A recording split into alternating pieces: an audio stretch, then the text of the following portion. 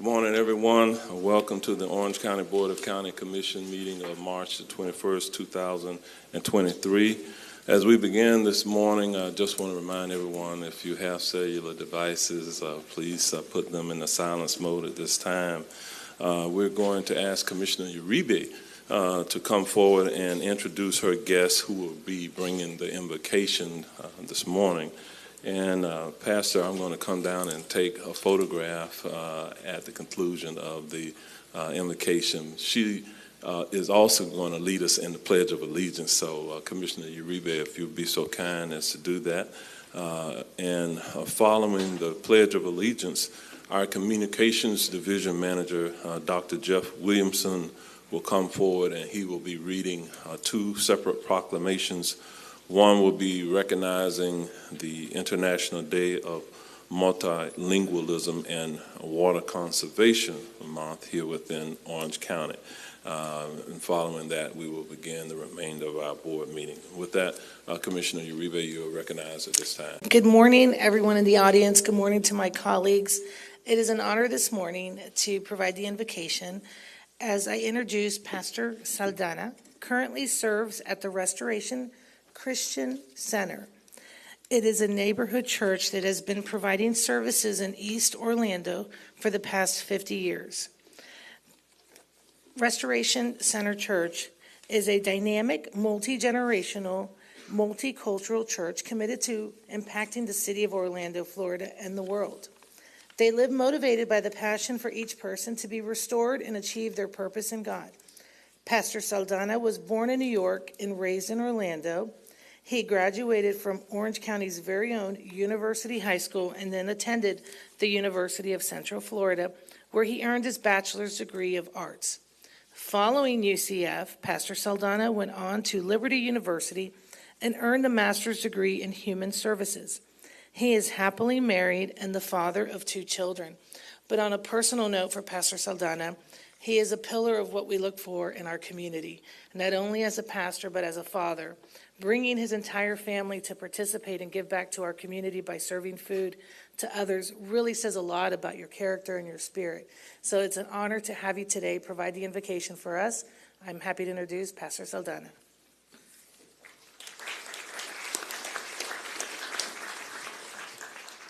Thank you, Commissioner Uribe. Good morning, Mayor. Good morning, Commissioners. Thank you for this invitation. It's an honor for me to be here this morning. Thank you, Mayor and the Commissioners, for the service and dedication to this place that I call home. We count on your leadership and your support for our community as we continue to move forward. Please join me in this prayer. Dear Heavenly Father, we come before you this day, first thanking you for another day that you give us here. Thank you for your many and abundant blessings. And we are encouraged to pray for those in authority. And that's what we do this day and in this morning, to those that promote peace, order, and justice. Therefore, I pray for our mayor, our commissioners, and all the staff present today, and the agenda points that will be set before, asking that you give wisdom to govern through the different issues and the interests presented today. I pray that you give the ability to work together in harmony, and I pray that you give a thirst for justice and rightness. And I also pray that you give personal peace in our lives. And I pray for your strength so that we can fulfill our calling this day. In your name I pray, amen.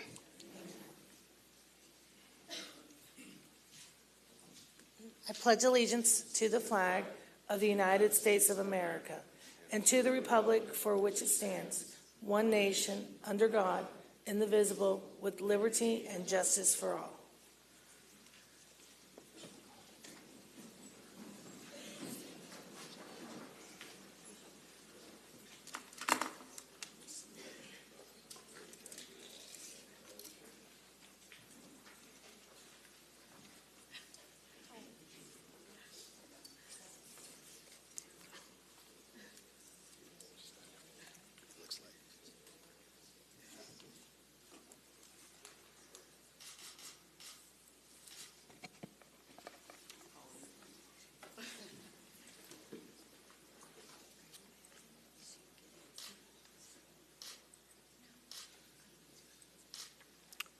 Thank you very much, Pastor, Commissioner, Mayor. Commissioners, good morning. Good morning to everyone. As the Mayor said, there are two proclamations today. The first one is for International Day of Multilingualism.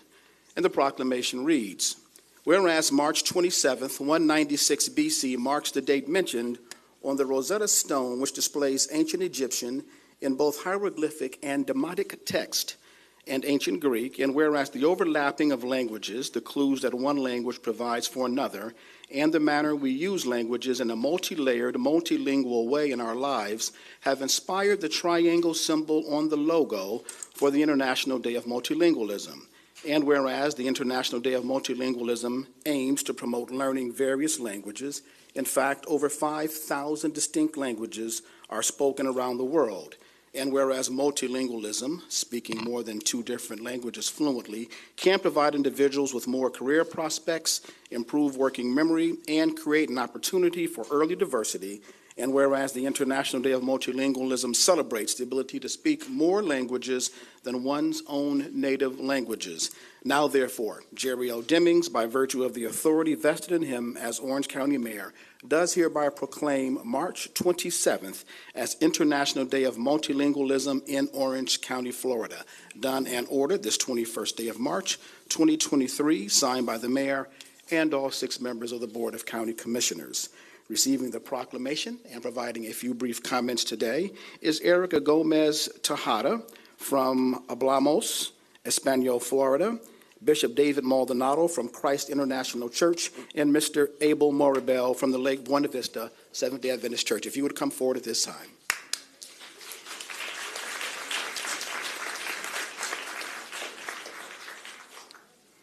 Mr. Morabel.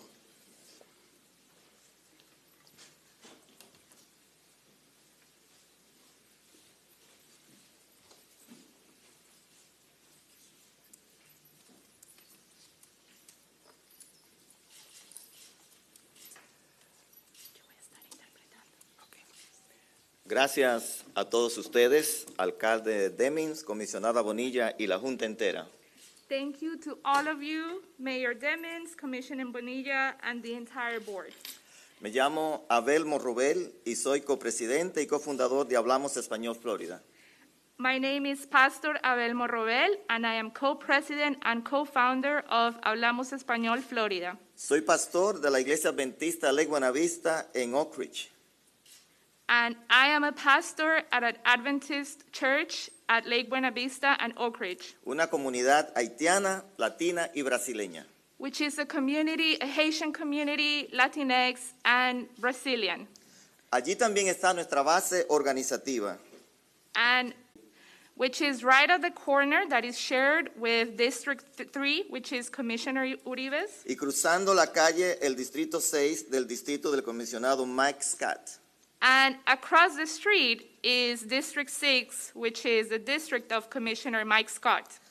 Felicito hoy no solamente Hablamos Español Florida, I want to congratulate not only Hablamos Español Florida, sino a todos nuestros compañeros presentes hoy que diariamente nos dedicamos a las comunidades and also to everyone in the community that is here who daily is dedicated to the communities.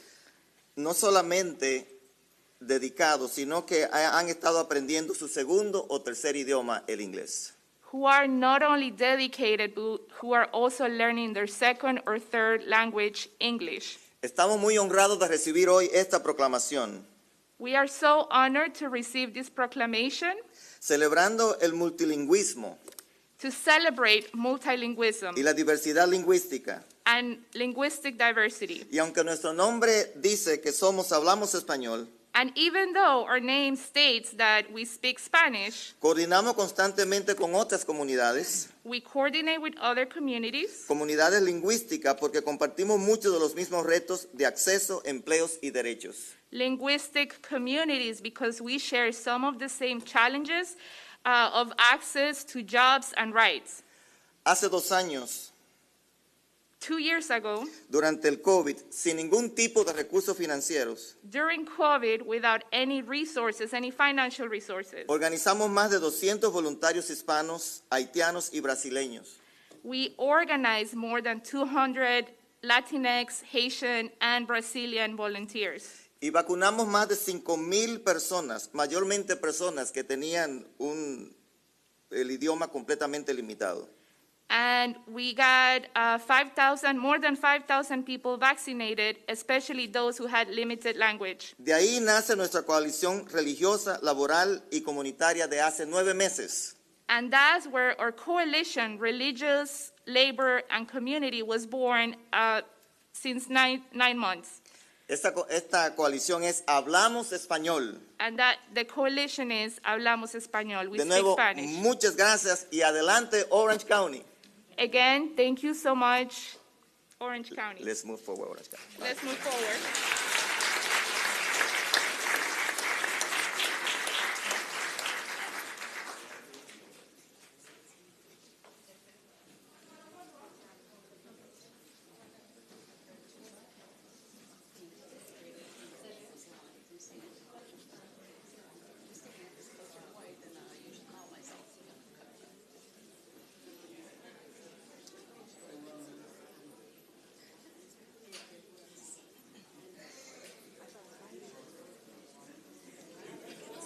Gracias. Mira, siéntelo, siéntelo. Ay, qué rico. En Ross. Hace tiempo yo dije, ay, me lo voy a poner hoy, porque es calientito.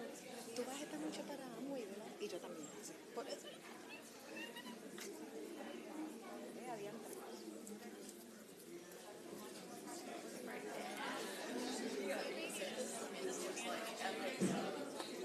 You all may want to squeeze in a little bit more together for the photo. Try and squeeze in more.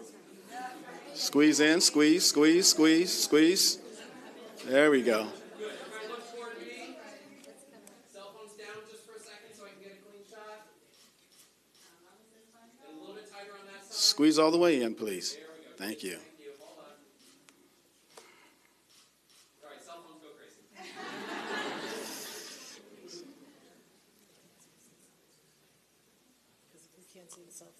All right, thank you very much, everyone. Gracias. Merci. Grazie. Danke. And thank you.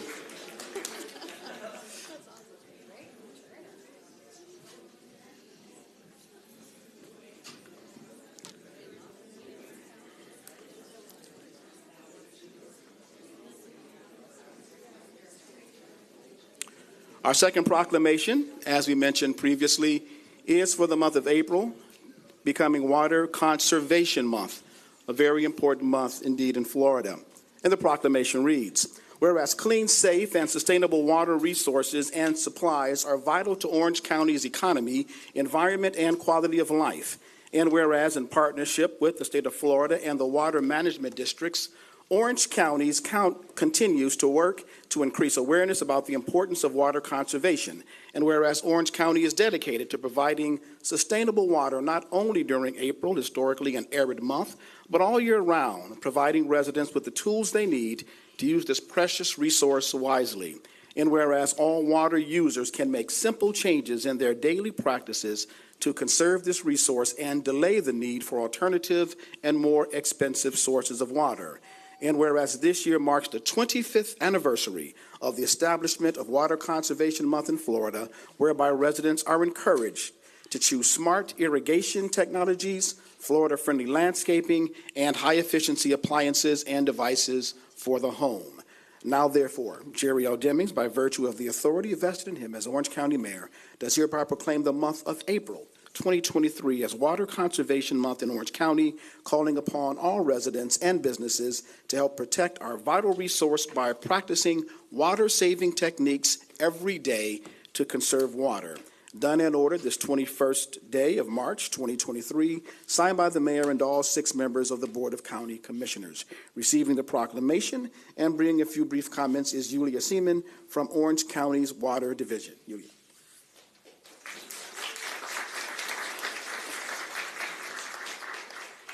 Good morning, everyone. Mayor Demings, esteemed county commissioners, County Administrator Brooks, and Comptroller Diamond.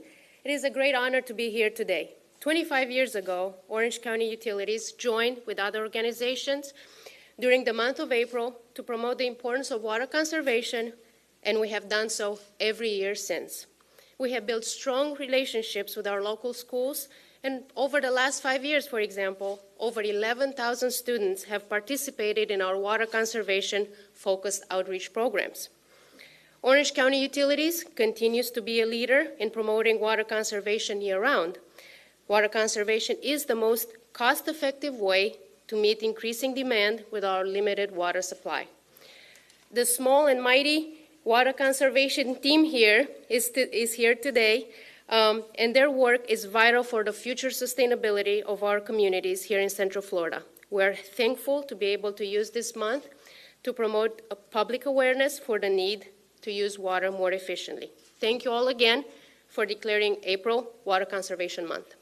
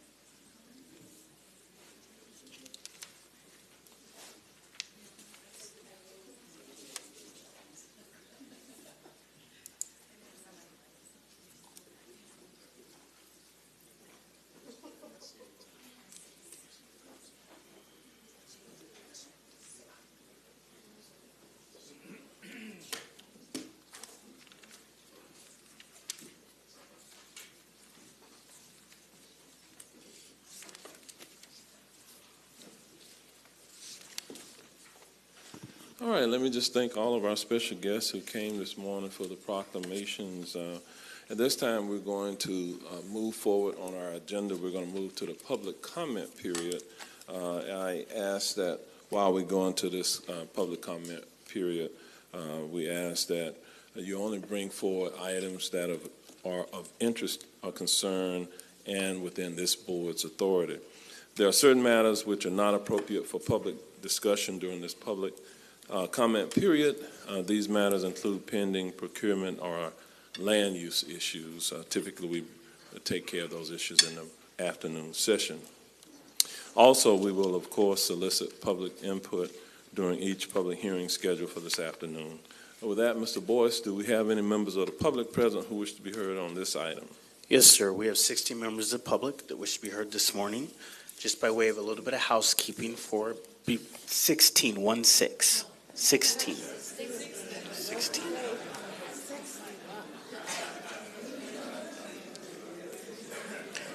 So just a little bit of housekeeping before we begin. I will call 3 names at a time, and we ask that you line up on that side wall opposite us. We'll call you 3 at a time, and when you approach the podium, please state your name and address for the record, and then you'll have 2 minutes. If you have a person that you need to have translate for you, we'll double that time to accommodate that. All right? So let's begin. Our first public comment today comes from Nelson Bentecourt. I might be pronouncing that wrong. I apologize. Carla Blanco and Danny Adams.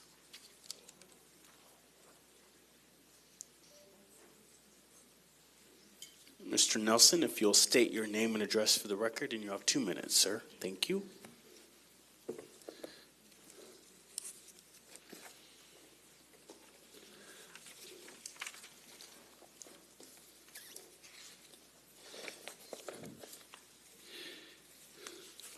Yeah, my name is Nelson Betancourt, 5350 East Cayley Street, Orlando, Florida, 32812. I'm going to talk about public banking.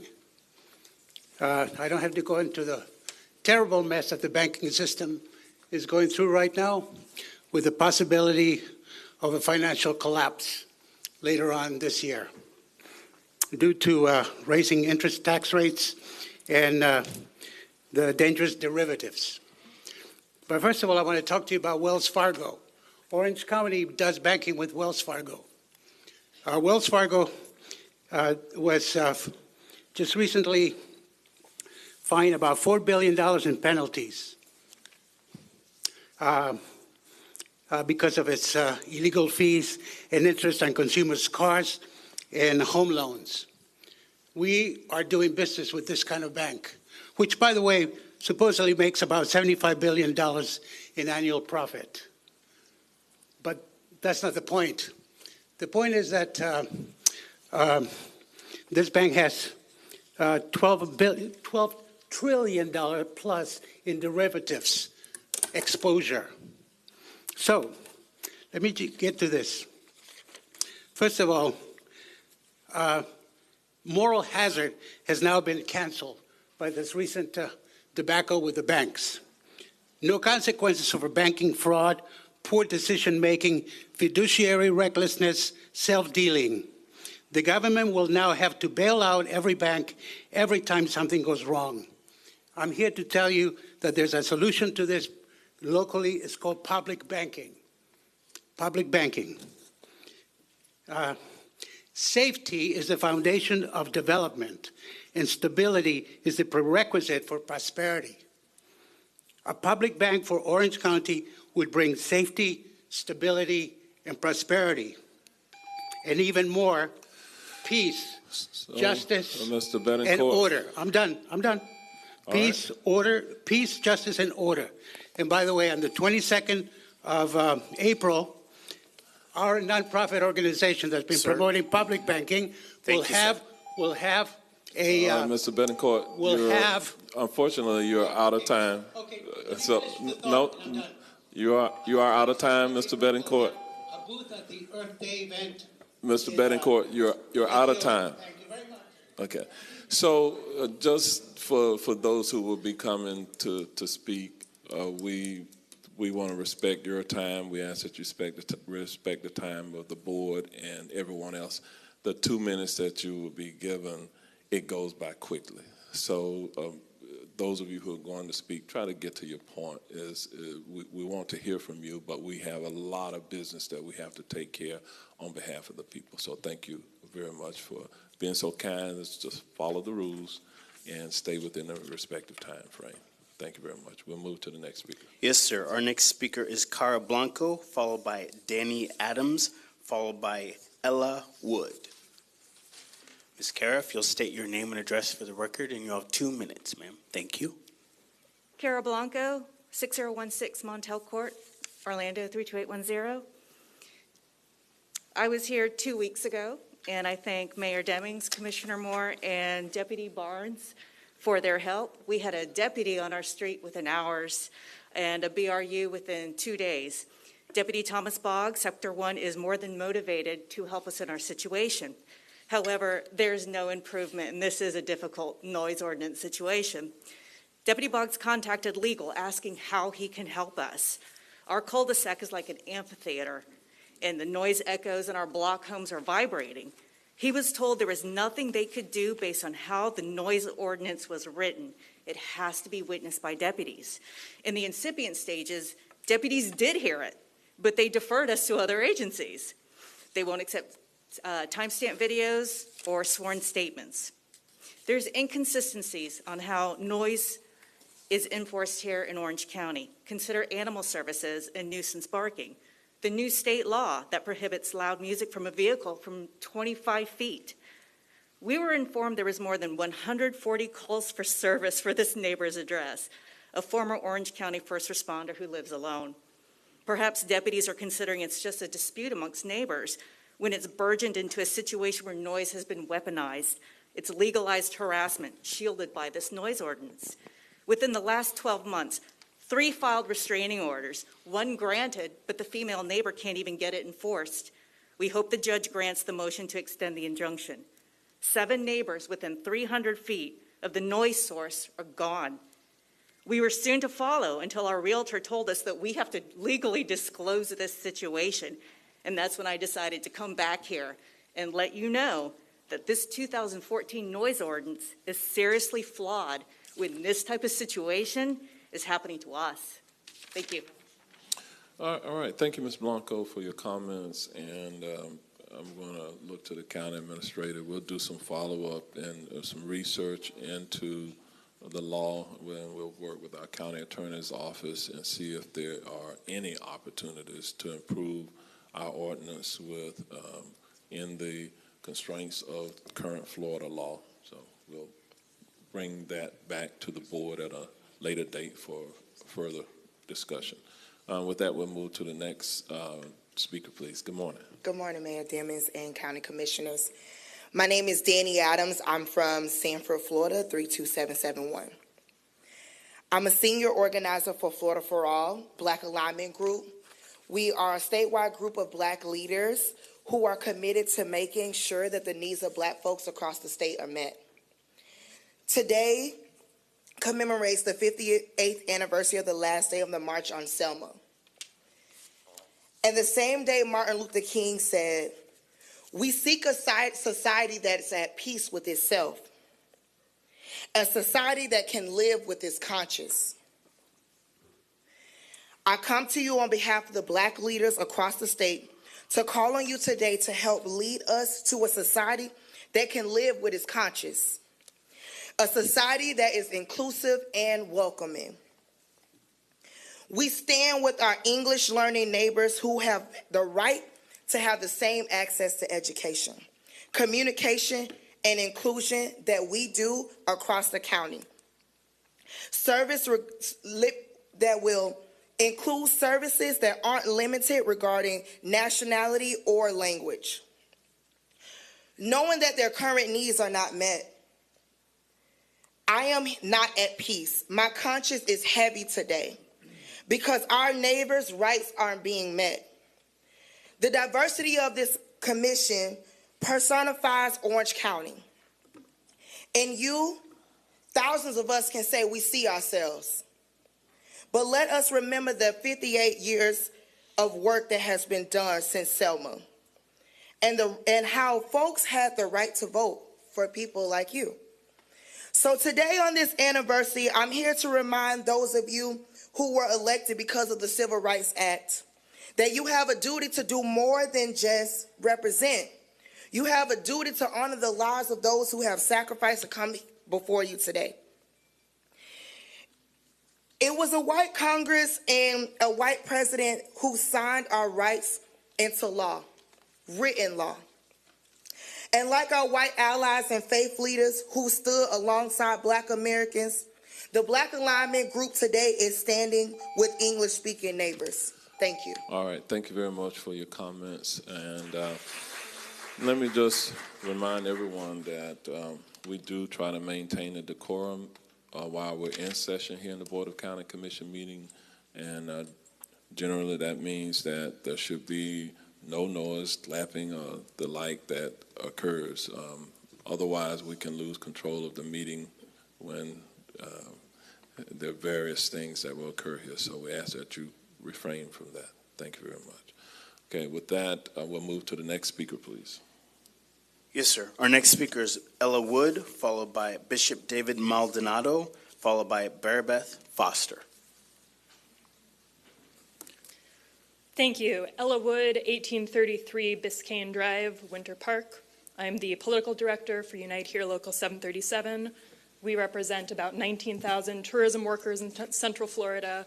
We're also very proud to be a partner of Hablamos Español, and we have been since their roots were planted during the pandemic when we worked together to get vaccinations and food to our members and their families with many different language needs during the pandemic.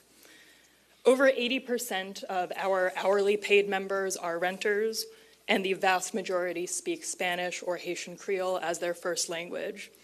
It would be impossible for us to represent them at work, to include them in leadership, or to reflect their priorities if we didn't have a rigorous, systematic dedication to language access. The majority of our staff is fluent in either Spanish or Haitian Creole. It is the core of what we do and how we provide representation to our members. It also would have been impossible to support our members when they needed to apply for unemployment during the pandemic, when they needed housing or utilities assistance in the years afterwards, or when they want to understand their rights and protection as renters in Orange County. We will always need Orange County to do the same for language access, no matter who's in charge in the county or in the state, because whatever and whenever the next crisis working people face is, we know that Orange County's foundation is a multilingual community. We know this commission here today is clear on the importance of language access. You have a chance to take advantage of our strength in this moment now as a county and codify language access to give our members and your voters stability in the future. David Maldonado, followed by Barabeth Foster, followed by Yunaco de Sousa. Would it be all right to have an interpreter for some of us, because we have a large constituency of people online and present? The only thing that I ask is that if there's a way to consolidate, if the comments are going to be similar, very similar amongst yourselves, if there's a way for you to kind of consolidate the speakers, especially if we're going to do it in dual languages, we would appreciate that. Yes, that sir. way we can move our meeting forward in an expeditious manner. Thank you. Thank you. Good morning, Mr. Mayor, Commissioners. David Maldonado, 1262 Alapaja Lane, Orlando, 32828. I'm here as a bishop in Orange County and co-founder of Hablamos Español Florida, we're bridging community and building democracy en español. Estoy aquí. I'm sorry, so we're doing language access on this. Hold on one second. Stand by. All right, go ahead. Estoy aquí hoy como obispo del condado de Orange y cofundador de la organización Hablamos Español en Florida, construyendo democracia y creando puentes comunitarios. We're here with our diverse community partners to give voice to those county taxpayers that are in the process of learning English and entitled to language inclusion. Estamos aquí con nuestros diversos compañeros y para darle voz a estas personas que pagan impuestos, que quieren estar en el proceso de aprender inglés y tener inclusión de lenguaje. And we're here supporting Commissioner Bonilla's administrative regulations that addresses the county's compliance for services in native languages, creates economic opportunities for bilingual staff, and establishes trust and ongoing communication through the Advisory Council. Estamos aquí para apoyar las regulaciones del comisionado Bonilla, para representar la necesidad de servicios de idiomas nativos, crear oportunidades económicas para las personas bilingües que trabajan y establecer comunicaciones al concilio de la comunidad. My faith tradition highlights an ancient moment at the Tower of Babel, something like what I saw outside the building today, where languages were confused. Mi tradición de fe marca algo de un momento antiguo de la Torre de Babel, donde los idiomas fueron confundidos. Up until that moment, the human community worked in perfect cohesion, but once the language barriers became evident, humanity was divided. Hasta ese momento, la humanidad trabajó en completa armonía, pero cuando hubieron barreras del lenguaje, entonces la humanidad se convirtió en dividida. And then my faith also teaches how the church was birthed at Pentecost. It's a celebration where multiple communities heard the gospel in their own language for the first time. A new community was birthed. Mi fe celebra las comunidades múltiples que escuchan el evangelio en diferentes idiomas nativos por la primera vez. So today, as a bishop, I come in that spirit of Pentecost. I want to see, and I have a great desire for the language barriers in our community to come down and for the renewal here in Orange County. Así es que hoy, como obispo pentecostés, traigo hoy el deseo de romper las barreras del idioma y renovar a nuestra comunidad en el condado de Orange. We want to pick up on three concerns that we heard at the last BCC meeting, which are the continued trust building, addressing administrative need for codification of language access, and highlighting the economic benefits that this would bring, language inclusion would bring. Queremos mencionar tres preocupaciones que se discutieron durante la última reunión, las cuales fueron continuar construyendo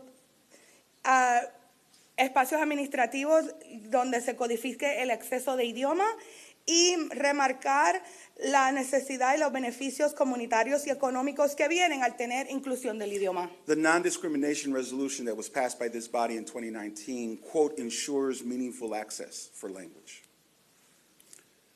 Lo que se ha entregado en el 2019 ha traído alrededor del país códigos de no discriminación y acceso. So today we're just offering ourselves in response to that self-assessment recommendation, and we want to see the uniformity, equity, the consistency, and the help to implement the process. Entonces hoy queremos ver que haya las recomendaciones y la habilidad de implementar estos procesos. We can do this together, and here's what I'm going to say. Si se puede, we now kapap, simdos podemos, bunku choikate, naham nastatio, yes we can. Thank you. Thank you very much, Bishop. Just as a reminder about what I said to you earlier. Okay. Bishop, you always do a fine job whenever you come in. Thank you for your presence and your meaningful words, and thank you for the translation as well. I'm learning Spanish, and so it helps me quite a bit. All right. We'll move to the next speaker, please. Next speaker is Bearbeth Foster, followed by Ronaldo de Sousa, followed by Felipe Sousa Laza Ballet. Mayor, if we could have the translator put her name on the record, please. Okay. Ma'am, if you could give us Yeah, your name. I am interpreter Paula Contreras from Lantana Collective in Orange County. Okay. You got it? Thank you. All right. Good morning. Good My morning. name, I'm a little short, sorry.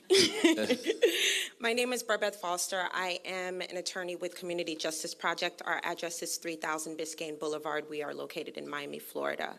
I am here this morning on behalf of the coalition group, as well as working with Commissioner Bonilla in reference to the language access plan that will be talked about and presented today.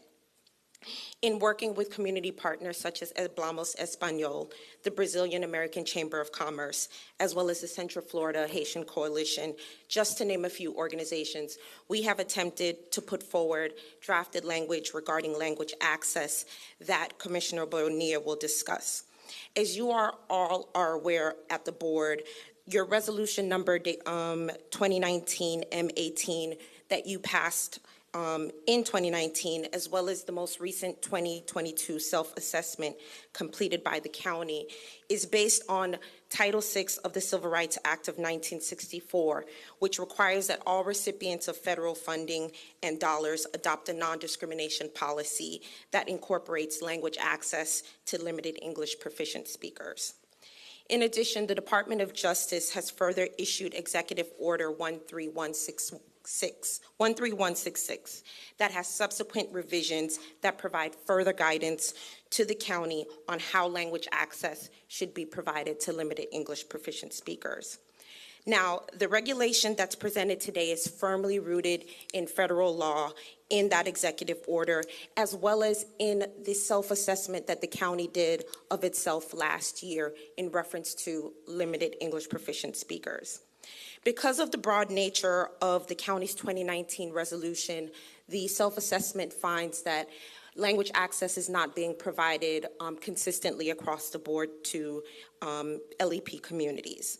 The goal of our draft is to really bridge the goals of the 2019 resolution with the everyday practicality of what LEP persons in the county are experiencing, and we look forward to seeing revisions provided by county staff and the county attorney's office. Thank you. All right. Thank you, Ms. Foster, for your comments. We'll move to the next speaker, please.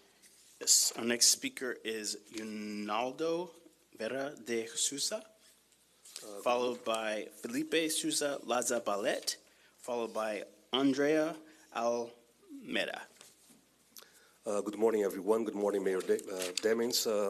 My name is Ronaldo Eugênio Vieira de Souza. I am in charge of the Vice Consulate of Brazil in Orlando, which will soon become a Consulate General. And I'm here invited by... I'm sorry, sir. If you could just state your name and address for the record, please. Name and address? Yes, sir. Okay, my name is Ronaldo Eugênio Vieira de Souza. I am in charge of the Vice Consulate of Brazil in Orlando. And my address is 355 North Orange Avenue, which is the consulate. It is both an honor and a pleasure to be here with my colleagues Marcela Braga and Janaina Lorenzato before this committee in order to throw the seeds of the importance of the Portuguese language in its Brazilian variant in this county and in this region of Florida. I have been invited by Andrea Almeida, one of the most active members of our community. She's a member of the Brazilian Council of Brazilian Citizens, and I'd like to speak as a representative of the Brazilian government, which will, to offer our cooperation and collaboration in finding ways to promote the teaching of Portuguese language in local schools, as it is the fourth most spoken language here after English, Spanish, and Haitian Creole. 200,000 Brazilians are estimated to live in the northern and central regions of Florida. And as you know, Portuguese is the sixth most spoken language in the world. It's a Latin language. It's not Spanish. It's very different. And our language is a treasure that deserves to be and must be better known abroad as a useful instrument of exchange and development tool also in the USA. So our Ministry of External Relations has initiatives and programs, and we are offering our collaboration so that our community can have access to Portuguese in schools here. Thank you so much for the opportunity. Thank you, and we look forward to more collaboration with the Brazilian consulate. Thank you very much. We'll move to the next speaker, please. Yes, sir. Our next speaker is Felipe Souza Lazabalete, followed by Andrea Almeida, followed by Natasha Wiley. My name is Felipe Souza Lazabalete, address 1016 North Park Avenue. Well, good morning, Mayor and Commissioners. I am the Executive Director of the Hope Community Center. Hope Community Center is located in Apopka, Florida. We serve 16,000 people through our youth and family, citizenship, and education services. And currently we have over 100 adults learning English, both online and in person. We support over 300 youth through our after-school programs. Each one of these young people have a large family. Most of our folks are coming from Pine Hills, Apopka, Metro West, and even East Orlando to seek life-saving services because they can't find services in the languages that they speak. Most of them are Spanish-speaking, speak Haitian Creole, and Portuguese, just to give you some ideas. We're looking for an opportunity to have equal access. I myself am an immigrant and many times was a translator for my family. In order for them to have access to services that could literally save their lives. So today I'm asking you on behalf of Hope, on behalf of the people of Apopka and all immigrants really, for you to please qualify into language access so we can have thousands of us actually getting access to the services that exist currently. I myself called the Office of Tenant Services. I usually do that in order to see how it works, and the entire message was in English. And I was disappointed to know because I thought that that was going to be the way that we could spearhead the process of equity and equal access for all. Thank you so much. All right, thank you for the feedback as well. You know, as an Orange County government, we realize we're not perfect. We do strive for perfection, so whenever we get feedback, it gives us an opportunity to improve the delivery of services here within Orange County. Next speaker, please. Next speaker is Ms. Andre Almeida, followed by Natasha Wiley, followed by Koyuka Jones. My name is Andrea Almeida, 4206 Lake Underhill Road, Orlando, Florida, 32803. I've been a resident of Orange County for over 20 years. I speak three languages, Spanish and Portuguese, and I know the barriers that can include. I have for the access and all those things, but for those 20 years I had to learn to thrive and be here today, and that's why we are here supporting the language access. And it's grateful to see the Portuguese actually coming up, and that's why we're here. I'm a leader for the business community, and I see the impact that can generate taxes. You overcome, although there is probably a cost associated with the language access, but the business that will bring to the region will be graded. As you know, Enterprise Florida calls Brazil the first one trade partner with Florida, and a lot of those residents are here in Orlando, and they are like migrating to the area. So this is very important that we create and generate more jobs, because we generate business and we create jobs to the regions. And we are here, you know, like even the Brazilian government has already the need for a vice consulate going on a full consulate, and we're here to have them supporting us today because there is a need for the community for the access.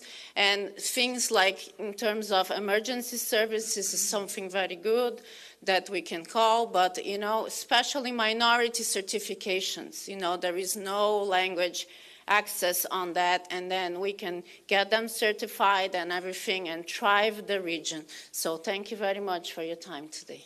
All right, thank you very much for your comments. We'll move to the next speaker, please. Yes, sir. Our next speaker is Natasha Wiley, followed by Koyuka Jones, followed by Erica Gomez Tejeda. Good morning. Natasha Wiley, 5524 Arnold Palmer Drive, Orlando, Florida, 32811. I have a letter from the Central Florida Haitian Coalition. I will just read the letter. First, let us applaud the Board of Orange County Commissioners under the leadership of Mayor Jerry Demings in this initiative to address language access in a most efficient way to internally codify language access. The Central Florida Haitian Coalition was formed last year to address the need of the growing Haitian community living in Central Florida.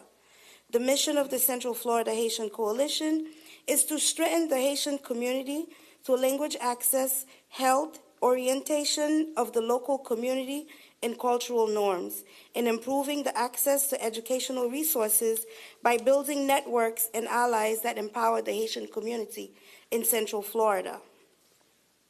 Haitian Creole is a very practical and colorful language, unique because its proverbial story style of expressions. Keep in mind that not all Haitian can read Haitian Creole, but all of them speak the language. Any type of oral communication in Creole will be better understood by the community.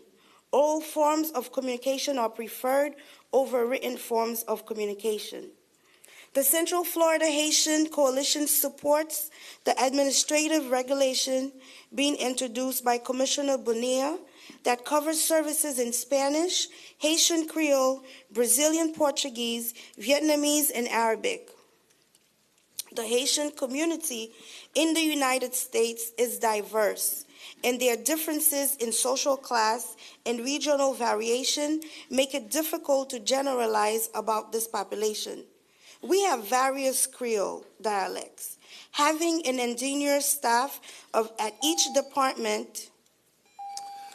Well, Ms. Wiley, you have reached that time, but thank you very much for your comments. We got the essence of what you're saying. All right, we'll move to the next speaker, please. Yes, sir. Our next speaker is Koyuka Jones, followed by Erica Gomez Tejeda, followed by Moises Cruz.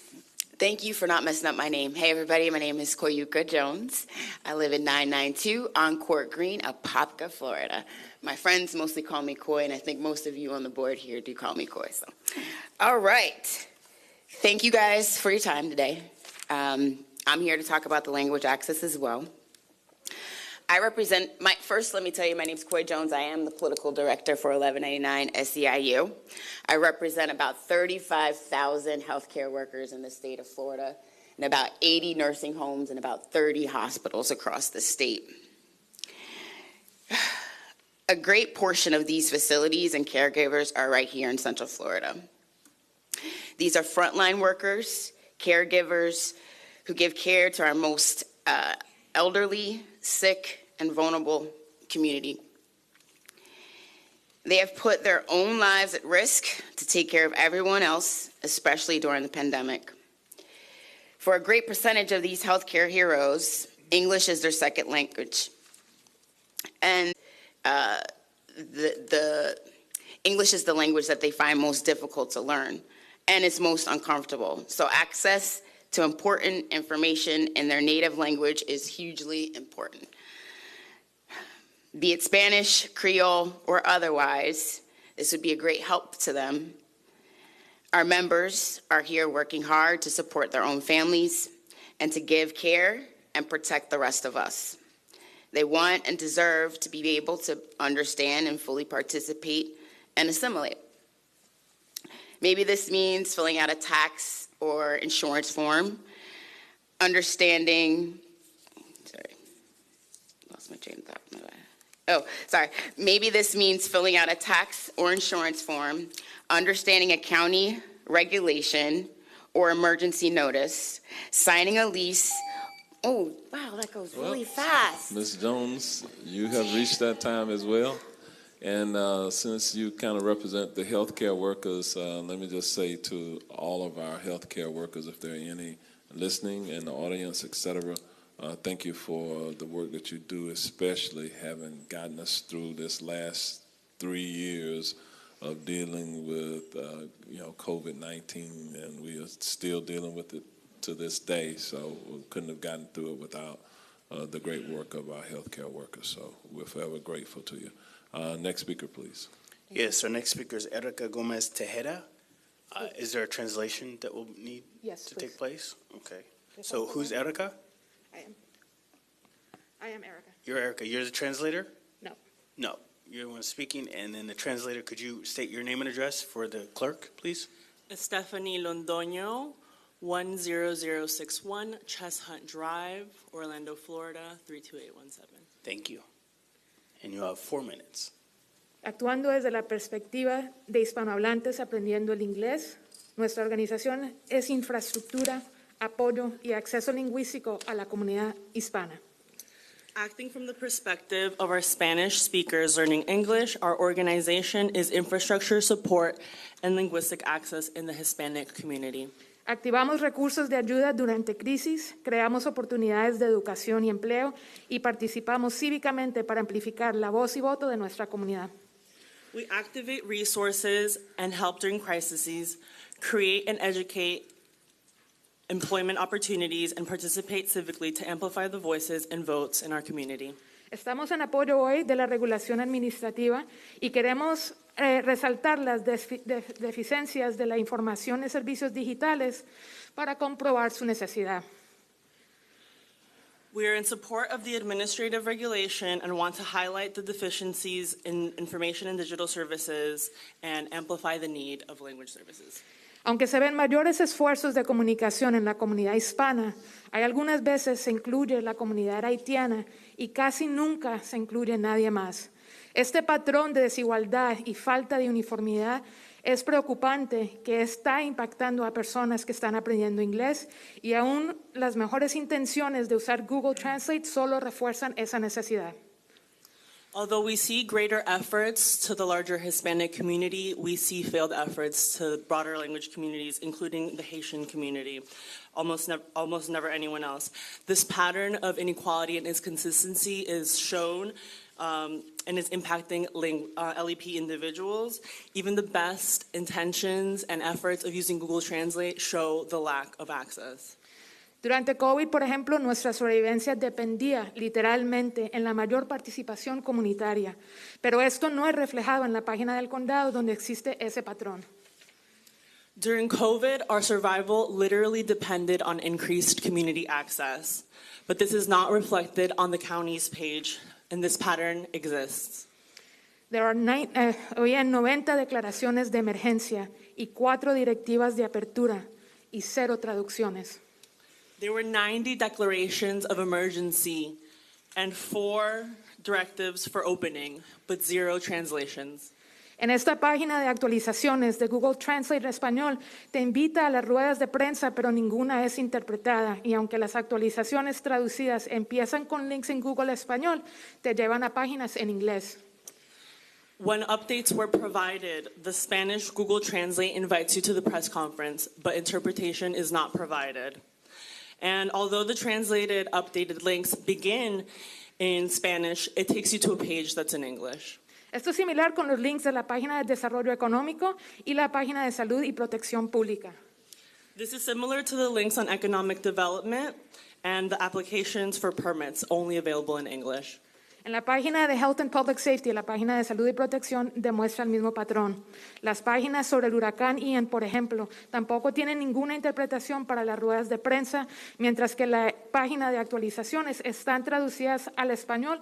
Pocas veces se ven en creol y nunca en otros idiomas. Hay un caso con link en la página federal con traducción a 8 otros idiomas, pero no está acentuado en manera fácil que personas aprendiendo lo puedan identificar.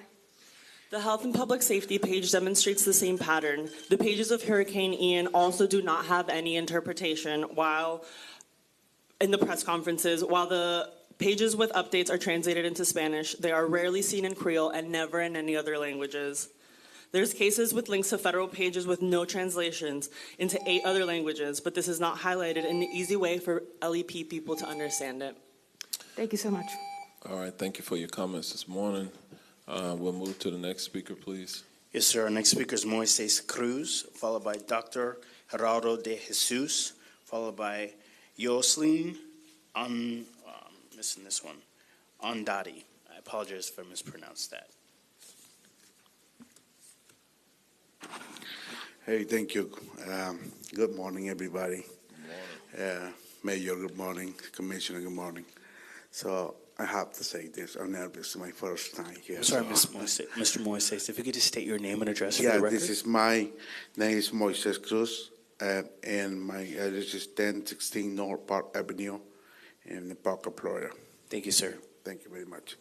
So I want to say thank you for all you've been doing. So I'm seeing that Orlando, Central Florida, Orange County, it's a friendly community to all people. So thank you for that. So I'm supporter, deeply supporter for that multi-language because at the Farm Worker Association of Florida, we learned on 2019, 2020, that it was during the COVID-19, very hard to serve to our community with the English only because most of the people in our communities are Spanish and the other language speakers. So we find that very hard. And like I said before, Orange County is a friendly county to all of us, but it's still, more to get done. So I feel deeply respect. I have to say this. I feel deeply respect for all you've been doing here. But let's get some more. Please keep our community united. And at the Farm Workers Association, also we are supported for this multi-languages. Yeah, because we learned since COVID-19 on 2020, we learned that in order to keep our community safe, we have to understand to each other. So thank you very much. Good morning to everybody. Thank you, County, for your words, and we appreciate the work of our farm workers. We still have significant agricultural, economic opportunities here within our community as well. So, next speaker, please. Yes, sir. Our next speaker is Dr. Gerardo de Jesus, followed by Jocelyn Ondade, followed by Ana Alves Lazaro. Geraldo de Jesus, 2557 Runyon Circle, Orlando, 32837. I have worked in pastoral counseling and psychiatry for over 30 years. And one of the issues I've discovered as a child of the civil rights is how easily we have a difficult time understanding what was done to us due to us. What has happened to us did to us. I deal with people that deal with what has happened to them and how they're affected because of language barriers. I recall one incident that I went through several years ago when I walked into an elevator of mostly Latino-speaking maintenance people in the hospital. As I went in and spoke Spanish with them, they spoke Spanish with me because I couldn't speak the language. We stopped at a certain floor, and a lot of non-Spanish-speaking doctors and administrators walked in. What amazed me was how silent our conversation went that was in the elevator. And I asked myself, why?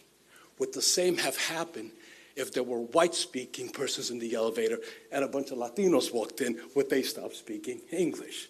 But I noticed how quickly they stopped speaking Spanish in the presence of otherness.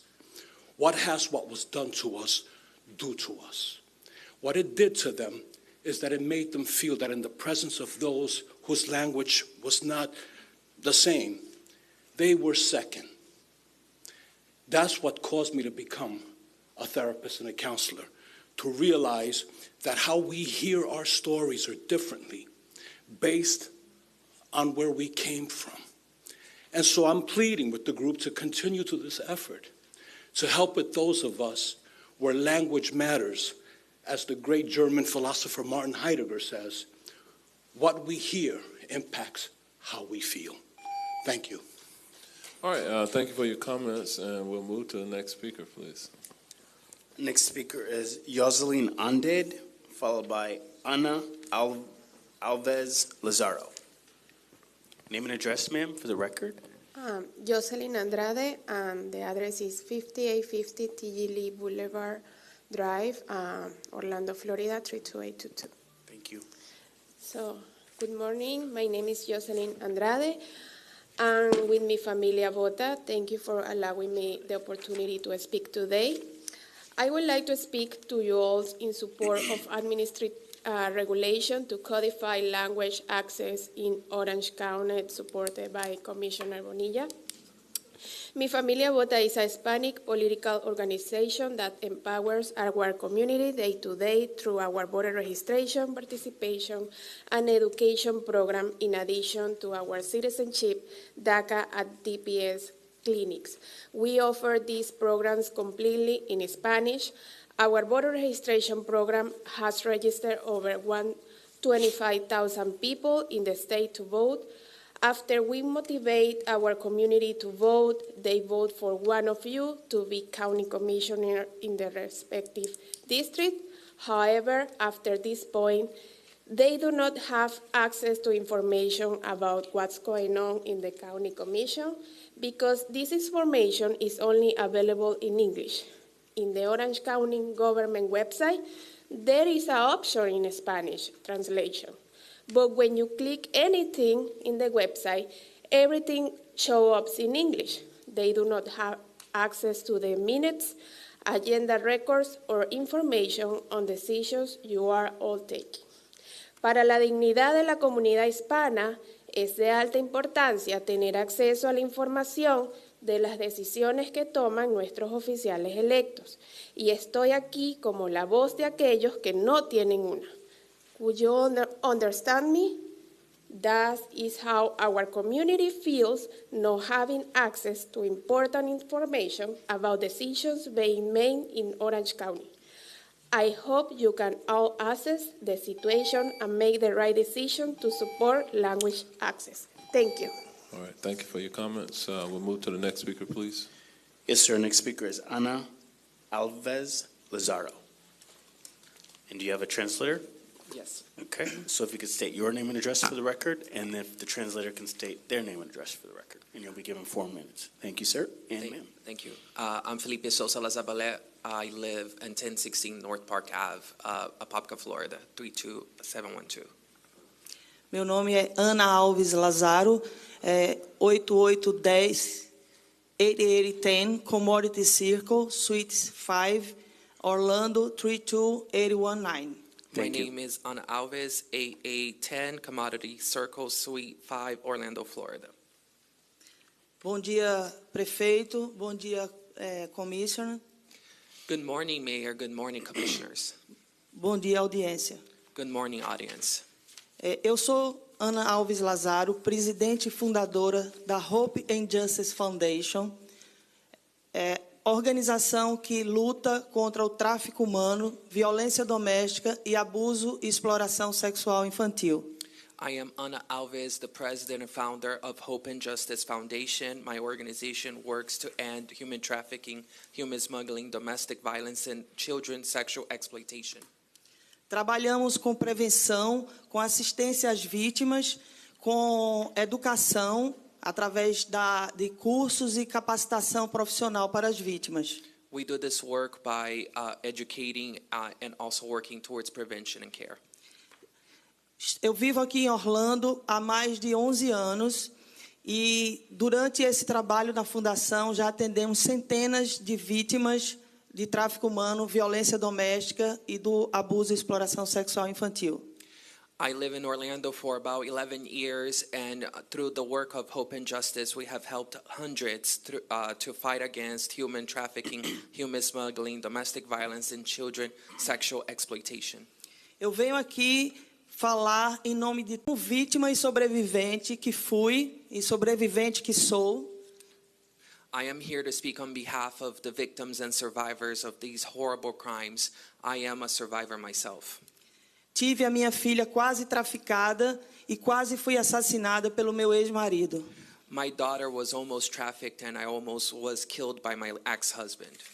Encontrei uma gigante dificuldade em me comunicar para buscar os serviços que eu precisava na justiça, na saúde e na minha proteção. I faced a lot of hardships finding assistance with healthcare. Por isso estou aqui hoje para que eu seja voz para essas vítimas não passarem o que eu passei, a dor do trauma e a dificuldade de comunicar-me em minha língua nativa. I am here to speak on behalf of the victims and survivors so they don't have to go through what I went through, the painful experience of speaking of my trauma and not being able to speak in my native tongue. Estamos aqui para apoiar essa iniciativa da comissionária Bonilla. We are here to support the initiative by Commissioner Bonilla. Em nome do meu povo brasileiro. In the name of my people from Brazil. E colocar a nossa instituição à disposição para promover capacitação, cursos e o estudo e o apoio da língua brasileira, da língua portuguesa. And also to offer our services so we can promote the Portuguese language and services in Portuguese. Todos os nossos serviços são oferecidos gratuitamente para toda a população. All of our services are provided for free for all of the population. Advogados, psicólogos, médicos. Lawyers, psychologists, and doctors. Eu agradeço a todos pela oportunidade mais uma vez. I truly appreciate everyone for this opportunity. E tenham bom dia. And have a good day. All right, thank you very much. We'll move to the next speaker, please.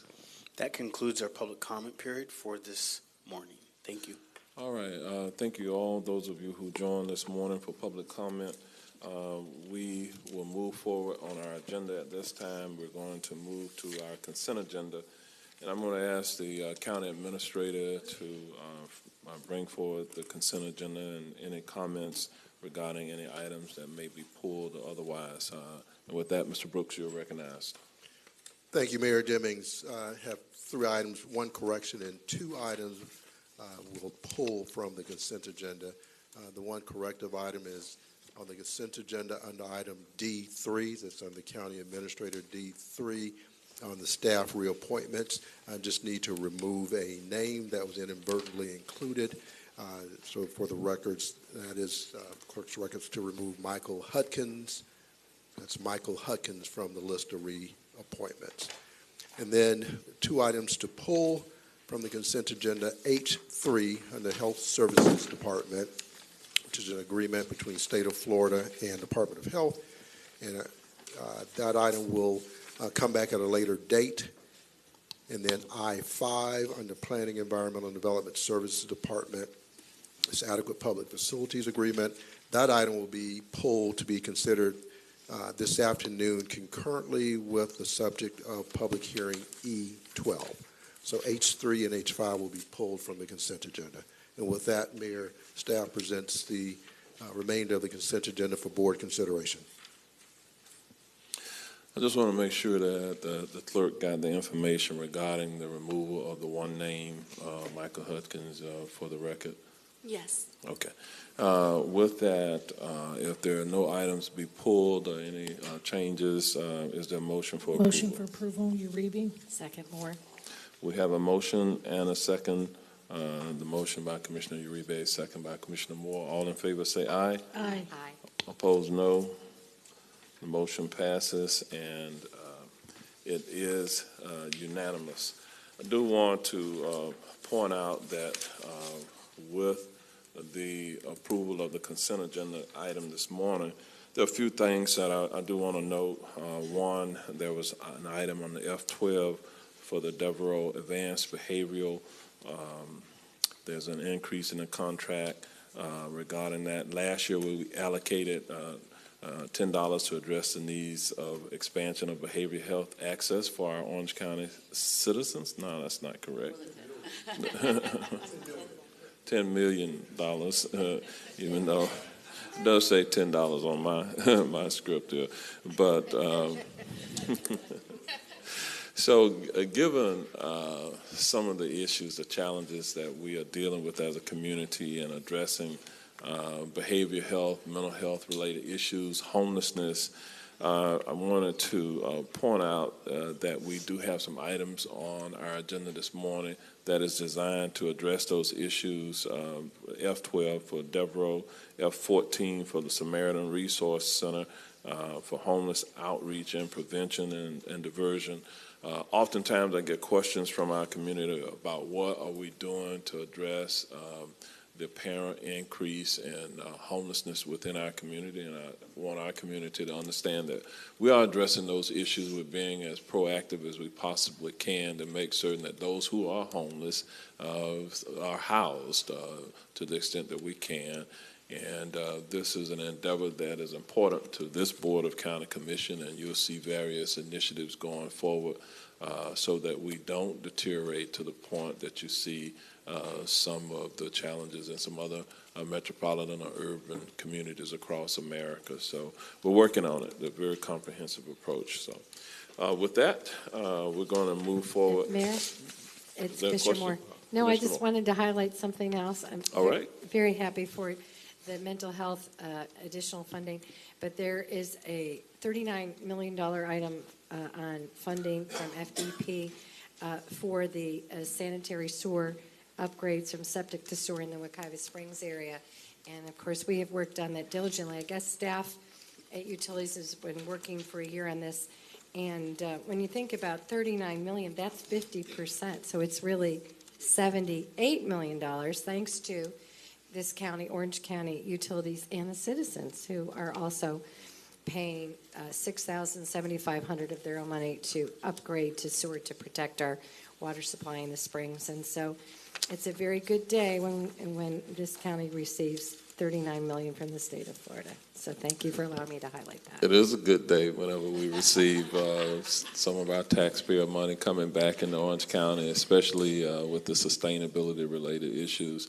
Also, Ms. Amy Hunsaker is here, the new appointee manager within the Orange County Corrections, I believe. She's here, and Chief Quinones, our corrections chief. You can stand so that they see who you are and turn around. She's new to our area, but had been working within corrections, but recently promoted. So congratulations. All right. And with that, now we'll move forward then on our agenda to the next item. And I'm going to ask Mr. Ron Stucker. Okay, there he is. He's in. He's the director of the Metropolitan Bureau of Investigation. He will be coming forward giving us an update about the state of affairs for vice-related issues, et cetera, mid-level drug trafficking efforts and enforcement within our community. And I had the privilege of working with Director Stucker at the Orange County Sheriff's Office when I was sheriff there, and even before that, a great law enforcement officer. And I think that it's important that we get an update from time to time from the Metropolitan Bureau of Investigation about some of the issues that they're facing as it relates to vice operations, prostitution, drugs, et cetera. And so I asked him to come today to give us an update. So welcome. Good morning, Mayor. Thank you. Good morning, Commissioners, Mr. Brooks, Mr. Diamond. It's nice to be here. I think, Mayor, I was here 4 years ago, I think in 2019, and gave the board a little overview of the Metropolitan Bureau of Investigation and some of the work we do. And so I know we have some new faces up here, so it's a pleasure to be back here today and to give you just a quick overview of some of the work that we do in the community. And we hope that, as you hear about it today, or if you have questions about it, we're a resource to you in your various commission districts, that if there's something going on in there that you feel that we can help you with, that we would be glad to do that. So sometimes MBI is a little bit of a mystery to people. They say, who exactly are you? We have actually been around since 1978. This year will be our 45th year. And we were formed because back in the mid-70s, they recognized that there are criminal organizations that cross jurisdictional lines. Criminals do not commit crimes only in one city or in one county. They don't look at a map before they commit a crime. And they also recognize that there are criminal organizations and enterprises that are out there. Our sheriff's office and police departments do a great job addressing specific crimes, if there's a robbery or a burglary. But sometimes when that happens, we don't get the entire enterprise. So our job is to look at an enterprise and to try to dismantle that enterprise so that it does not continue to operate. Our mission is really twofold. We look at mid-level drug trafficking, but we also look at then human trafficking. And I'll address each of those a little bit with you today about the work we're doing here. Our jurisdiction is the 9th Judicial Circuit, which is Orange and Osceola counties. But I think the most important thing up here on this slide is the first line where it says we're locally controlled. Many task forces that you see are actually federal task forces that are run by the FBI, the DEA, Homeland Security, and they do a tremendous job. But we all know that their priorities are normally driven out of Washington, D.C., out of a regional office, maybe in another state. Since our board of directors is made up of our sheriffs and our chiefs here in the 9th Judicial Circuit, we can be very reactive and very, very nimble and quick to respond to things that are happening in this community. If it's something that's happening in a specific part of the community, we respond to that very quick. Just a quick overview of our member organizations. When we started in 1978, it was only 3 organizations. It was the State Attorney's Office, the Sheriff's Office, and the Orlando Police Department. Honestly, people said at that time it wouldn't last 6 months, that those 3 agencies would not get along together and it would disband. We're very proud now, 45 years later, here we are. And I say that half jokingly, but the reason that we're successful is because of the level of cooperation between all of these organizations. All of these various law enforcement organizations you see on the screen today supply personnel, supply resources to come together, to work cooperatively to look at these specific drug and human trafficking problems here in the Central Florida area. So let me tell you first a little bit about narcotics, what we do there. We have several roles. First are our undercover squads, and these are men and women who work under investigations throughout Central Florida. Thought I would do this morning is just share with you a couple of the cases that we've recently worked and the impact that has had on crime here in Central Florida. Because one thing we want to do is not just to have, output in which we say, oh, we made this number of arrests. We want to show outcome. We want to show that we're actually making an impact and making this community safer. So an investigation we recently worked is, I'm going to tell you about 2 together, then tell you about the results of those investigations. This was Operation Juice is Loose. People always ask me, how do you come up with the operation names? The agent gets to pick the name. I can't always explain the name. This was Operation Juice is Loose. So these were gang members. They were responsible for multiple murders and shootings in Orange County. One person, portrayed here on the right-hand side of the screen, Dominic Bolden, he alone was suspected in 10 murders by the Orange County Sheriff's Office and OPD, 10 alone. He had also been shot 3 times himself. Each time he was shot, it was in a public place, at a strip mall, in a neighborhood someplace. And so you can imagine if you were in a public place and somebody's shooting at him, but you happen to be in there to do your own business, how that could endanger other people. Ultimately, Mr. Bolden was murdered. It was the intersection of Highway 50 and Goldenrod Road, 5 o'clock rush hour traffic. He got trapped at the traffic light. Car pulled up behind him. Masked gunman jumped out, shot him 17 times. Again, it is obvious the danger that this creates to the community when these gang members are engaged in this type of activity in the public. But not only was it the violence between the gang members, but both of these gangs were running very robust drug organizations. They were trafficking in kilo levels of fentanyl and cocaine. They had 7 or 8 what we call trap houses. These are residential properties. These are homes that they sell drugs out of. They had 7 or 8 of these in East Orange County.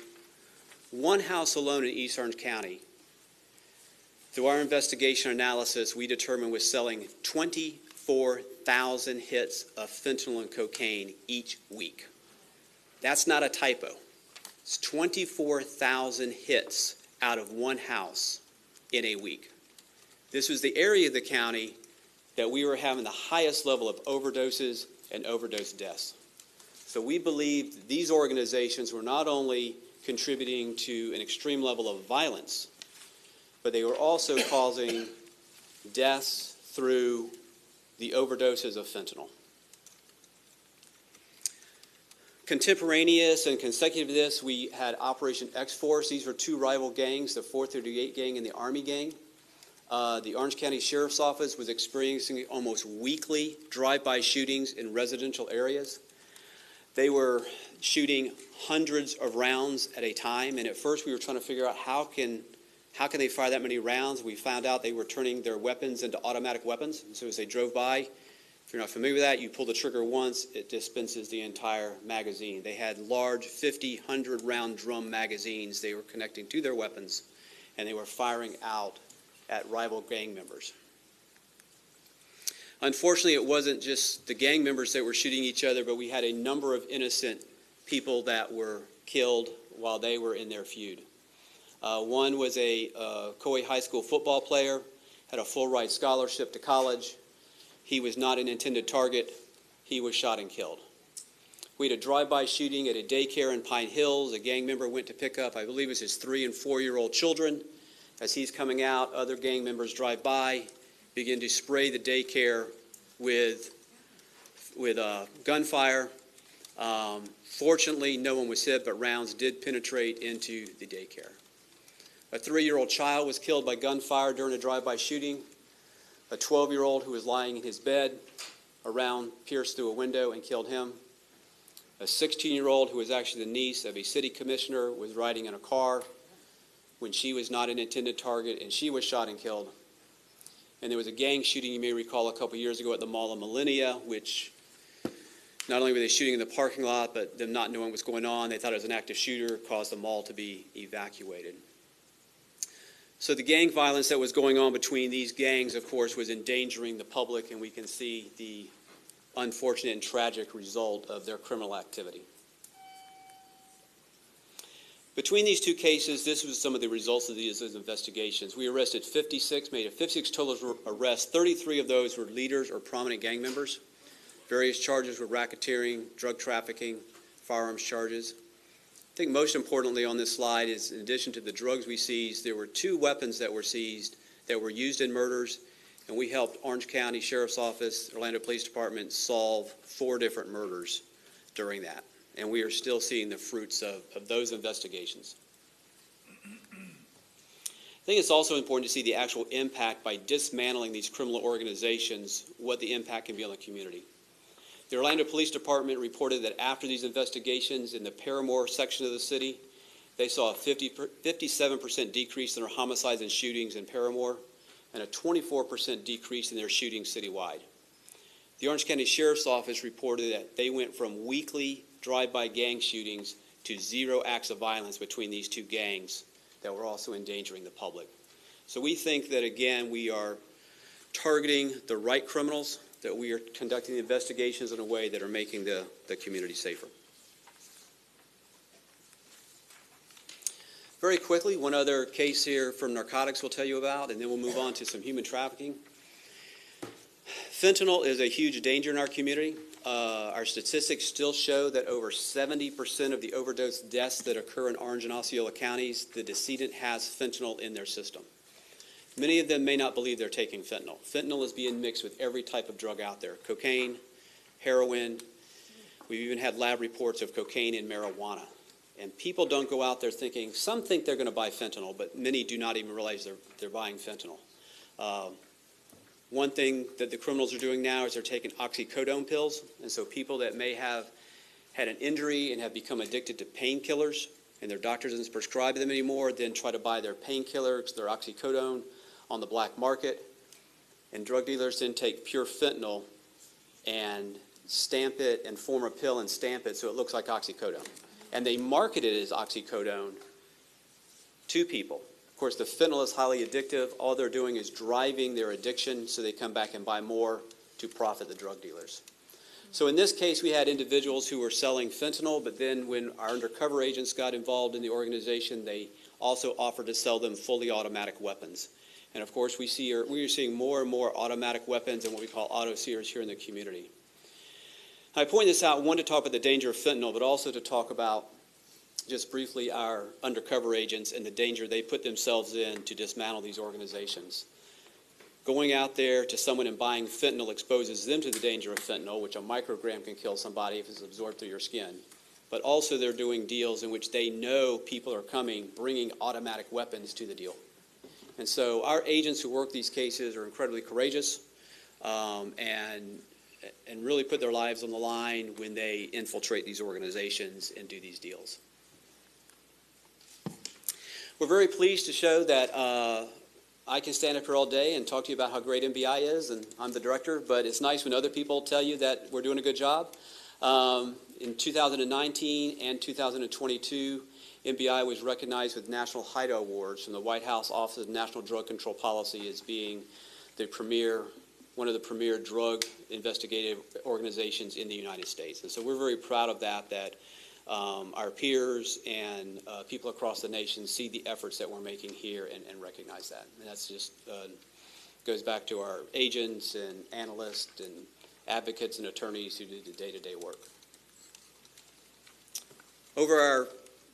Through last year, 44-year history at that point, this is the number of drugs that we have seized, over $360 million in illegal drugs, a little over 3,600 drug traffickers, over 130 drug organizations have been dismantled in Central Florida. Let's talk a little bit about human trafficking, because that is a problem here in our community. We have our narcotics section, and then we have a vice and human trafficking section. Human trafficking, we look at the human trafficking of adults and juveniles, but we also look at things like adult entertainment, 13 different licensed adult entertainment establishments in Central Florida, and we work very closely with the county attorney's office on the county ordinance to make sure that they are complying with the ordinance and complying with the law. We also look at organized prostitution and illegal gambling, but honestly, over 90% of our work now in this section is in human trafficking alone, and we have more work than, honestly, we can handle. Florida ranks number 3 in calls to the National Human Trafficking Hotline. You've probably heard this statistic before. I always tell people that's not necessarily a bad thing. I think that's because we educate our public well, and so we get calls there. If people don't recognize a problem, if they don't call it in, we can't always respond, and so those tips are very important to us. But we also spend a lot of time trying to educate the public as to exactly what is human trafficking. Often people see movies like Taken, they see things in the media, and they think they understand human trafficking. And invariably, it was just a couple weeks ago, I was having dinner with friends, and they said, Ron, is there really a human trafficking problem? Does it really go on? And then you stop and explain to them what it is, and they go, oh, I didn't know that. And I tell people, every one of us has been in a room with a human trafficker. If you've gone to dinner somewhere at a restaurant, if you've gone to a hotel, if you've traveled throughout this area, I guarantee you've been in a room with a victim or a trafficker. And it's right there in front of you sometimes, and you just don't know it. And so we spend a lot of time trying to educate the public on what to look for, what is out there. We spend a lot of time with the hotel motel industry, helping them, and they're very responsive to that. We want them to understand. And so what I thought I might do this morning is I'm just going to run very quickly over some of the cases that we work, because some things I'd like to point out to you as you look at this. The traffickers come in all shapes and sizes. Don't think you have in your mind what a trafficker looks like. The thing they all have in common is they will exploit the vulnerability of a victim. And so as we briefly go through these this morning, I want you to look at and say, hey, these traffickers all look different. But all the victims have a vulnerability. What was their vulnerability? How did they entice them into this lifestyle? So the first case here is we have 3 defendants. We have a female and 2 male defendants in this case. This was a juvenile. She was in downtown Orlando, had left home. I think she was 15 years old, looking for a place to stay, and someone offered her assistance to a place to stay. What it turned into was very violent sexual acts toward her. If she wanted to continue to have a place to stay, if she wanted to continue to be supported, she was going to have to do things for this group of people. They were videotaping this. It was an incredibly violent encounter for her and for her friend. Fortunately, we found out about this very quickly. We were able to go and intervene in this fairly quickly before they were victimized for a number of years. I'm sorry, before a number of days or weeks. We were able to get into here very quickly, although some victims are victimized for years before they are rescued. In this case, they took advantage of the juvenile's transient state. She thought she had no other options, had nowhere to go, and they took advantage of her. John Gillespie, Central Florida defense attorney, had been a licensed attorney, defense attorney for decades in Central Florida. His scheme was when women, juveniles, or adults would be arrested for prostitution or for drug charges, he would be their attorney. But if they wanted to pay off their legal bills, this is what they had to do. He would force them to have sex with him. He also would engage them in prostitution rings, which he ran out of his home. He would give them drugs to keep them addicted to the drugs. This went on for years. When we finally found out about this and arrested Mr. Gillespie, we put it out to the media. It was interesting to us then how many victims came forward that had been victimized years ago. But for years, they had been afraid to come forward. They said, no one's going to believe me. No one's going to believe me who has a prostitution history or a drug history that an attorney was doing this. They didn't trust the system. But working with our victim advocates, seeing this, they saw we meant business. They came forward, and we've actually added additional charges to him. So he looks a little different than your other. His scheme is a little bit different than the first group we saw. In this case, a male and a female traffickers. The victim was 14 years old. What I want to point out here is, here's the 14-year-old victim. She was in Gainesville, and she got on social media and just needed a place to stay. Can somebody help me out? I need something. At 1 o'clock in the morning, they were willing to drive from Kissimmee to Gainesville to pick her up. So traffickers will go to extraordinary means to find their victims and to go get control over them. They trafficked her in multiple cities throughout Florida, specifically Kissimmee and Jacksonville, until they came to Orlando. Actually, with the help of the Orange County Sheriff's Office, we were able to rescue this 14-year-old victim and get her into services and get her into treatment and prosecute both of these traffickers. Bobby Brooks is an extremely violent trafficker. He brands women, he tattoos women, he beats women. He's trafficked women across state lines. One thing I wanted to point out here is in the last slide and this one and in a previous slide, you see female co-defendants. Don't think it's always a male who's the trafficker. Sometimes they have a partner who's a female. Sometimes it's only women trafficking other women. They do that because they believe that a woman accomplice can build trust with a potential victim. If you have a victim out there who's potentially 14, 15 years old, a runaway, even someone who's an adult, maybe 20, 21, but they're in need of things, if they're approached by another woman and says, I've been in your position, I can help you out, I know what you're going through, it builds that trust so they can lure them in. While others used an enticement of let me get you a place to stay, we saw earlier things like this, Brooks just used violence. He just uses violence and drugs to control his victims, which are women, both adults and juveniles. Antonio Fronte, 60 years old, owned a photography business. His scheme was to meet juveniles online. They would want to have photographs taken, maybe in these glamour shots, whatever would come there, give them drugs. Once they were drugged, videos, photographs of him having sex with them engaged in other activities, which he could use then to blackmail them. And that it was his scheme and his operation. So again, if you saw Mr. Fronte walking down the street, he just looks like a businessman. He was a businessman. He had a legitimate business. But he would use that business for people for criminal means. Give you one last one. Jarwan Parker, one of his victims died of an overdose. He actually attempted to sell another human being to another trafficker for money. He actually tried to sell a person. He had bonded out of Orange and Seminole counties after we had both arrested him on human trafficking charges. But within days, he was back in contact with a juvenile victim.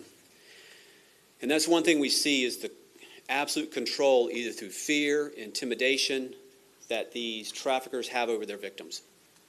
That even sometimes when they're in jail, if they get out of jail, they still maintain control over them through a variety of means. And so it's very important for us working with our victim advocates to try to get that trust of the victim transferred over to people who actually want to help them, to our social service providers who believe that, who can actually provide help to them and get the victims to believe that. Fortunately, we were to find out about him trying to contact this juvenile victim very quickly, and we rearrested him and had his bond revoked on tampering charges. So as you can see here, traffickers come in all shapes, sizes, ages. They all look a little bit different. Our victims, we have predominantly female victims that are younger, but we have had male victims of human trafficking also. We have a very specialized group of investigators who want to work human trafficking. None of them are compelled to do it. They voluntarily do it and do a tremendous job. I think one of the things that makes us very successful in this area is our victim advocates. We have victim advocates that are embedded with NBI, that when we get a call out, when we get a tip, an advocate goes immediately with an agent to start to interact with that victim, to find out what services do they need. Often they can build trust with the victim long before the law enforcement officer can. Sometimes they build that relationship and they may be in services for a while before they're ready to cooperate with law enforcement. And that's okay. One thing we always say is we want to prosecute traffickers. But if we can't build the criminal case, but we can recover and rescue a victim and get them to the services and restore them, that's a successful investigation also. We're also very fortunate to have 2 intelligence analysts assigned to us from the Florida Department of Law Enforcement. It's very rare to have intelligence analysts who only work human trafficking, who do that, but they help us find victims. They help us understand how these organizations work and help us put the cases together. In the last 4 years, we've received 744 tips of human trafficking. Almost 600 of those actually involve juveniles, so you can see the juvenile issue there. For a 4-year period, this tip number is actually very low for us because in 20 and 21, we were in the pandemic, our tips dropped down tremendously. So I think normally in a 4-year period, we would see probably over 1,000 tips in a 4-year period. During that time, we also recovered a little over 260 victims. 90 of those are juveniles. I was really proud of our team there that even though during the pandemic our tips dropped, our number of investigations and number of recoveries on victims remained consistent though. We just found other ways to do our business. We've been pretty successful over our 45 years. And I think that's because of the dedication of our governing board, which are our local sheriffs, our local chiefs, our local state attorneys, who really believe in the mission that we do and provide us a high quality of personnel. And we work really hard to build strong relationships with our law enforcement partners, with social service providers, with other government entities like the county attorney's office to help us do our work each day. So that was a very brief overview of some of the work we have been doing. I hope by just talking about some of the cases gives you a little better understanding of the work we do than just giving you a bunch of statistics, or things like that. But Mayor, thank you. And if you had questions or the commissioners, I'd be happy to answer those for you today. Oh, there's probably lots of questions. So I think we have all 6 members of the board who have questions. We will begin with District 1, Commissioner Nicole Wilson.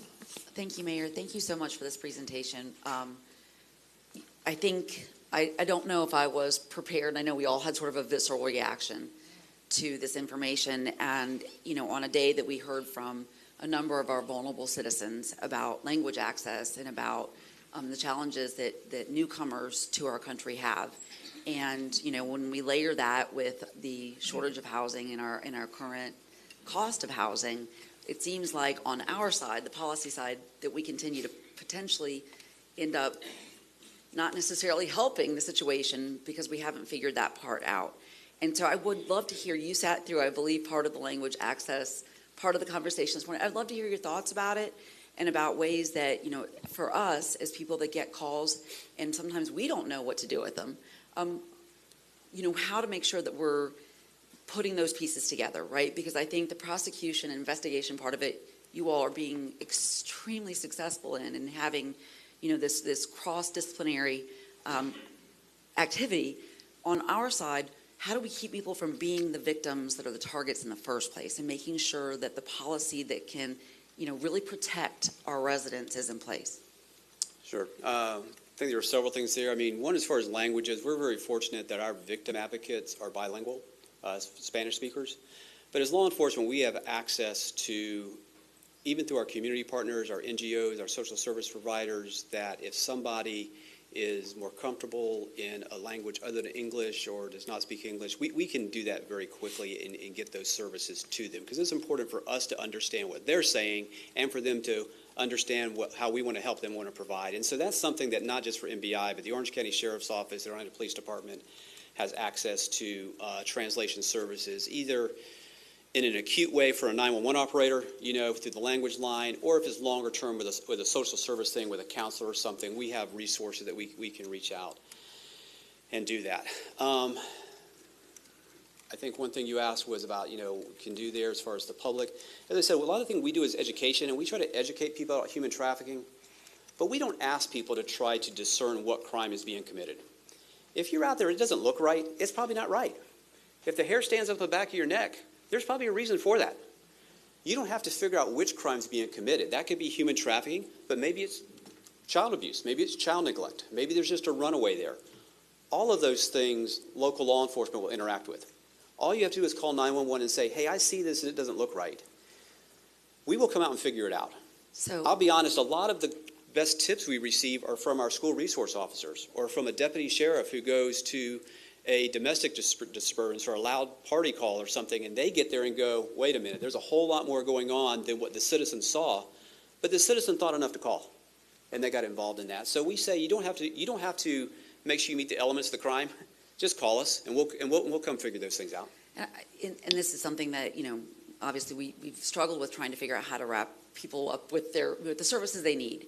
And I know part of that is making sure to link them if they are being victimized to the right law enforcement partner and having them comfortably report. Our homeless camps, right? This is sometimes people who themselves do not want their names or who their identities alerted to law enforcement. So getting them to report crimes or to getting them to even if there is something systematic going on in wherever that homeless camp is, how do we try to get them to make sure they're following up, if there is something criminal going on there? Because I think we hear from them about it, but there isn't that follow through. And I'm not sure I specifically answer your question. I'm going to answer from our perspective at MBI. Let's take human trafficking, for example. We have a number of victims who do not identify as victims. We will go out there, and they know that they're engaged in the Commercial Sex Act, prostitution, but they have ties to their trafficker. They don't want us to arrest her. They don't want us to intervene. And it's a strange crime in that way. I mean, if you go home this afternoon and your back sliding glass doors are busted out and your TV's gone, you're going to say, I'm a victim of crime. If you go to lunch and your car's gone from the parking lot, you're going to go, I'm a victim of crime. I mean, you identify as a victim. A lot of human trafficking victims do not identify as a victim of crime and do not want services initially. And that's why it's important for us with our advocates, with our investigators, with social services to build those relationships, to help build that trust, because a victim of human trafficking has been victimized by people their entire life. So they go, why should I trust you? You're just trying to get to your end. You just want to prosecute somebody. You're really not trying to help me. And sometimes it takes months and months and months of us working with a victim. I think a lot of this is just consistency and being tenacious about it. And our advocates and investigators are. They truly care about these people. And they're just tenacious and consistent in what they do. And we don't win them all over. Some go back to the life they were in. But I always tell them, you're planting a seed. You went out there and you gave them a card, you talked to them, you introduced them to us. And maybe they're going to be in Jacksonville or Atlanta or Memphis someday and wake up one morning in a hotel room and go, you know what? I want to change. 2 years ago, somebody said there was an opportunity, and they may pick up a phone and ask for help. You know what I mean? And so sometimes we're just planting seeds, and we recognize that. Well, and We're not always a success story. I was going to say, I think especially in the types of crimes that you're dealing with where shame is involved, where shame is a tool, because the other thing that's come to my attention, and this is, I'm sure across the county, the state, the country, is the utilization of internet interactions with teenagers that, they are talked into sending a picture of some kind, then they're blackmailed, using a contact list, right? That a teenager will show up somewhere and meet someone in person to avoid a naked picture of them being sent to somebody in their contact list, their parent, their principal, whoever it is. And, the idea of them not calling law enforcement over this very, they know it's a crime, they know they're being victimized, but they're so scared and shamed that to act on it is even more terrifying. These types of engagements, our ability to talk to the public, all of those layers, to your point about being tenacious, it's mandatory, and especially in the evolving internet age. So I really appreciate all the information. Sure. It's a complex crime, and there aren't simple solutions. Commissioner Moore. Yes, thank you. I'd like to kind of continue in that vein for a second. So do you have sort of, you said it's complex, but it sounds a little bit like family breakdown and dysfunction and trauma in these families of origin. So you talked about SROs. Is there anything that you would bring to light that the community can do to identify these families before we end up with human trafficking situation? Sure. I mean, obviously, prevention is always the best thing to do. The majority, particularly our juveniles and juveniles that continue with this into adults, many of them do come from dysfunctional homes. They have history of runaway, repeated runaways, drug abuse, etc. I don't want to say that's all of them. We have had cases. We had cases a number of years ago in which we had two juvenile teenagers, both high school students here in Orange County, both very good students, lived at home with their parents, but were drawn in by an adult coworker and then victimized, and we're engaged in life of prostitution. So I don't want to say if you're from a stable family home, you're immune. But I will say the vast majority do come from an unstable situation. And so the more I think, whether it's the schools, counselors, churches, extended family, if they see someone in that situation, coaches can help guide them to have someone to go to. Because as I tried to show in the slides here, some of these juveniles, the teenagers who are out there, feel they have nowhere to turn to. They're looking for a roof over their head. They're looking for their next meal. They have a drug addiction, and they need someone to give them their drugs. And so they're willing to do anything to feed that drug addiction. And so anything that can be done on the front end to take an individual out of that situation may prevent them from being victimized. And then maybe offline another time, I have a part in a section of District 2 where we do have adult entertainment, and now we have a motel that just reopened to how do I say this, service that industry, and we're seeing incidents of prostitution increase. So I'd love to just call your attention to that offline. Absolutely. Be glad to talk to you about it. And thank you for your work. Director Stucker reminds me, you were talking about the teenage victims. I do recall a situation when I was the sheriff, and you may recall this incident where we had a teenager, a female, who was trafficking herself. She was forcing others to be involved, and she was a high school student. The mayor is absolutely correct, and that's not an isolated situation, that if a juvenile is involved in this lifestyle, they will recruit their friends. They will recruit their friends because it's a way to make money and do that. So, what the mayor is speaking of is not an isolated situation. Commissioner Uribe. Director Stucker, thank you very much. It's good to see you again. It's been a couple of years.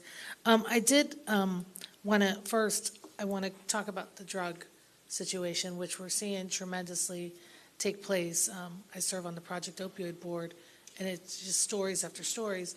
And I wonder, every time we hear about cases, there was just something recent where they stopped someone that was coming in who had because it's so little and because it's so, dilute and so quickly spread, how do we really combat this? I mean, I think we're almost to the point where I carry Narcan. My husband saved someone on the side of the road who was having an overdose and refused to go to the hospital after they came back. But it almost feels like we're playing in defense mode now because it's so overwhelming and so quickly spreading and so undetectable. I mean, just thoughts from you on how we handle this, how you guys see this going forward, because no one's immune to it. That's the wonderful thing about a sad thing about this is young, old, in between. We're just seeing it grow and grow and grow. It's a good question. How do we combat it? I don't want to do like a long dissertation on criminal justice history here, but obviously the fentanyl is an outgrowth of the opioid epidemics that occurred a number of years ago, in which we had the pill mills that were then pushing prescription pills quasi-legally onto the street and getting people addicted to those. And I think law enforcement and the government, the criminal justice system did a great job attacking those pill mills, but the outgrowth was nobody on the other end was doing anything for the addiction. And so although the doctors and the pill mills were taken away and dismantled, people still had an addiction. So where do they go to take care of that addiction? Well, they go further in the black market. And then, of course, as we said before, now we have people who exploit that by going, I'll give you oxycodone, but I'm really going to give you fentanyl, because if I give you that, I can get you further addicted, and then you have to come back to me and you give me more money, and I make more money by feeding your addiction, and I take advantage of you. And that then spurs into the heroin and the fentanyl and that addiction issue. And so drugs is very much a supply and demand issue. I mean, if nobody wants cocaine, they're not going to bring cocaine to Central Florida and sell it. It's like any other product. It's a product. If nobody wants it, they can't sell it. But if people want it, they're going to sell it and they're going to take advantage of it. So it's two-pronged. We on the enforcement end are taking care of that supply issue of them bringing it, the people are supplying it. But there also has to be, I think, a robust effort on the demand end of, like you say, the deputies have gone out and given Narcan to the same people over and over and over again. They get out of the emergency room, they go back and take drugs again. That addiction issue has to be addressed. And sadly, we don't have enough services for recovery of addiction. And we even hear from Chief of Corrections. They go into jail, they detox, but then as soon as they come out, even if they get them on the pills of withdrawal and getting off of that, our services locally are so expensive that we'll meet families that'll say, yeah, I want to put them in a rehab, but I can't afford it. And so I think socially, maybe that's our part at looking at it.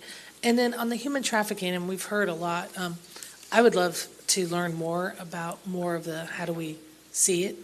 I know we see it a lot. Just like Commissioner Moore, I have plenty of weekly hotel rooms I share with Commissioner Scott, which is just so sad because every night they're just outside. We've had videos sent to us of pimps actually beating their girlfriends, and they won't even press charges. Law enforcement locally works with us so much, but it's almost like you said, it's heartbreaking.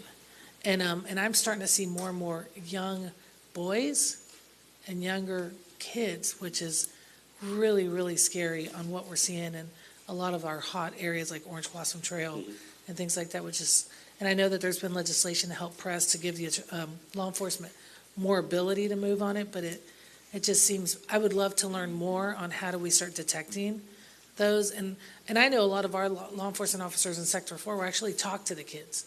Why did you leave home? Can we help you call your mom? Let's call your mom. And those are moving things that we're seeing our local law enforcement do that is phenomenal. And one of the things that I've received calls on are young people coming from other countries into the U.S., and they have arrived like at the airport or somewhere, and they're given electronic devices, like an Apple phone, things like that immediately, and they kind of just bring them in, and it's really sad what we see. What do you guys see with that, with people coming from other countries, especially young people that come on spring break from South America or other places and have gotten entrenched in this trafficking issue? And do you have any update on that?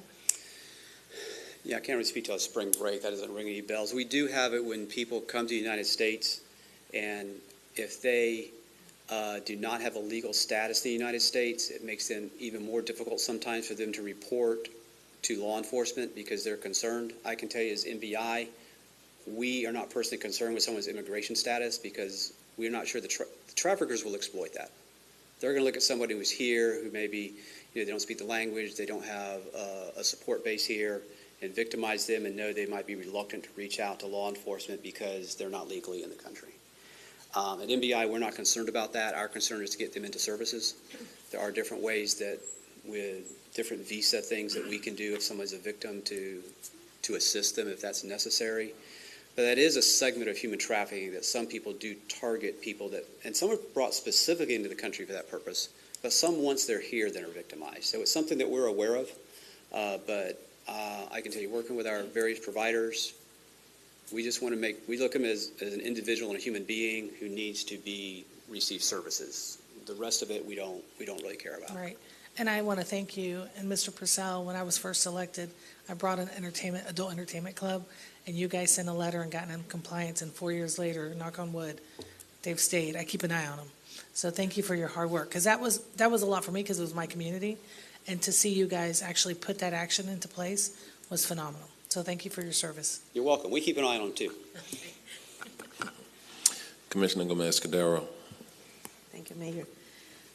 Good morning, and thank you, Director Stocker, for this presentation. I always look forward for this presentation.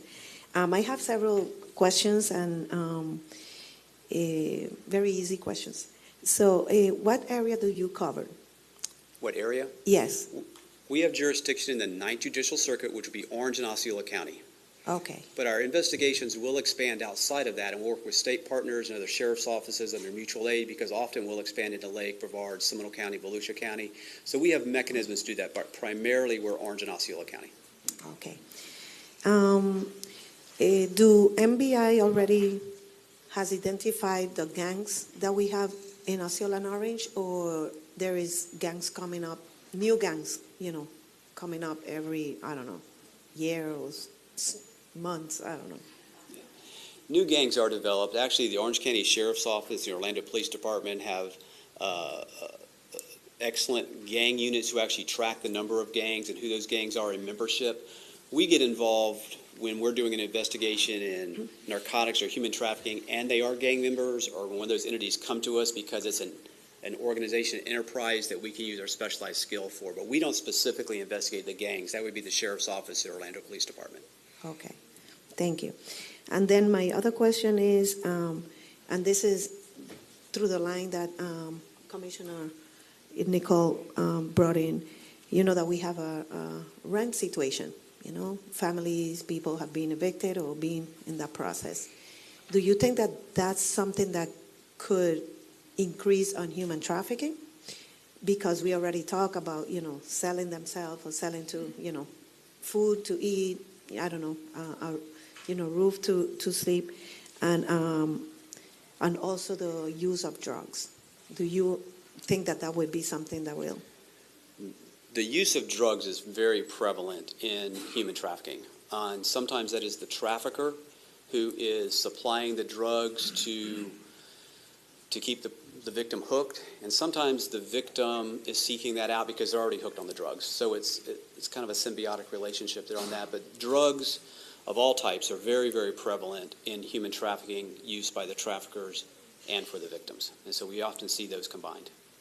So based on the, social crisis that we have now with, rent, and so do you, see or think that, it's going to come, or we can come up with something to prevent, that increase? Our analysts have done a multi-year study on trafficking to look at things, and I don't recall, we didn't really look at rent. I mean, obviously, if somebody is in a stable home environment where they have parents, siblings, loved ones, a stable educational environment, there is a much less probability they're going to be victimized by somebody else because they don't have those vulnerabilities. Not impossible, but it's less that if somebody's in a stable environment, there's less opportunity for them to be victimized because they have other options in life. And Director, will you say that human trafficking is concentrated in one place, or you could say it's all over, it's spread all over? It would be all over. We see concentrations only because obviously where our hotel industry is, there is more, but that is where obviously the customer and the prostitute or the John the prostitute need to meet somewhere. You know what I mean? And so a lot of that is through the hotel industries and things like that. And that's why we try to do a lot of education in there, and our hotel motel industry is very receptive to that because they don't want it on their properties either. They don't want those things to occurring. But it is occurring across the county. You cannot say it's only one district problem. It's everywhere. And I'm just saying because I have received some phone calls, and I mean, I'm very active in the faith-based community, and it's like entering the churches as well. So that's why, like, is that true? I do not recall a case right now that we've had it involving a church. I don't recall that, but I'm not saying it could be anywhere. Anybody who wants to take advantage of somebody else and then move them into a trafficking situation, it's possible to occur. And so through our education, that's what we want to tell people is don't think this is someone else's problem. It could be occurring in everyone's environment. Okay, and then what could be or what is the price or the cost of those pills when they go out and they sell those pills? That pills are what, $20? It's like a fake oxycodone pill? Oh, The you could get that. You could get a pill for a few dollars for an individual pill. Oh. So it's very inexpensive once it gets to that So it's level cheap. for somebody who's addicted to buy some pills. Yes. Okay, and then my last question is, and that goes through what Commissioner Uribe says. Do you all provide any classes, training, or so that we can? Because I want to, learn more about human trafficking and all this thing going on in the community. We do. We provide some, and our social services partners provide it. We get a lot of requests from various groups. We provided education opportunities to a lot of our local hospitals, like ORMC and Nemours, particularly their emergency rooms where people may come in with an acute injury and they can identify something and alert law enforcement of that. We provided education to educators who may be in their educational system. There's a lot of community groups. I mean, there's Rotary groups, Kiwanis, that call us and say, hey, can you come out and talk to us? I mentioned several times the Hotel Lodging Association. We've done presentations for them. And there's actually a state statute now that they're required to provide education, and we don't do all of that. We cannot. I know the Rosen Hospitality Center through UCF, and UCF has a human trafficking center. They take on a lot of that to provide education to Hotel Lodging Association. So we're available. If you have a constituency group that says, hey, I'm interested in this, please give us a call. Okay. And either we can do it or get them set up with the appropriate service provider who can give them what they want. But we're happy to do that. Okay. So thank you. Thank you for all you do. Thank you. You're welcome. All right, we're going down the line. Commissioner Bonilla. So definitely prevention, I think, is, something we all want to do. But, I say, there's some parents who don't care about their kids, and then there's other parents, of course, on the other end of the spectrum who love their kids, who do everything for their kids. And neither group is immune to this problem. And so, I have this one story where these parents were concerned about their daughter and her behavior, and when they kept digging, they found out that she was recruited by her friend, and, she was scared to say anything to her parents, but the trafficker would bring her back home and then bring her back home, and the parents knew nothing of what was going on. So it could be happening under your own nose, and you don't even know it's happening. And I've also heard about teenage girls just even selling themselves on their own, deciding to do that on their own to make money. It's crazy, the spectrum of situations that are happening out there. But definitely, when we have issues like inflation, rents going up, homelessness, every crime just increases. with all of those situations and issues. It happens because then people are more vulnerable and they are more susceptible to becoming victims. So anything we can do to help solve those societal issues would help bring down those numbers. But I have gone to, I think it was Atlanta Airport, and when you go in there, there are signs that educate people about what to look for. And it's, if you see this, call this number. I don't think we have that in our airport. I think that was something that had been brought up. I don't know if that's something that now they're doing, but I know that's an idea. On the bathroom doors as well, putting notices for people. And there was someone who was going around trying to spread the word about this sign. It looks like, I believe it was this one. It was like an H in sign language, you know, that's kind of like help, you know, so they could tell someone else that they need help without saying it so the trafficker can't, you know, see. So like, you know, they could go like this, you know, or something without the, you know, their trafficker knowing, and they could get some help. So he was trying to get like this universal kind of sign out there that to educate people that if you see someone doing that, you know, they need help. So, you know, there's a lot of organizations, like you said, that you work with trying to help and find solutions. I know I did do I did have a roundtable once with someone from your organization came, and we provide information to the public. I've done on my Emily Tells All, shameless plug, show, an episode on human trafficking as well. So it's just trying to get that information out there as much as possible and educate people what to look for is the most helpful. That's something everyone could do, is educate themselves and help educate others. So I really appreciate that you're here sharing this information. I mean, I will say, like, in the beginning when I first got elected, it was really hard. Like, I kept being told that it's not a problem here, it's not a problem. But we were, like, in the top 10. So I'm really happy to see you here. Thank you, Mayor, for bringing them and making this an issue that's, like, in the front of us. So thank you. Commissioner Scott. Thank you, Mayor. Hi, Major Stucker. Good morning. Good morning. Have you, I guess, seen any ways as it relates to the trend of young people acquiring drugs through social media, different venues like Instagram, Snapchat, and have you guys kind of changed your efforts to be able to reduce or target that in any way? Yeah, social media is huge, both in drug international level. I mean, people can go on to the dark web now and themselves order drugs directly from China, you know, and have it shipped to them. Social media and human trafficking, again, to not only advertise someone for an act of prostitution is the primary way they advertise now. I mean, years ago, American Tell used to be the phone book, and we used to argue with AT&T over their phone book and their advertisements. Nobody looks at a phone book now. It's all social media now.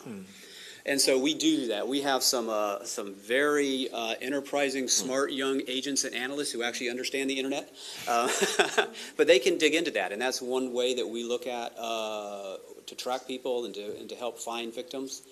You know, at the national level, a number of years ago, that the FBI did a large investigation. They took down an organization called Backpage, which was advertising hundreds of thousands, if not millions, of people on there that we believe was just a means for traffickers to post their victims. So social media and the internet, whether it's drug trafficking or human trafficking, it's like everything else in our society. We all use the internet and social media for things now, and criminals use that to exploit it and to further their businesses. And then with regard to prevention and education, Commissioner Uribe and Bonilla kind of touched on it. When you talked about like your prevention efforts, you primarily referenced like institutions and agencies and organizations. I know the member organizations do a number of outreach and prevention. Is there anything other than what you've mentioned that NBI does, like forward-facing? Like, is there anything for those members of your team who aren't involved in undercover operations? Do you do those same things with maybe youth groups, or is it primarily through organizations and institutions? No, we can do youth groups also. We've one thing that we did a number of years ago was work with the school system that if they want to do things internally, I mean, honestly, some of it is a time effort. I mean, we don't have enough people at MBI to go to every school in Orange County. You know, we just don't have that. But if we can do almost like the train the trainer and help someone do that. But if there was a youth group that wanted a presentation, we could arrange that for them, and we could gear that toward that target audience to do those type of things. Or we can get them in touch with, sometimes groups respond better to a non-law enforcement group, to be honest with you. You know, it's not the law enforcement officer who's there who's telling you about a crime, but it's an educator or a social service group who comes out and does a presentation. And so we have those connections too. And so if you have something like a youth group, if you'd like to reach out to us, you know, one of our investigators or one of our advocates can do that. And if we can do it, we'd be happy to. If it's more appropriate for us to refer that to someone else, to ask them to do it because we think it would be better received, we're happy to do that also. And then with gangs, you deferred kind of to the Sheriff's Office and the Orlando Police Department.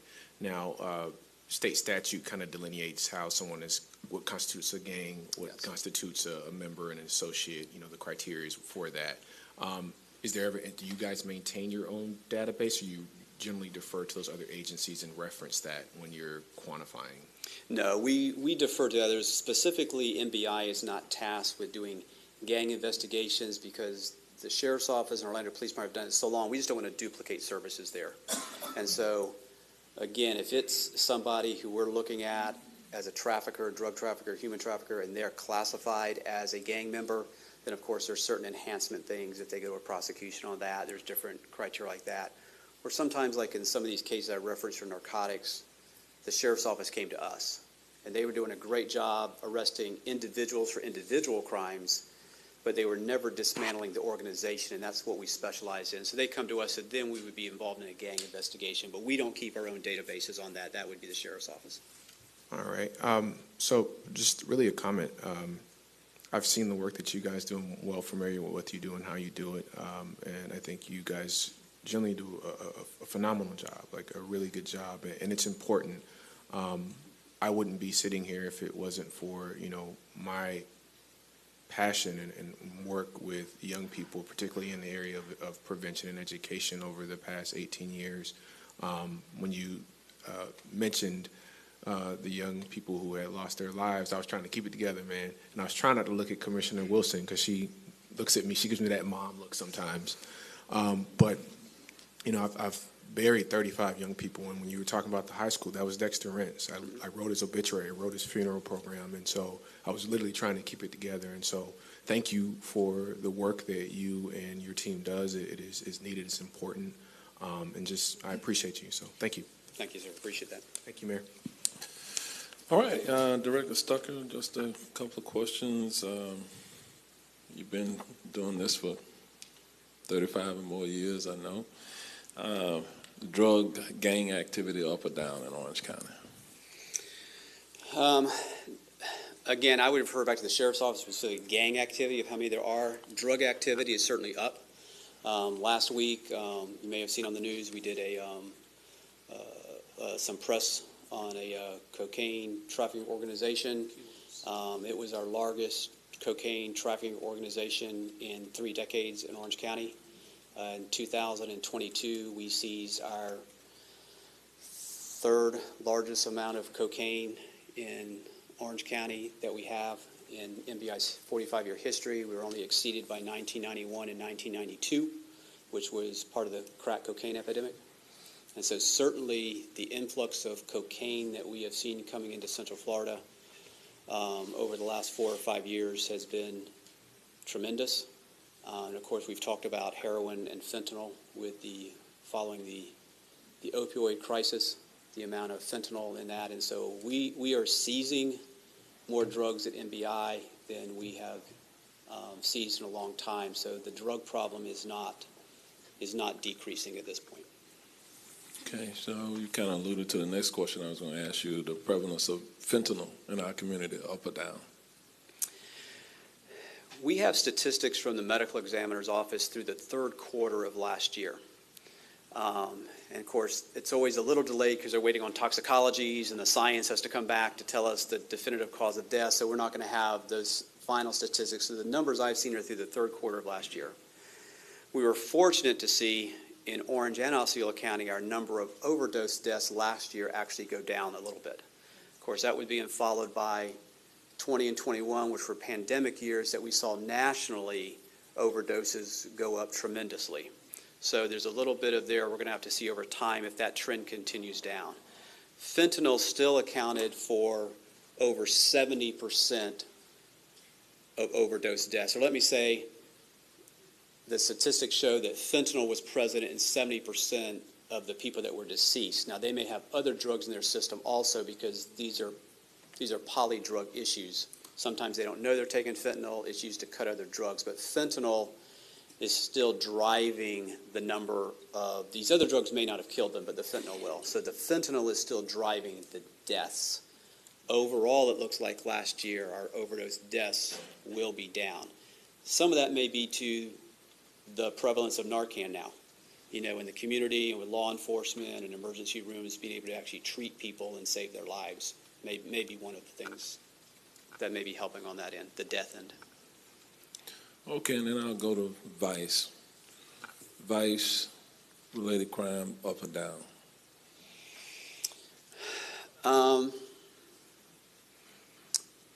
Our human trafficking statistics show us that consistently for the last number of years, NBI is working about the same number of investigations and making about the same amount of recoveries.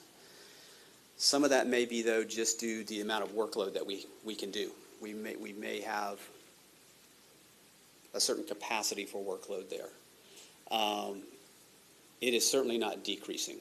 When, as the commissioner said, you look at social media, when our analysts look at the number of advertisements that are out there, the number of offers for people to be involved in commercial sex, and we know the vast majority of those are not solo participants. They are being trafficked. They are being controlled by somebody.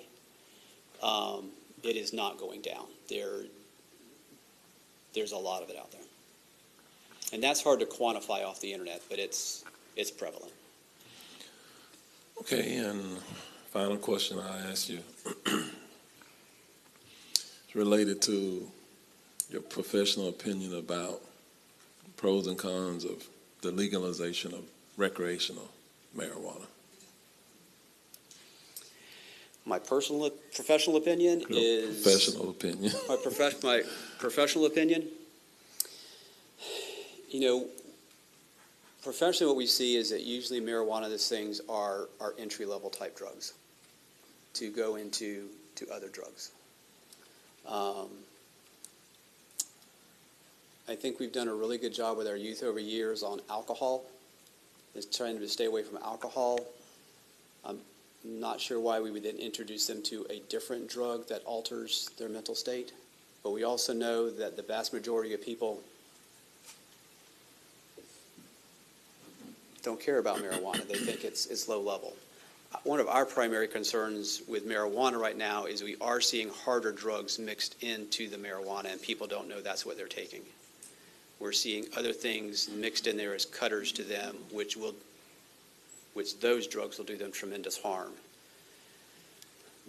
That's not going to stop. And at least nationally, the statistics we see, like out of California, Oregon, and some of these places, is that the legalization of that does not stop the illegal marijuana distributors, because the legal folks have all the regulation and taxes and laws. The illegal people just continue to bypass that, do it cheaper. And so we are still seeing a tremendous amount of marijuana that comes into this community from California and Oregon and western states where marijuana has been legalized. It's still being shipped illegally. So the legalization has not stopped the illegal criminal enterprises. All right. Thank you very much. One of the reasons why I asked Director Stucker to come forward and kind of give us an update is these are the kind of issues that sometimes we don't talk about, but we are entrusted with making some decisions about how we invest the taxpayer money. And I will remind our board that we do support law enforcement. We do support proactive measures that are being put in place to address all of these issues. And I remind you that we even support directly MBI with we fund their office. What I mean by that is where they work out of. Various agencies fund the personnel that is assigned there, but we do fund the sheriff's office, and a part of that funding goes towards the staffing that is at MBI. We also do fund domestic violence and human trafficking shelters here within Orange County. We also do fund various jail or corrections related programs for individuals who find themselves sometimes incarcerated, who transition out, who need transitional housing and various other things. They need drug intervention, drug treatment. Several decades ago now, Orange County changed its public policy and strategy around one of the issues Commissioner Wilson was bringing up. How do we stop it from happening in the first place? And Director Stucker even talked about individuals who find themselves addicted. We're one of the few counties that leads with treatment for individuals who are not only mentally ill or suffer with behavioral issues, but substance abuse issues as well. Because of that strategy, we have effectively been able, with treatment, reduce recidivism. We've been able to reduce the numbers in our jail by half over time, a long-term strategy. We're one of the few counties in the state of Florida, in the nation, that has a central receiving center for where we, again, lead with providing treatment to individuals to get them out of sometimes the terrible situations that they're in. And we're one of the few counties in the nation that funds a drug-free office that works on the prevention side of things, proactively going out, working with our schools and other community-based organizations, our colleges and our universities, to make certain that these types of issues are top of mind to hopefully dissuade young adults, teenagers, from even getting involved in prostitution, drug abuse, substance abuse, etc.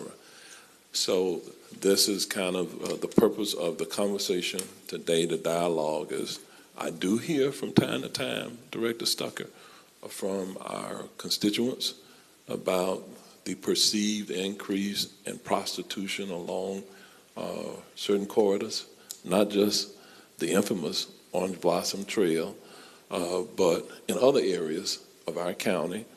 And I do share that information with the respective law enforcement agencies when I do receive those complaints.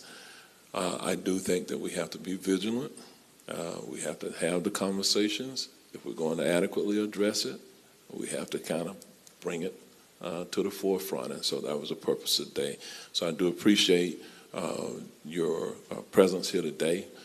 We won't take 4 years to bring you back again, but because of COVID, our board meetings got kind of consumed with a lot of issues, and we just didn't have the bandwidth during our board meetings to do everything that we wanted to be able to do. But thank you, and you have any team members here with you today? No, sir. I was flying solo today. Okay. They're all out working, doing the real job. All right. Mayor. Well, thank you very much. Mayor. Yes. I just want to make a point of information for the board and for Major Stucker. I won't name the business, but there was a Waffle House in my district that is now a cannabis dispensary, and I remember the name because I was in Chicago for last summer, and I saw that organization there. So I went in just trying to understand the origin, and this particular manager is like, "Oh yeah, we're based out of Chicago. We came down here, and he began to tell me all the benefits. But what stuck out to me was that a business in another state was coming here clearly for profit. I mean, you don't come to another state unless you see, profit margins. And I know, being a veteran and the things I've experienced, I could easily get a marijuana card. I don't smoke, but people use the legal access to be able to further their criminal activity. And so just being cognizant of that there is an increase in those type of businesses coming here, and depending on where they go and what happens, it could have a positive or negative impact on our community. So I just wanted to share that for the benefit of the board. All right. Thank you so much, sir. Thank you, Mayor. I appreciate it. Have a good day. We'll see you soon. We're going to move forward to the next item on our agenda, and we have two. We have our airport CEO, who has waited patiently. He's been here all morning. Thank you so much, Mr. Kevin Tebow, the CEO of the Greater Orlando Aviation Authority, who's going to come forward and present the Greater Orlando Aviation Authority's 2023 strategic plan. And so we welcome you. Thank you for your patience today. Sure. And then following him, we have a commissioner's report. With that, Mr. Tebow, you're recognized. Yep, no, thank you, and I'll try to make it brief. I know I'm just before the commissioner's report. So thank you, Mayor and Commissioners, Mr. Brooks, Mr. Diamond, thank you for having me here. Commissioner Bonilla, just quickly on the last item, we do have signs in the airport. But we actually recently had a presentation in our leadership meeting from FBI, OPD, and others in this sphere of human trafficking. And one of the things that becomes evident is when you have these signs and they're there for so long, you don't even pay attention anymore. Just because you got to change them out, the look of them, because people see them all the time behind the restroom stall or whatever. So we're actually changing them out. My facial expression is because I don't go to the airport that often to get used to how they look like. No, but I'm talking about employees and so on that are there. We have 25,000 employees that can help with this, right? But if they see the sign day in, day out, by changing it up, gives others the opportunity to educate them on what those signs, like you said, what are those different things that we need to look at. So thank you for bringing that to our attention. So really quickly, Mayor and Commissioners, we're in the midst of updating our strategic plan. Last strategic plan was updated in 2013, and it's really an opportunity here in front of you to talk a little bit about what that entails, but more importantly, how you can get involved in helping us provide feedback during that update. So when you think about the strategic plan, it's guided by a process, and the process is given to us by our federal partners through their Airport Cooperative Research Program. And it's a multi-step process as seen here in the slide. But more importantly, it's really about what is our mission? What is our vision? And what are those strategies, goals, and objectives that we are going to set up for the next 10 plus years at the Greater Orlando Aviation Authority? And then the final thing here, as you see in this slide, is what are those key indicators? What are those key performance measures that we need to put in place to track our progress after we introduce this strategic plan?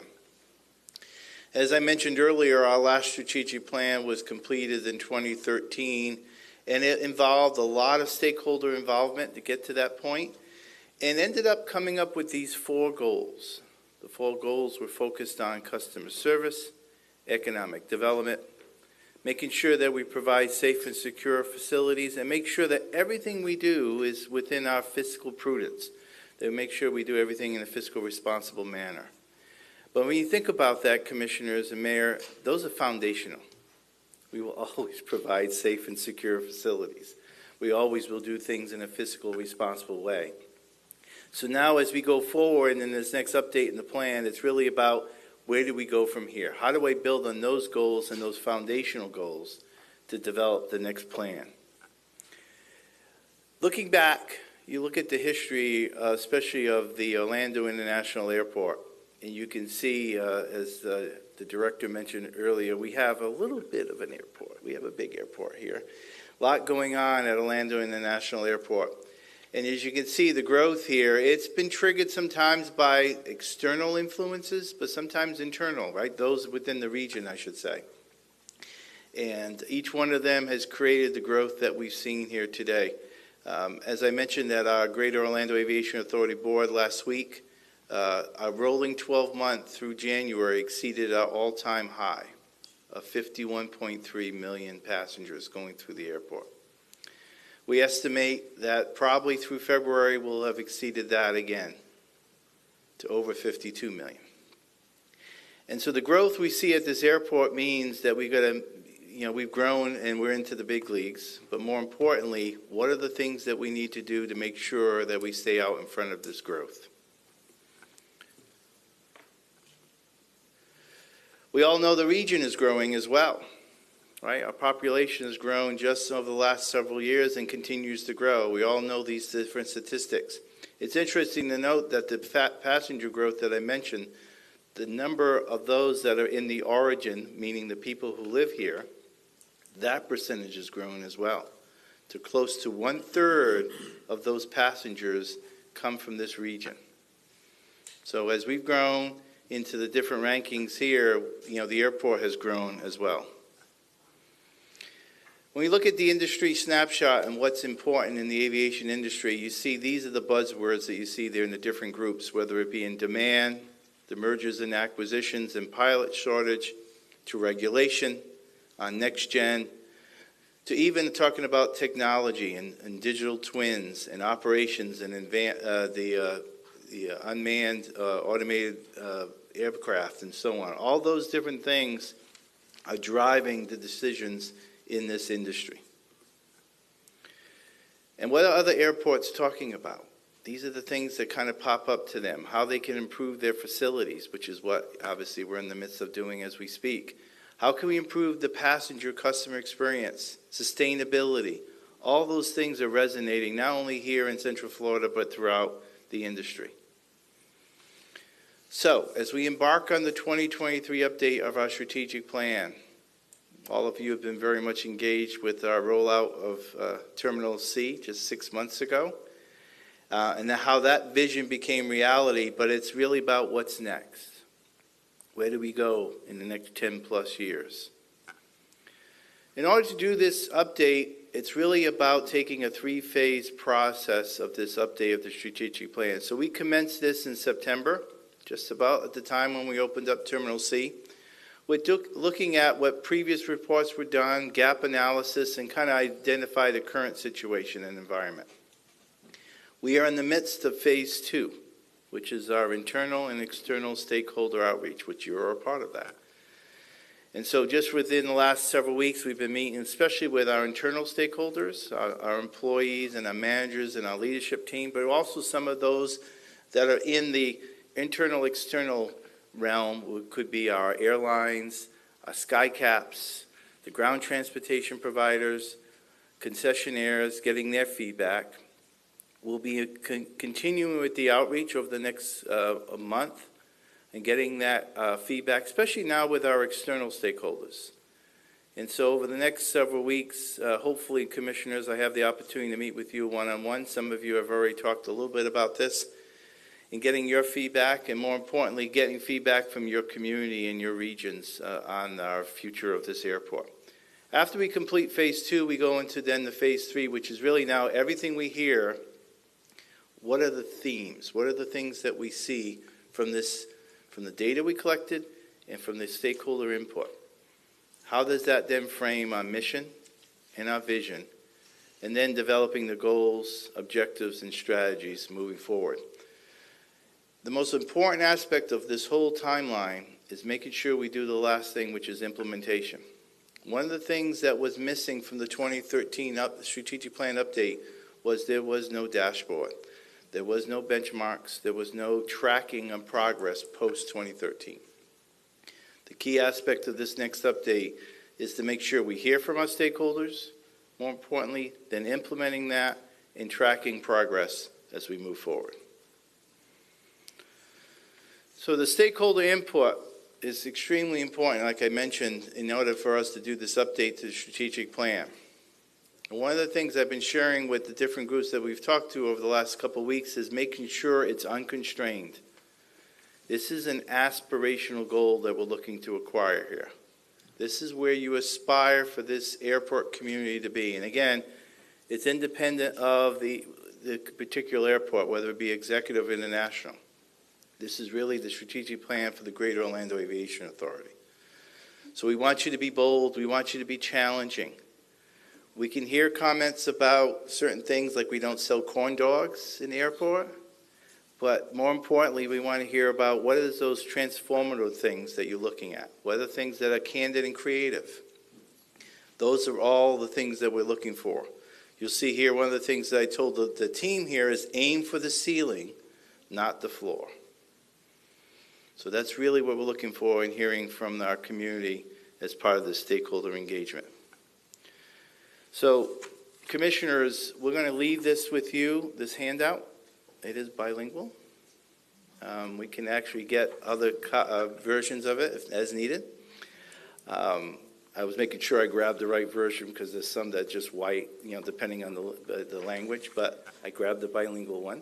But it's really easy, right? Most people have got a cell phone now. It's really the QR code. And based upon the version they grab, that QR code will obviously transcend to that language. But the other thing, too, is, and it's about 10, 12 questions. They're not closed questions. They're open-ended questions, so you have to provide some feedback in those questions.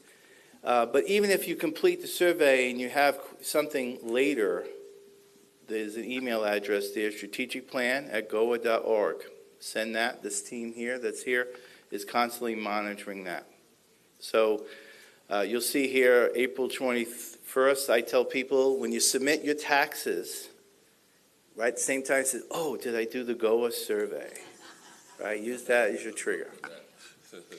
Or vice versa. I did the GOA survey, did I submit my taxes? Probably that one's a little bit more important. But anyway, so it's really important for you to get this. We actually have extra copies for your constituents as well. Like people come to your office, you can leave them there, you can have them fill them out.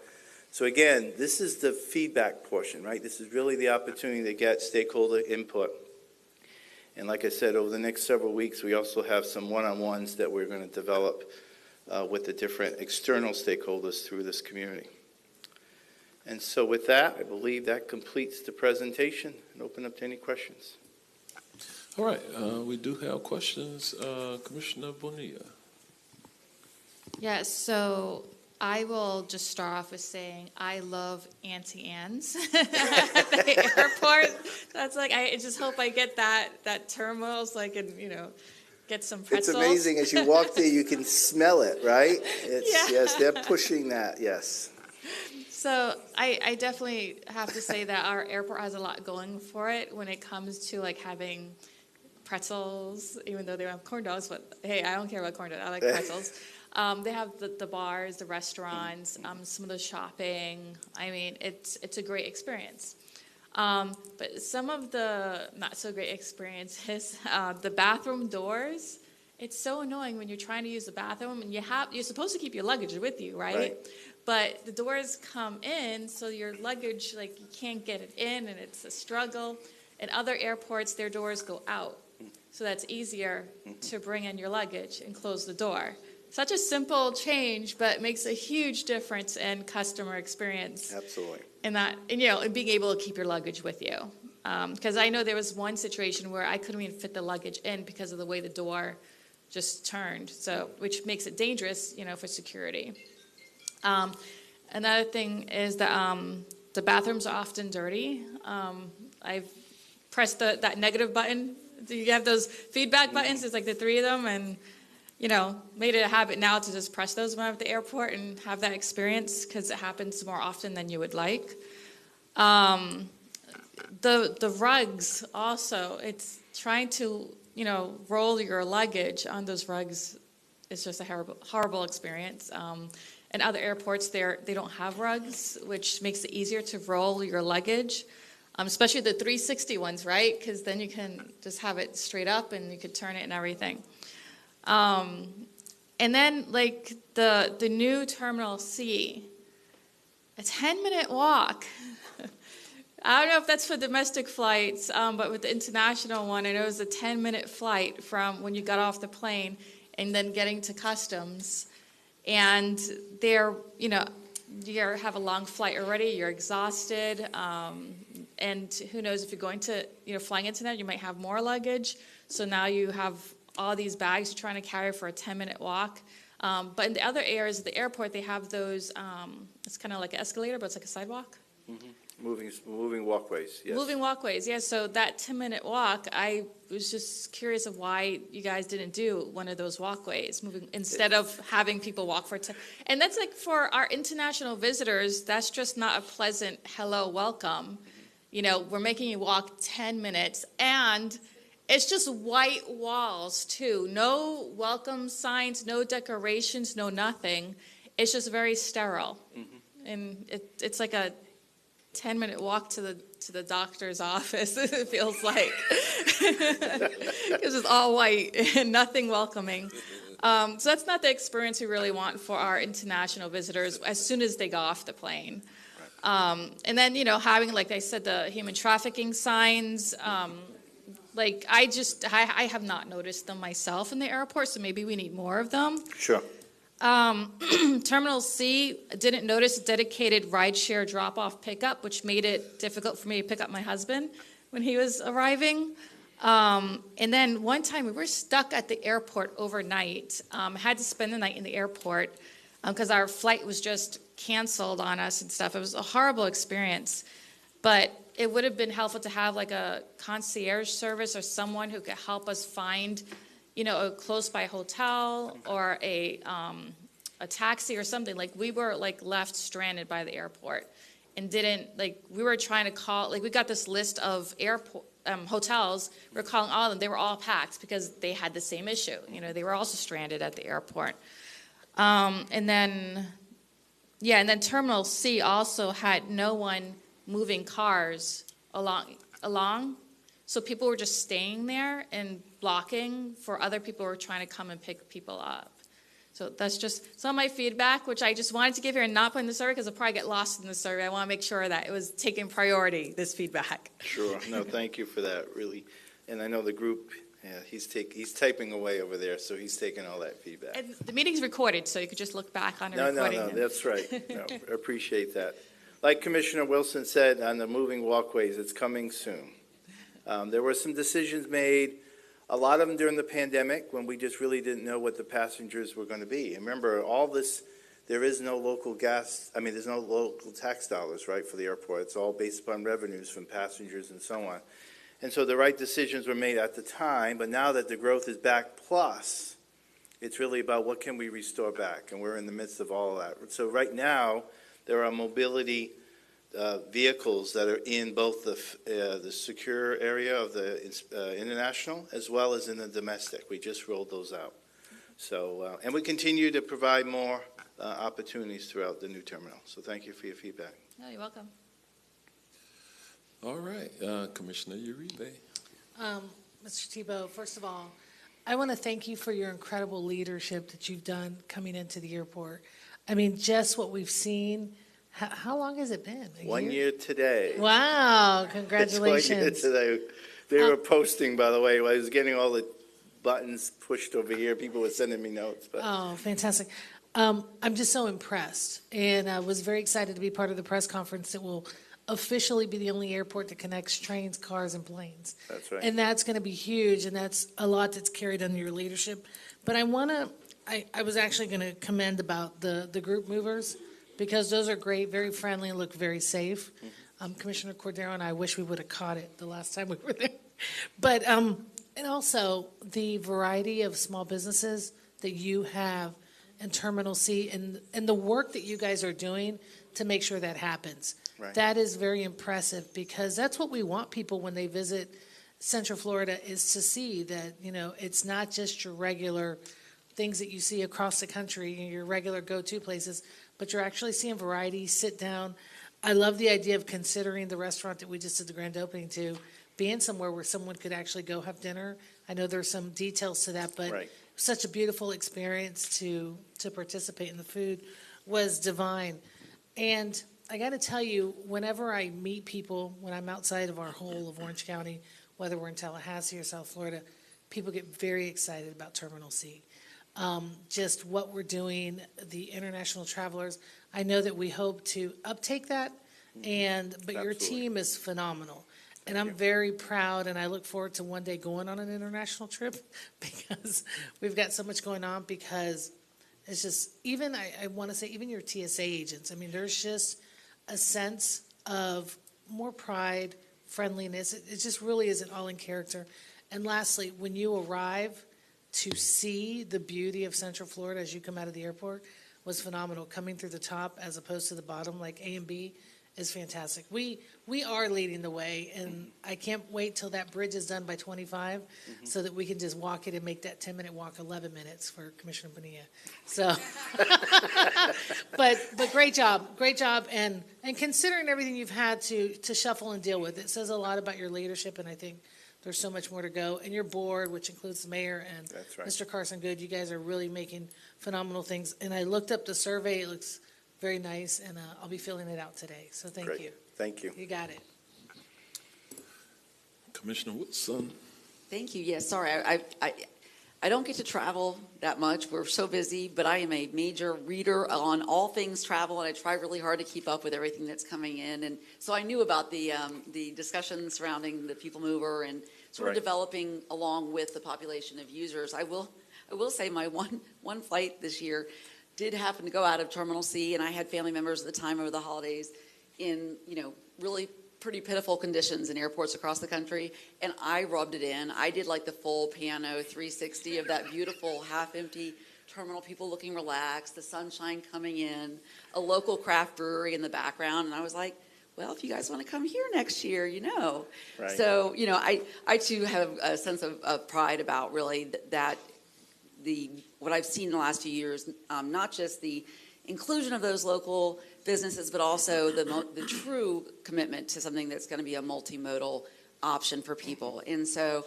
my question is, because I had my eyes against the glass to try to see if I could see the test trains coming in. How's it going over there? How's the neighbor doing? And any news on connecting everything?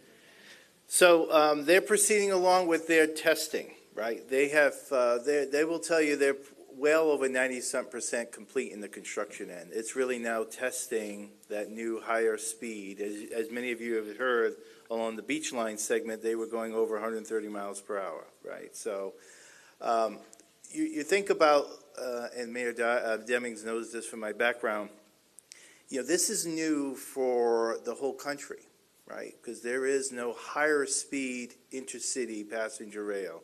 So for the Federal Railroad Administration, as well as Brightline, they're working on those test cases kind of concurrently. And what should they be looking at? And that's what they're doing right now. And they want to make sure that when they go live, it's as the safest they can make it. And that's what they're doing. Well, I, for one, am very excited about it, and I just, I thank you for your work and for your communication with us on these things, and I, look forward to seeing you out there. Thanks. That's right. Thank you. Commissioner Scott. No question, just a comment. You guys are doing a great job, and just personally, I'd share feedback. Some of the changes you implemented when it comes to the baggage room from my former colleagues working for an airline and working for TSA are well received. So just keep doing what you're doing, and look forward to coming out there and throwing a couple bags. Yeah, anytime. All right. All right. Well, a lot of great things happening. Congratulations on the rolling 52 million. That's right. And congratulations on 1 year at our airport. A lot has happened during that year, hasn't it? It was a busy year. We had a couple of storms. Yes, and thank you for a great team of Yes, we do. workers that support you out there. So we look forward to the future. There are no other questions, so thank you for your presence this morning. This is the final item, I think, before we break for lunch, and this is a commissioner's report. Commissioner Bonilla, you're recognized at this time. All right, thank you. So I have some handouts for everyone because I know in the agenda was included the 2019 resolution, the 2022 analysis, and the draft administrative regulation. But later on, I got the chart of the comparison between the plan and the administrative regulation. So if you could, no, if you give it to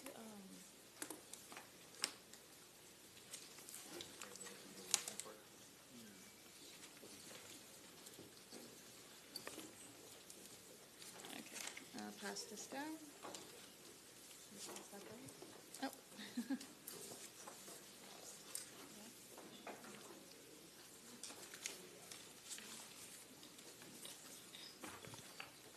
All right, so I have the commissioner's report, and I'll just go through this presentation here.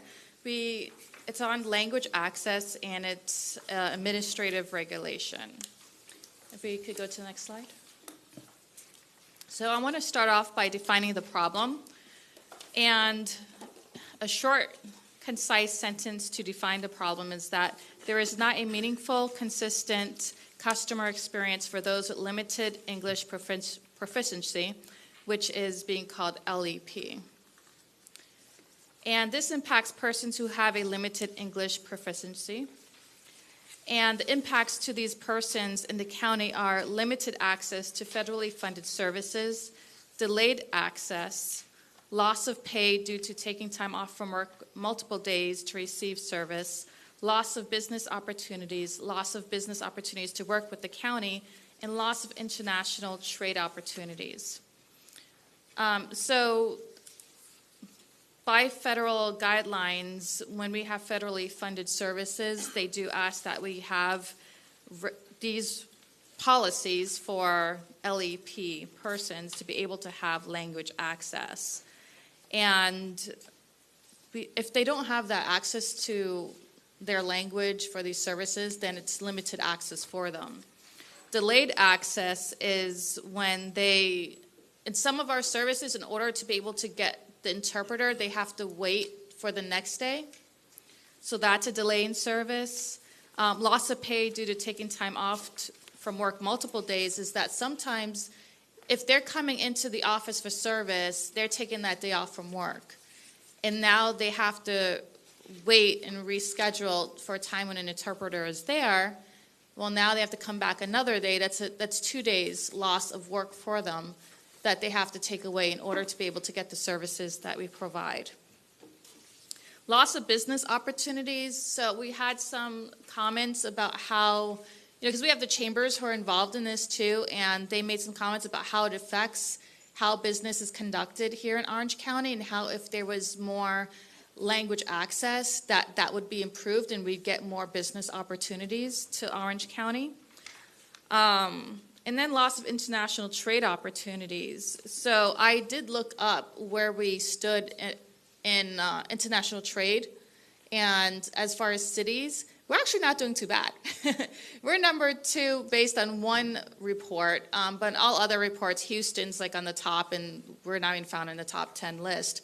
But in this one, we're in number 2. Miami's number 1, and I thought that was very interesting because whenever I was out of the country and I talked to them about, coming to the United States, their top 2 was Miami and New York. And I'm like, why? Like, Orlando's so great. Why aren't they having Orlando as their number 1 place to go? So I always wondered that. And I'm wondering if it's because of Miami being on the top of the list for international trade. They have, and I wish the airport people were here now, because in their airport, they actually have the most direct flights to other countries, which it contributes to that. And they also have 2 shipping ports, which contributes to that as well. And in relation to this, they do have great language access capabilities in their county. So I'm just going to say that's probably another reason why they also have a lot more business and international trade going on.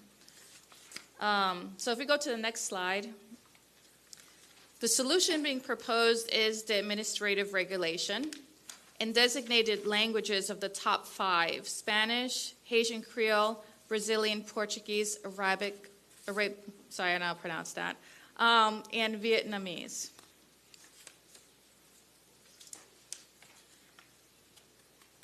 And the top outcomes for the county, if we have what we provide, and so right now we have, and I'll come back to this in a moment about the resolution, but if we do an administrative regulation, the top outcomes for our county will be reduced wait time for access to services from over 24 hours in some cases to immediate. So this is improving our customer experience for those who are LEP. The next one is cover more languages that are not currently covered, which will increase access to more of the LEP population. Going over what we have in our resolution, it's mostly about Spanish, rarely about Creole, and doesn't mention other languages. So with this, that it will cover those top 5 and still be able to also provide opportunities for other languages. Another one is increase the knowledge of county directors, managers, and others of the expectations and processes for providing meaningful access for LEP persons. So before I started working with the stakeholders, I wasn't even aware that there was a resolution or an analysis. And I have to say that I feel some shame in that because we voted on it. It was in our consent agenda, but I mean, we have so many things going on. I skimmed through the consent agendas, and, you know, yes, I am feeling shameful about that, that I did not know more about it. And the thing is that others didn't know about it either. So I wasn't the only one. And so by having this in administrative regulation and also putting in place actual procedures into the administrative regulation puts this in the forefront for all of us so that we are all aware of it. The next one is consistent service across all departments and divisions. So by what I just said, by having these procedures in there in a way that we all have access to it and going above and beyond in how we're implementing this, there'll be consistent service across all the departments and divisions. Because like right now, if you look at the analysis, it says 18 divisions are providing language access materials, but 10 are not. So it's not consistent by the county's analysis across the county. Consistent availability of translated documents and communication across all departments and divisions. The resolution as it's written now in the plan does not provide for consistent availability of translated documents and communication. So the administrative regulation corrects that and makes sure that there's uniformity across the whole county and all divisions with documents and communication. So in the next slide, we have the timeline. And so this is where, we could talk a little bit more about where or when the resolution and analysis came into play. But I wanted to go over the timeline just to show what the community has done over the years in order to advocate for themselves when it comes to language access. Between January to May of 2018, we had Mayor Jacobs who would not time the monolingual Spanish speakers. They were allowed to speak and have translation. So, sorry if I have like some grammar errors in some of this stuff. It's not that, I'm not proficient in English, but we were just doing this like late at night and putting this stuff together. So, we had Hurricane Maria and a lot of people coming from Puerto Rico at that time, and they didn't speak English, and they needed the help of the county and was asking for lots of assistance, but they didn't have during the meetings, they weren't allowed that translation time that they now have. In May 2019, members of the Mayor Demings Housing for All Task Force asked for minutes and records to be made available for Spanish speakers, and the mayor accepted, and those minutes are available. Somewhere along this 2019 timeline, we had the resolution come on our agenda and the consent agenda. And in August 22, 2019, we had a letter from Maria survivors as part of Palante por Más with Organized Florida to ask the mayor regarding insufficient time for public comments translation at the PCC meeting on August 20, 2019, and Housing for All Task Force on April 12, 2019. The mayor responded with an email to all commissioners and county staff ensuring that equal time was given for translation, 3 minutes for speaking, 3 minutes for translation, or the 2 minutes, 2 minutes. The translation box was added to the speaker's sign-in sheet, allowing speakers to request translation as well. And then summer of 2020, 22 to January of 2023. And within this 2022, the analysis came out of how we were doing on language access based on the resolution as well. So various county board meetings where monolingual speakers and others discussed the need to include language access to be in the Tenant Bill of Rights. Access to notifications in Haitian, Creole, and Spanish were included in the ordinance, but the services and workshops provided in the new Office of Tenant Services were not. Public speaking, mayor permits bilingual speakers equal time to translate the testimonies so that the audience members could understand what was being said. And in February, which was last month, monolingual Spanish speakers engaged the county on a need for codification language in the Tenant Bill of Rights. That was the first time there was a discrepancy for translation with only 1 minute added to the public speaker being translated.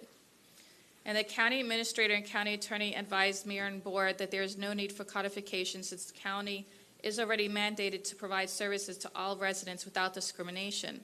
There was no mention to the existence of the Title VI resolution and the LEP plan at that time. Mayor Demings directs staff to look at best practices and go from there. I'd like to state, as you can see through this timeline, that Mayor Demings was very willing and trying to do his best in making sure that there was language access and translations at the public hearings, and also with the minutes that from the Housing for All Task Force. So, Mayor, whenever anyone asks for something, you did your best to try to provide that. I just want to recognize that. And I also want to recognize and thank, the county staff. So county staff, without direction from the board, they went ahead and put together this resolution, and they also went ahead and did the analysis. And so that's something that they did without us telling them to do it. I'm not sure if they were, because I tried looking, but I'm not sure if they were previous resolutions prior to 2019. And I did request that, but I'm not sure if the staff member got my emails because I didn't get a response. I just have to recheck that. Maybe she didn't get my emails. But I couldn't find anything before 2019, and I couldn't find any other analysis. I looked in the comptroller's website to search for these documents. And just from I did have a meeting with staff and the attorneys and Byron Brooks on Friday, asked some questions, and from reading the resolution, the only thing I could determine is that the resolution probably came from some directive of the federal government because of federal funded services we were providing and, FDOT and USDOT. So I want to recognize the stakeholders as well who are involved because they've done a lot of work on this. They're the ones who brought this to me, and they did all the hard work. I'm just doing my job as a representative, representing the people and bringing it to the board for enactment. So we have, and excuse me if I'm pronouncing any of these wrong, Ariel Ministries, Aspen Community Church, Black Alignment Group, Central Florida Brazilian American Chamber of Commerce, Central Florida Haitian Coalition, Central Florida Jobs with Justice, Central Florida Labor Council for Latin, American Advancement, Chispa, Florida, Christ International Church, Community Justice Project, Covenant Heart Fellowship, Faith Temple Church of God, Farm Workers Association of Florida, Florida 1199 SCIU HWE, Florida Brazilian Citizen Council, Florida Immigration Coalition, Florida Rights Restoration, Florida Rising, Florida Student Power Network, Fusion Pastoral Counseling LLC, Hablamos Español Florida, Haitian American Art Network, Hazel Counseling Center, Hope and Justice Foundation, Hope Community Center, Hope Fellowship Church, Iglesia Lake Buena Vista Seventh-day Adventists, Latino Justice, Lifetime Community Church, Mi Familia Vota, Nuevo Sendero, Orlando Center for Justice, Pan American Behavioral Health Services of Florida, Bored Latinx, Florida, Poor People's Campaign, prender el quinqué. Thank you.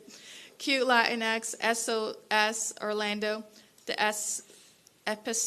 of all the words, Episcopal Church of St. John's the Baptist, the Faith, Healing, and Justice Institute, the Gathering Place, Unite Here, Local 737, Brazilian American Chamber of Commerce. And the reason I read all the stakeholders because they all really met several times working together on this administrative regulations. And it's so important to recognize that that was happening from all sorts of backgrounds, nationalities, because they're the ones experiencing this. And so this comes from their collaborative effort, making sure that their customer experience at the county from the time they walk through the door to the time they leave the door is a great experience here at the county. And I also want to say, there was someone who spoke about, what was it? I think it was that the counseling that he provides and just the experience that people have in their past and families have gone through that, affects, their language and their culture. And I like to say that I'm actually a victim of that. My family came from Puerto Rico to New York in the 1950s. And there was a lot of discrimination, and my grandmother was discriminated against, so she learned English as quickly as possible. And when she had her kids, it was like speaking only English. You didn't even teach them Spanish. My mother had me before she learned Spanish. She learned Spanish later on after she had me when she was an adult. So I was raised without learning Spanish because it was all English spoken in the household. So I lost that culture. If you try to speak behind my back, though, in Spanish, I will understand every single word. I just won't be able to respond in Spanish, except for some bad words, probably. But so, I wish that I was very fluent in Spanish, and it's not for the lack of trying. It's just for me, it's just hard. But I hope to remedy that soon. So the analysis that came out, just some top highlights of that. There were 18 divisions reported having resources available, 10 did not. The county must improve documentation of the types of documents translated. There's a need for additional training of bilingual staff to be competent translators. And most materials related to individual rights and other forms are not translated, and other lack of translations across the county. These come directly from the analysis, the 2022 analysis from the county. And so I would go to the next slide, which really isn't much. It just says, review of comparison chart. So the other document that was in your folder, if you open that up, is a comparison chart that one of the attorneys from the group that had spoke, Babette, had put this together, and it's just amazing because it's a quick review of all the items and for you to be able to see what's the same as the plan and recommendations and what's in the administrative regulation. So if you go through this, and I'm not going to go through everything, but the majority is the same, but it does go into a little bit more detail of different steps and procedures that could be done so that, like I said, they would have that great customer experience as soon as they walk in the door and to the time that they leave. And I'll just say, that's without leaving, waiting for interpretations, coming back, and having another in the door, out the door. So it's like as soon as they walk in, they're serviced with the language that they need to have access to. Let me see, just looking to see if there's anything I should highlight in here. But I will say that what I am asking for today is to have a work session to give staff the time to go through this. But like I said, this comes out of the resolution that was already put together by staff and has recommendations from the 2022 analysis that was also from staff. So I am ready to just hear any comments. Is that a motion? I did not make a motion. Just for discussion. I just want to not get an item feedback. agenda for action today, but just to give direction to staff. Commissioner Bonilla, if if you're finished, I'll make some comments. Yes. I do think that there's wisdom in what is being brought forward today.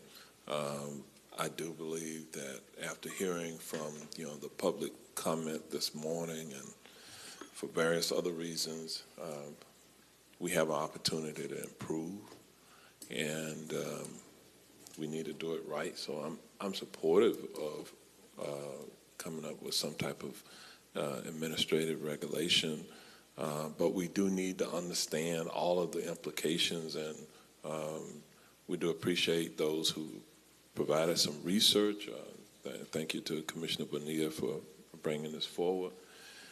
From here, it is my intent to have staff, I'll listen to the county administrator about the time of when we have a myriad of issues, complicated issues that is coming before the board, and just seems like sometimes not enough time. We have some budget work sessions and a number of other things that are going to take up a lot of our time. So, I don't want to cut off the conversation with the commissioners, but what I am going to do is direct the county administrator to kind of take a look at the plethora of all of the things that we have to deal with, and then as soon as we can get the research done, there's some legal ramifications, there's some federal directives. We have a state legislature that is in session. There will be, no doubt, some potential new laws passed at the state level that we'll have to take into consideration, and then our own local experience, and bring that back before the Board of County Commission for a full work session. And if we're going to do this, I prefer that we do it right. We get it right the first time, and then to institutionalize this effort across all departments and divisions. It's going to take some effort. We have been very, very intentional about hiring and recruiting and promoting a diverse workforce that is reflective of our broad community. And that's the good news. I like to brag all over the country and all over the world about Orange County and the collaborative spirit that we have here, and this kaleidoscope, this wonderful kaleidoscope of cultures and people from around the world that's in our community that is all desiring to share in the broad-based prosperity of our community. It's a great thing to see happening. So Orange County government, if you look at this board and this diversity of the board, probably one of the most diverse boards that we've ever had in the history of our county. And so there's representation. So to those of you who joined us here in the audience today, thank you. We are your representatives. We are the people who care immensely about you, and we want to make certain that in the delivery of services that we are effective in the delivery of those services. So just understand that big county, but we're moving forward, and I'm just interested, Byron, I don't know how much time you think you all need to kind of, we depend on the county attorney's office. They're our legal advisors. Other attorneys can speak here and what have you, but they're our legal advisors. That's what the charter calls for, and that's what I call for as well. And so we need to have them put some fresh eyes on some things. We need other team members to put some fresh eyes on things and give us the feedback from this very, very diverse staff that we have as a county. So, sure, Mayor. And I appreciate what was pointed out, and that is we do a number of things right in terms of the services that Orange County provides, and There were samplings of that throughout in some of the information, some of the conversations as well. Certainly not to point out or not to overlook those things that can be improved, and that's what we want to do. We want to do the proper assessment so that we really can identify where we have gaps. So, for example, I know there have been some concerns. Some are more hypothetical. I think the good news is incidences of anyone having any difficulty in receiving service or denial of services has been rare and typically not something that has been quickly remedied. And even some of the reporting the information, so for example, of those 10 departments, some of those were just purely internal facing. They weren't public facing type of departments or divisions where there may have been lack of translation services. But our desire is to indeed meet the expectations. But to do the proper analysis while also managing a very heavy workload to fulfill the requirements, the priorities, the work program that the board has already established. Mayor, at the earliest I can anticipate us being able to come back would be August, and the August board meeting would be that time frame. But again, the good news is during that period of time, it's not like there's been any suffering of service. No one has been in a position where they've come to Orange County government and not been able to get services. We have a number of bilingual speakers. Obviously, one of those items is to expand the number of languages. So there are 2 languages that currently we don't provide language. But Orange TV, our translation service, you can access most of our websites, our Orange TV services, materials. We have a process in place where someone can ask for someone to speak who speaks another language. So we have a number of good things in place. So the time frame that requires us to do the proper analysis I think this board would like to have could be accomplished within that time frame by by August. And again, we're in a good position that no one is harmed during that period of time because we aren't in a position. Orange County government has made investments and do a number of activities now that has been very effective in ensuring that services are being delivered to the citizens of this county. And I just want to be clear on what you're saying. There are some things that certainly we can improve immediately, where we can, move the needle. But the finalization of an administrative rule or directive, that's something different. But my expectation is that we begin immediately in the directive to all department heads and directors and the subunits is look now for those opportunities to make sure that we are moving forward with advancing our website. We want to work on that.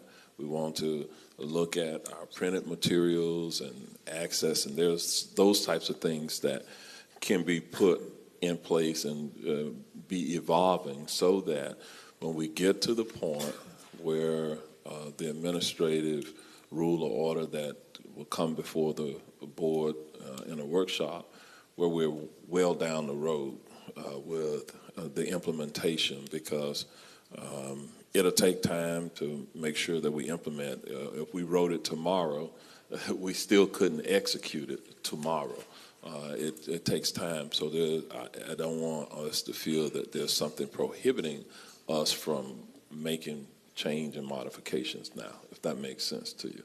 Okay, and I think that's the feedback. I'll go to the board at this point to have further discussion, and Commissioner Wilson is always quick draw. She's before anybody ever starts, she hits her button. So early. Yeah, so Commissioner Wilson is up first, and then Commissioner Scott, Commissioner Gomez, and then Commissioner Bonilla will come back to you.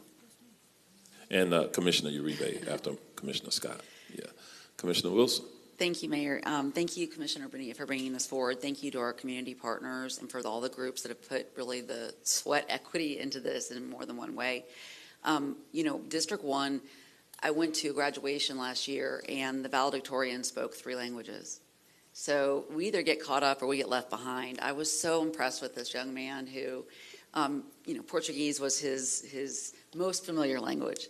But, I just thought I am so completely behind the times on this and wish that I had learned early on. And it's a struggle now as an adult. But to your point, Mayor, and I appreciate your support as well moving forward and looking for these opportunities, I just want to make sure I understand the need to have it placed on a calendar and thoughtfully vetted so that we're doing things that aren't either struck down in a court somewhere or that run afoul of some law or that aren't doing what we are promising to do. So I really do understand that. But I think having a little bit more concrete, firm understanding of what we can achieve right now, right? So you mentioned the website. I think that feels like what should be a pretty easy fix, one that we wouldn't need to adapt regulatory scheme for. But, I think looking at that and then looking at which departments are providing access or have materials and which ones aren't, to me, when I kind of zoom back a little bit on that, it makes me think, do we have a way to audit this, right? Is there a way for us to actually get a snapshot of the consistencies or inconsistencies in the comptrollers here? So, would there be a value in breaking this down in an audit form? Because I think, the directive from the board to our staff, and they're going to hear that and they're going to do it, to find opportunities to make sure that access is part of the forward-facing public engagement. But sometimes we don't know what we don't know. And so, I just want to be able to say, even when we get to August and we have more concrete, meaningful steps forward on the language of something, in the regulatory scheme, do we know that it's addressing what we're missing? So anyway, I just kind of wanted to make sure I was getting that. And I hear you on that.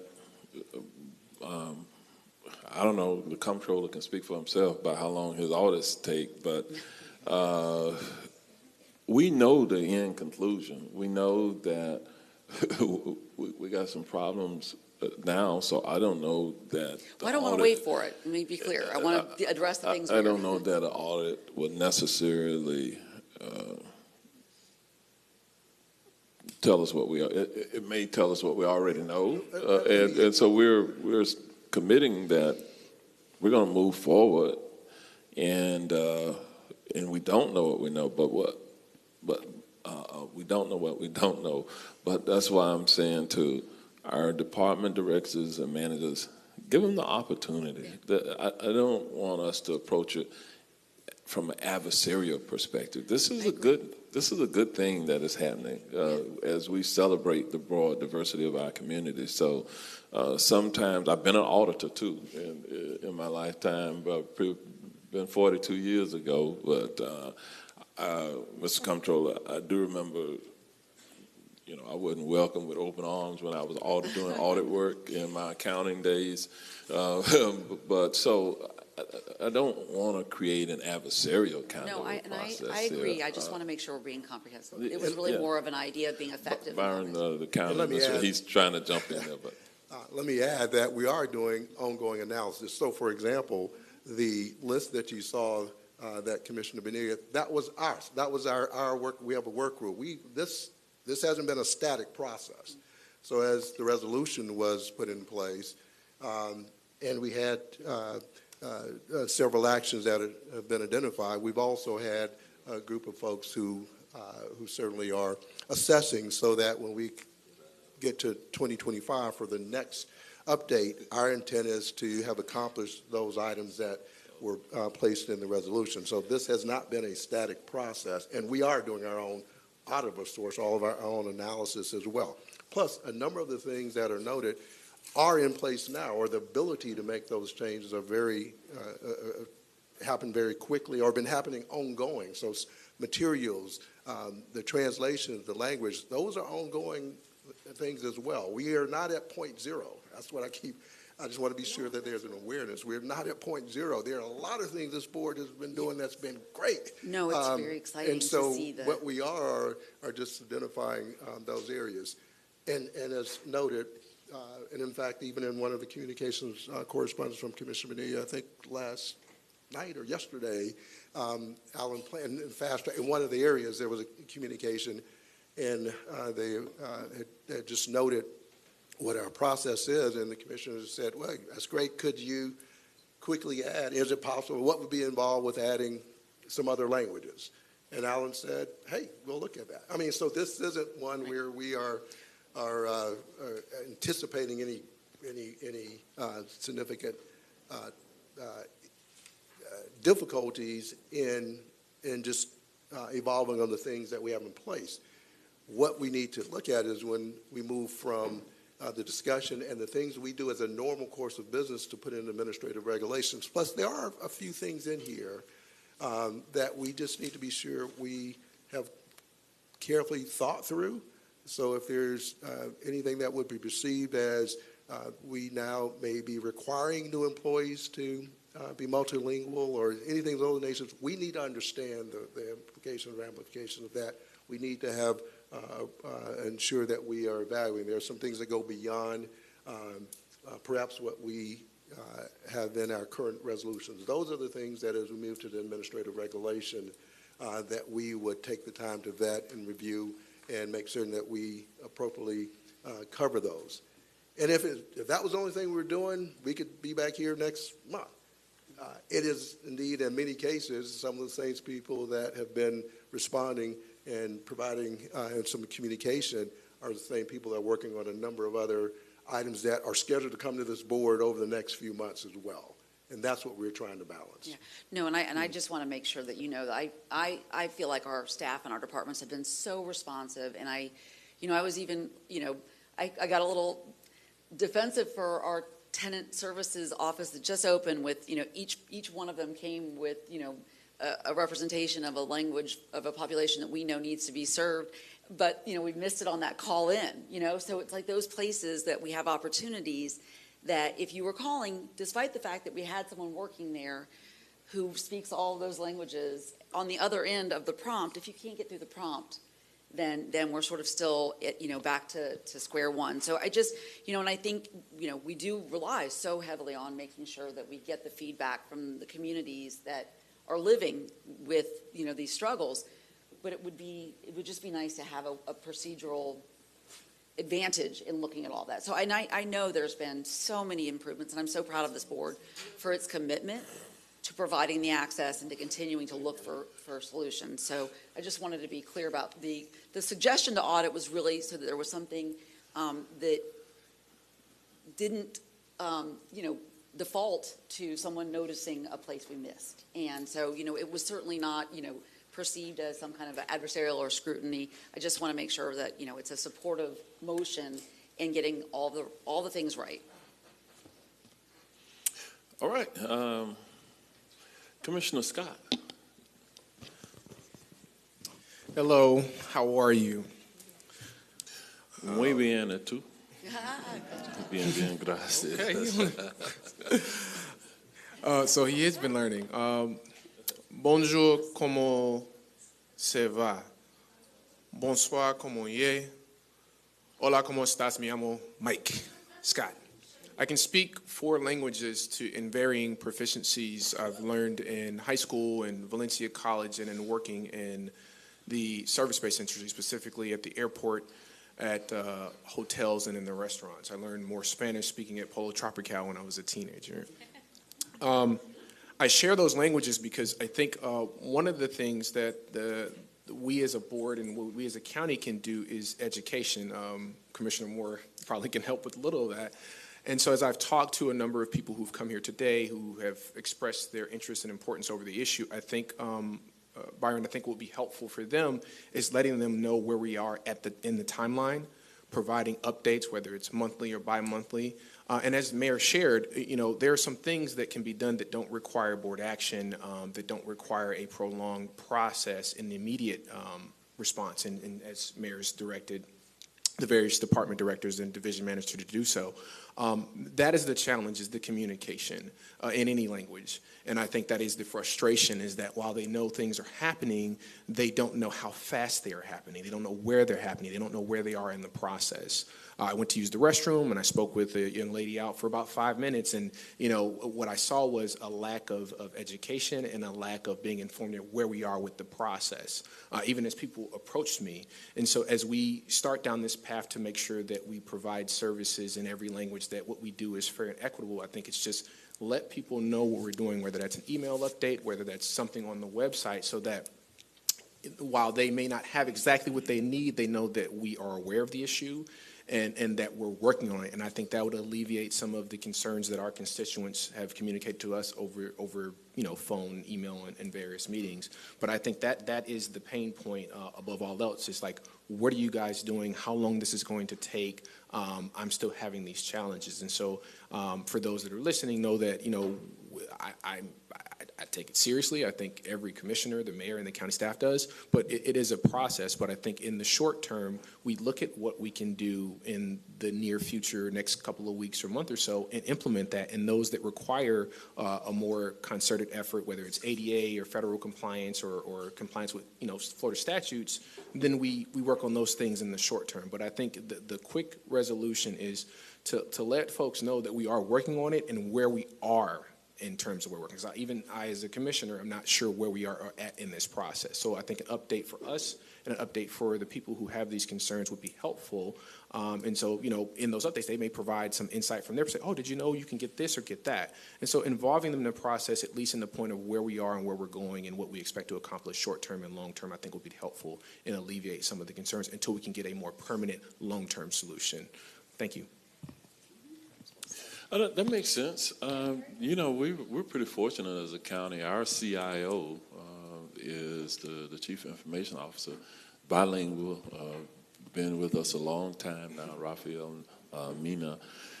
And so, for me, I would hope that he and his staff take a look at, the technology that we have. And some of this can be integrated right away in terms of our communications division. We just brought on board, we brought back to the county, what's the name? It escapes me now. The girl from who went to live for the chamber. Yeah, I know y'all know. She'll kill us if she. Yesenia. Yesenia. I'm looking at you like I know. Yetzi. Yesenia. That's what I was looking for. I know you all would get it right. Mayor, We just brought her back, and so we're going to integrate this as we tell the good news. We'll be integrating that into our processes. No, I was just saying that it's Rafael Mena, not Mina. Okay, Mena. Mena. Mina is the sheriff, right? Mena. So, see, my colleagues up here on the board, they've been teaching me Spanish, everybody, and I listen to them very carefully. They say bad words every now and then. I want y'all to know. Thank you, Mayor. Commissioner Uribe. I don't say bad words in Spanish, only in English. No, I'm just kidding. First of all, I want to just say, what a beautiful sight this morning. I would be remiss if I didn't bring this up, to see so many cultures, Latinos, Haitians, Brazilians, come together. And I want to take this moment to say that we as Latinos need to start unifying more. There's too much separation between I'm Puerto Rican only, I'm Cuban only, I'm Colombian only. And today, I, being a proud Colombian and Argentinian descent, it saddens me when I hear, oh, you're not Puerto Rican. No, we're all Latinos. And you guys all came together today to stand up for Latinos and Brazilians and Creole, and that's what it's about. We've got to stop letting society separate us into groups. Oh, you're only Puerto Rican, and you're only Colombian, and you're only this. So first and foremost, seeing all the beautiful representation this morning really inspired me to say that. And Pastor and all of you, please help us fight this, because we're separating ourselves. in this community. I get so sad when people tell me, too bad you're not Puerto Rican. Well, you know what? I'm proud to be Colombian and Argentinian descent, so I don't feel like it's bad. Secondly, I would be remiss if we didn't thank our staff. Byron, your leadership, you have really, and the mayor, have moved the needle from when we got here in 2018 to where we are now. Can it be better? Yes. But have we moved tremendously? Absolutely. And I'm proud that we as board members on multiple occasions have stood here and championed for that to happen. So not everything is bad, and I don't like that message. We want better, okay? So we want more, but not everything is bad, because this morning, and I'm so glad, Erica said, Maida, when you call the tenants line, you can't get anything in Espanol. So I spoke to the tenant rep this morning, and they're already working on O Prima Número Dos for en Espanol. So that's already happening from your staff knowing how important this is to us. And she was right. I called and not thought about it, because English is my primary language, even though I am Latino, and realized it. So the first thing I did this morning, I caught her right here, and she said, Commissioner, that's easy to do. We're going to go work on it today. So we know that all the people who need help with tenant services very soon are going to have the option to hit number 2 in Espanol, okay? And then hopefully grow from there. I do want to echo that it'd be nice to know, Byron, how we are going.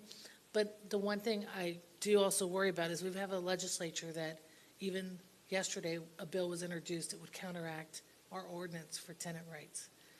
So that is always looming over us, with the notification and no longer allowing us as local government to have that. So already Tallahassee's taken away something that we as a board approved and put into place, where they're trying to. But we're seeing it. And multilingual is already a part of our society. It is just growing. My son goes to a dual language school, half a day in English, half a day in Spanish. And every country around this world are multilingual. We're usually the only ones that are singular lingual. And now you're seeing that change already, because my son's in a Harvard program at a school. And we've seen multilingual schools, dual language schools in Orange County. And you've seen it, and it's beautiful to see these children who, it doesn't matter what they look like, but they know multi-languages. So I think all of us are in support of this, but we respect what's happening in Tallahassee. We respect the laws that are in place and your due diligence and the team to get something going. But I do have to stand, and I want to challenge, well, a lot of you guys left already, but Erica's the lead to get it out and past her. Continue to find those loopholes, and instead of use it against us, come to us so we can fix it. And so we can continue to make this better. Because all of us here, that's one thing we agree on, and the mayor, is that we want it better. We never want anyone in our community not to be able to get access or information or the ability to help from us because they don't understand.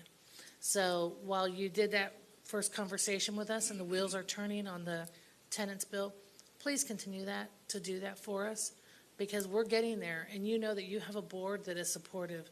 But again, let's unify ourselves. Let's quit letting society separate us, because it's hurting us more than not. So thank you. That's all. Muchas gracias. Commissioner Gomez Cordero. Gracias, alcalde. Gracias, alcalde. Good morning, everyone. I want to say that thank you. Thank you for all the effort and all the information, the meetings, Commissioner Bonilla, that have been brought up. I really like like you said, Commissioner, I'm talking. Excuse me. Okay. Permiso. Okay. All this form, amazing. Thank you for putting it all together. And I want to say, based on the testimony this morning, Commissioner Bonilla, the one that talked, the counselor, his name is Geraldo de Jesus. And I want to say that what he was saying is really true.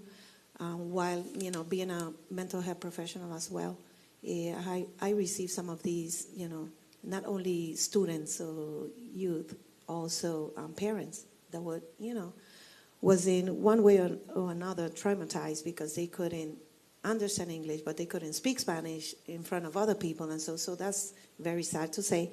And, Commissioner Uribe, I think we're getting unified. I think we putting things together, and I hope we can, see more of us around here.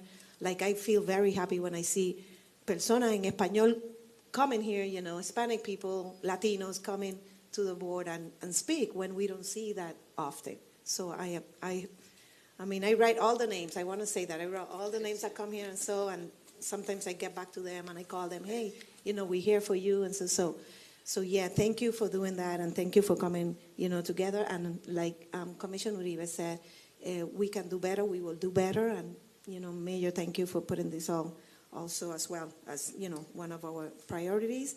And I am happy to see that, we can have access, forwarding with all the things that we will do. And thank you, staff, because I know you all doing, a great job to put this together. Thank you.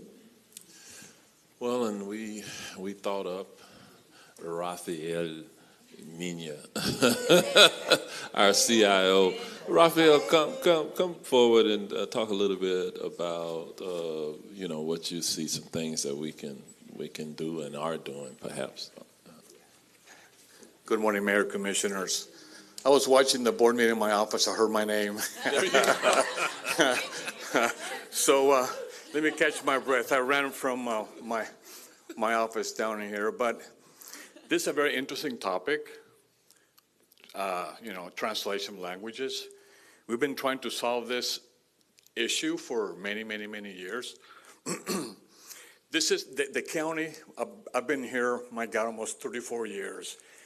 And the county's been very proactive in the past to work on providing services to citizens in multiple languages, specifically Spanish. We look at Spanish, Haitians, Vietnamese, Portuguese. When you call 911 and get translation services, those are pretty much the main calls that require translation services. The same thing at 311. We have contracts with multiple companies that provide those services to citizens in need. But utilizing technology to solve, translation services real time, it's impressive now. Those of us that speak multiple languages can see that has advanced so much. But in the past, what we created here in Orange County is groups of Spanish-speaking teams, because the thing is also you got to focus on who lives in that area, right? Because I was born in Venezuela. I speak Spanish, and we have certain words that are very different for Puerto Rican. They're very different from Cuban. So you have that other complexity that when you translate these things, you got to make sure that the language that you are translating, the words that you're using, is going to make sense to the citizens that are using your services. Our website has been translated to Spanish almost real time for the last 10, 15 years. If you go to our website, there's a button that says Spanish, and all the content of our website is in Spanish. Now, there's certain content, for example, legal documents will not be translated in Spanish, all right? But the vast majority of the content that the departments, directors, and divisions put out there for our citizens are translated in Spanish, and they happen almost real time. The trick here is that when you use technology, a lot of these terms will be translated to a specific language that you select. But sometimes when you read it, the translation happens. Sometimes you lose what the meaning of that sentence is. Once again, that technology has advanced a lot recently. What we have here in Orange County, you need a combination of the technology, that's how our website works, and human beings that read it to make sure that what's being translated makes sense. Sometimes the translation won't happen word by word, but then when you read the whole sentence, it does not make any sense. Right, Commissioners? So we have that hybrid model that is done with technology, but then you have human beings, expert translators, that will look at the content to make sure that it's accurate. We continue to work on those opportunities at 311 and 911. We focus on trying to hire human resources, people that speak multiple languages. We have a hard time hiring English-speaking people. So if folks that speak multiple languages, that's really, really hard to find. So that's why we rely on these translation services to help those citizens that do not speak English. But we continue to work, we use Google Translate, we use all these tools right now to enhance that. But the reality is at this point you need that hybrid combination where you can have a human being actually validating that the information that's been translated is accurate. And we do that with our website as we speak. But we continue to look at models. AI, artificial intelligence, continues to get more sophisticated, and we're looking at those technologies right now to embed it into our services. But in the past, what we've done is we created committees of folks that speak, in this case, Spanish, proper Spanish. That's the other thing. You need to hire people that speak and write Spanish properly. And we selected all those documents that are key for different departments and divisions, and were translated and put on our website. We just got to continue to do that effort constantly. So when new documents get created, I heard the comment this morning about with the new office not having the Spanish version, the new tenant office. Yeah, we miss that. That's very simple to record a message and put that option in Spanish also. We have those capabilities. But 911, Mayor, one of the things that we've been trying to resolve, we have those capabilities of texting to 911. And that's a problem that worldwide we're trying to resolve, that real-time translation of a text to a specific language.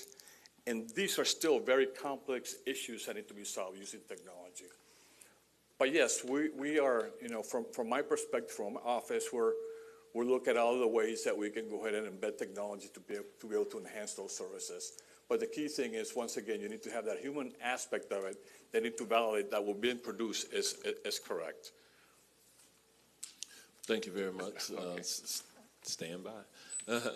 All right, Commissioner Bonilla, I think to kind of wrap it up, thank you for bringing this forward. I don't know if you have any final comments, but we're going to move forward, and as we have indicated at this point. So, floor is yours. So I want to reiterate what was just said, that was also explained to me by the collaborators, that you can't just use Google Translate. You really have to look at, what's been translated. And so, I'm glad that he brought that up, because that was one of the issues and one of the things that they were concerned about with the implementation, that would be taken into consideration. So I just a couple of things. I definitely have seen, it's just amazing how everyone's come together. And I'll say, things, as we diversify more and more, everyone's just become more collaborative, working together. And I've seen that personally, too, because I used to, when I would meet someone, a Latino, right, they'd be like, oh, you don't speak Spanish, shame on you, what happened, make me feel all shameful. But now it's that attitude has changed, and they're like, well, let me teach you. And now, I'll practice with you. Instead of that shameful, response, now I'm getting a helpful response. So things have definitely changed over the years here in Central Florida. I'll say when I did first get here, though, there was a lot of people look at you with these dirty faces if you speak Spanish. But, they don't do that anymore. Now it's just, we live in a international county now, it seems. It's just really, it's just in a short amount of time, it's just been so much change, and it's been amazing to see and witness and experience it myself. But with that also comes a lot of the hurdles and the changes and the adaptation that we have to keep up with. And we've had an assessment done in 2022 that shows all the places where we're failing. And, thank you, Byron, for acknowledging that. And I agree that a lot of these things could be taken care of today. There are so many things we could do today that would take 5 minutes to do, like update the fast track, add contact us, in a couple of different languages. That's like maybe a 5-minute update, but makes a huge difference to a lot of lives. And I just want to say that we don't want to get sort of like a place where it's like, we're doing good, we're doing good, and forget that, look, I know you're doing good, but we could do better, and here's where we could do better. So, just not to take it defensively and take it more in a positive way, that it's like, yeah, we appreciate everything you've done and everything you've put into it, but here's where we're failing and this is where we could do better, and let's work on it, and let's work on it together. And so I definitely want to see things happening now. I would like to get at least a commitment that our vital documents would be translated within these top 5 languages within a reasonable time. Because August is just, well, first of all, like back in February, we got 6 months as a time frame. What was that, February, March, April, May, June, July, August. Well, August, and we're still with the same August, which is good. But it's just that's too long, and I just say, like, we're legislators, we want to get things done. We don't want to wait a half a year just to get a work session, and then who knows how long after that to actually implement something. We're only here for a short time. We get 2 4-year terms. I mean, if we did one item at a time, then we'd only get 4 things done our entire term here. We really have to work on how we could better serve our constituents in a quicker amount of time.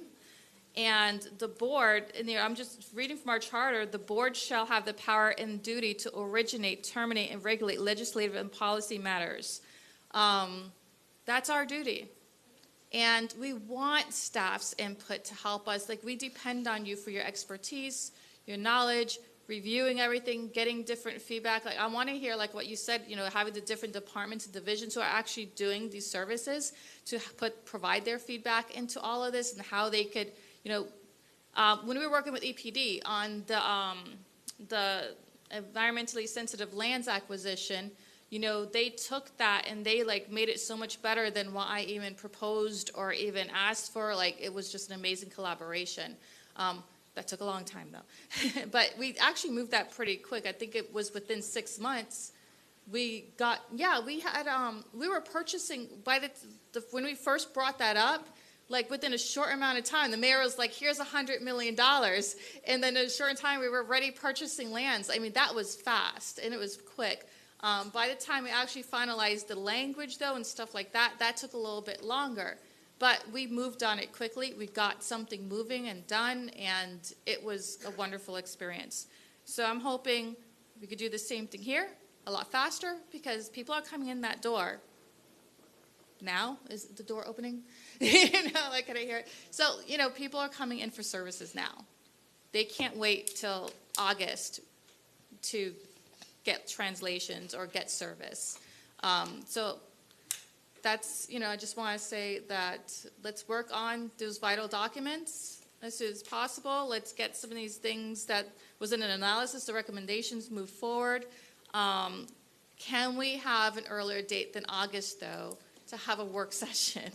And again, because we seem to be talking on 2 different paths.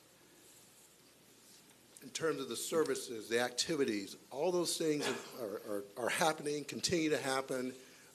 There are many services. I think it is about some communication, some education. There's things we do that I think people may not realize. So we've done a bad job. We haven't done as well as we can in terms of communicating. That's one of the first steps we can do, is a quick understanding of what we are currently doing and communicate that to the board and to the public. So as Rafael mentioned there, and I know in one of the conversations, when John brought up and said, they would say, well, we don't have it in Spanish. And John said, right here, you can connect on the website. And you're like, oh, I wasn't aware of that. There are things that we do now that we offer, and we want to be sure that we are communicating that. We do a better job of communicating that. With respect to the administrative regulation, which is what the conversation was about, in terms of actually doing the documentation, doing the analysis, That requires some time. And I wish we were only doing one thing a month.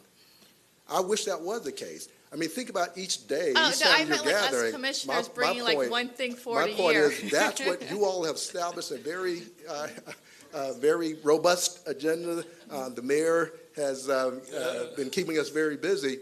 That's the issue for us is, and we're doing this in a marketplace, in an environment that staffing is very stressed and strained. I'm concerned about quite frankly, the workload and the activity that we have ongoing. And so we're just trying to manage that. That's one of our responsibilities. How do we manage what we can do and do it proficiently, do it very well? We don't want to do things that will put you at risk and not do it well.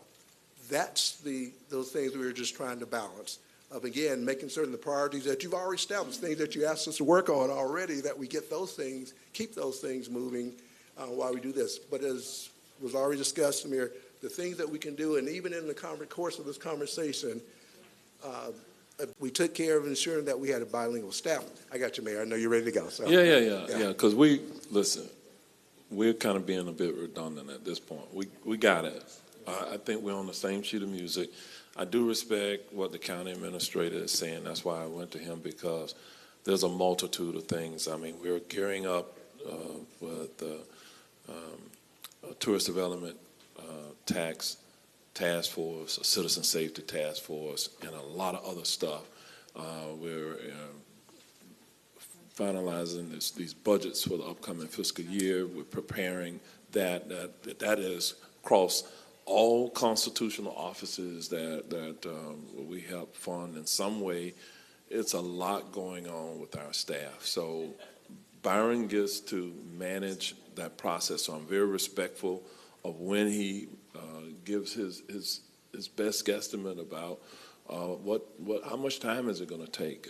But the commitment today from our board is to move forward, to do the things that we can. We can change immediately, but come back in terms of the formal process. We'll come back in August with the workshop. We made that commitment, and we're in this together. So with that, I would like to make a motion to bring this back in August as for a workshop. I don't think that, Well, but it's consensus. I'm It's making the not- motion because, like, when I've asked them, they said they can't do anything without direction from the board, so I just want to make We sure. have consensus of the board to bring it back in August, Commissioner.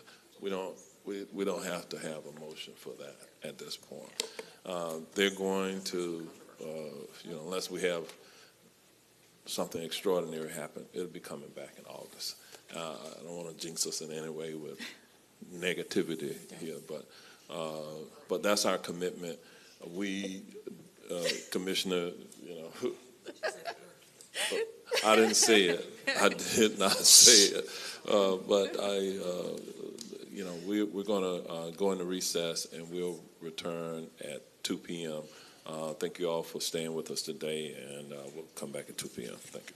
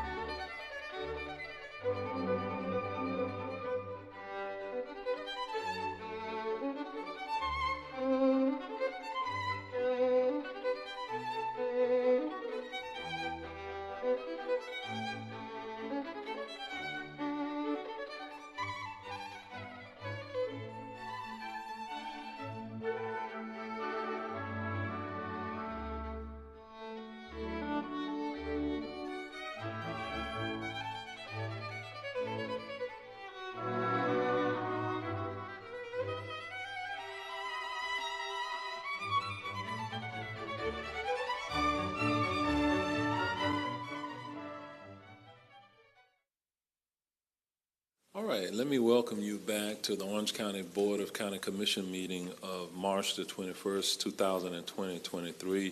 We're coming back from a short recess for our afternoon portion at this time. We're going to move forward on our agenda for today, and we're at the point where we will consider recommendations from the Board of Zoning Adjustment.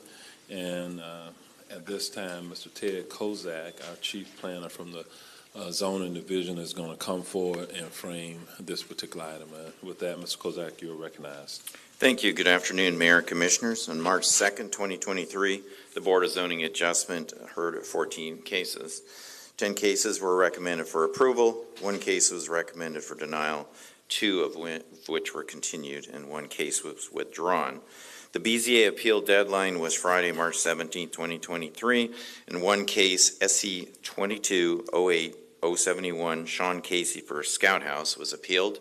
It's also my understanding that Commissioner Bonilla has requested the same case, SC 22-08-071, that same Sean Casey for Scout House, for a board-called public hearing to allow for community input. Community meeting has been scheduled for April 24th. Zoning will be requesting that case to be scheduled. So with the exception of the BZA case that was called up and appealed, we request that the BCC accept the BZA recommended actions and findings. Okay, with the exception of an item noted by Mr. Kozak, is there a motion for approval? So move, Gomez. Second, Uribe. We have a motion by Commissioner Gomez-Cordero and a second by Commissioner Uribe. All in favor say aye. Aye. Opposed, no. The motion passes, and it is a unanimous of the members of the Board of County Commission who are present at this time. Therefore, we'll move forward to the next item on our agenda for this afternoon. And this is item A1, and this is regarding a municipal service benefit unit. We'll open the public hearing on this item. I'm going to call on Ms. Ann Dawkins, the MSTU Supervisor of Special Assessments. You're recognized. Good afternoon, Mayor Demings, Comptroller Diamond, County Commissioners. A1, the Comptroller's Office would like to cancel today's public hearing for Fernway and Conway Estates. In addition, requests a continuance for a public hearing to be scheduled May 23rd, 2023 at 2 p.m. Okay, we have a motion to continue this item to May 23rd, 2023 for the afternoon session of the board. Is there a motion? So moved to continue the request. Well, you know, I do have to open it up because it was advertised. So let me back up. Are there any members of the public present who wish to be heard on this item? There are no speakers for this item, Mayor. Okay, then we'll close the public hearing and now entertain a motion. A motion to continue, please. Second, Wilson. We have a motion by Commissioner Uribe and a second by Commissioner Wilson. All in favor say aye. Aye. Opposed, no. The motion passes and it is unanimous. All right, thank you, Ms. Dawkins. And with that, then we'll move forward to the next item on our agenda for this afternoon. And this is item A2. I'll open the public hearing on this item, and Ms. Dawkins, you're recognized on this item. A2, this request is from a developer to establish the Highland Ridge MSBU for street lighting and retention pond maintenance, which consists of 79 lots. The street lighting assessment will be $170 per lot for operational expenses and administrative fees. The retention pond maintenance assessment will be $78 for operational expenses and administrative fees. This subdivision area is located in District 1. These establishing MSBUs for street lighting and retention pond maintenance will be effective November 1st, 2023, if approved today. All right, with that, this is an administrative item, so there's no applicant, but are there members of the public present who wish to be heard on this item? There are no speakers for this item, Mayor. Then we'll close the public hearing and we'll go to the district commissioner for a potential motion. Commissioner Wilson.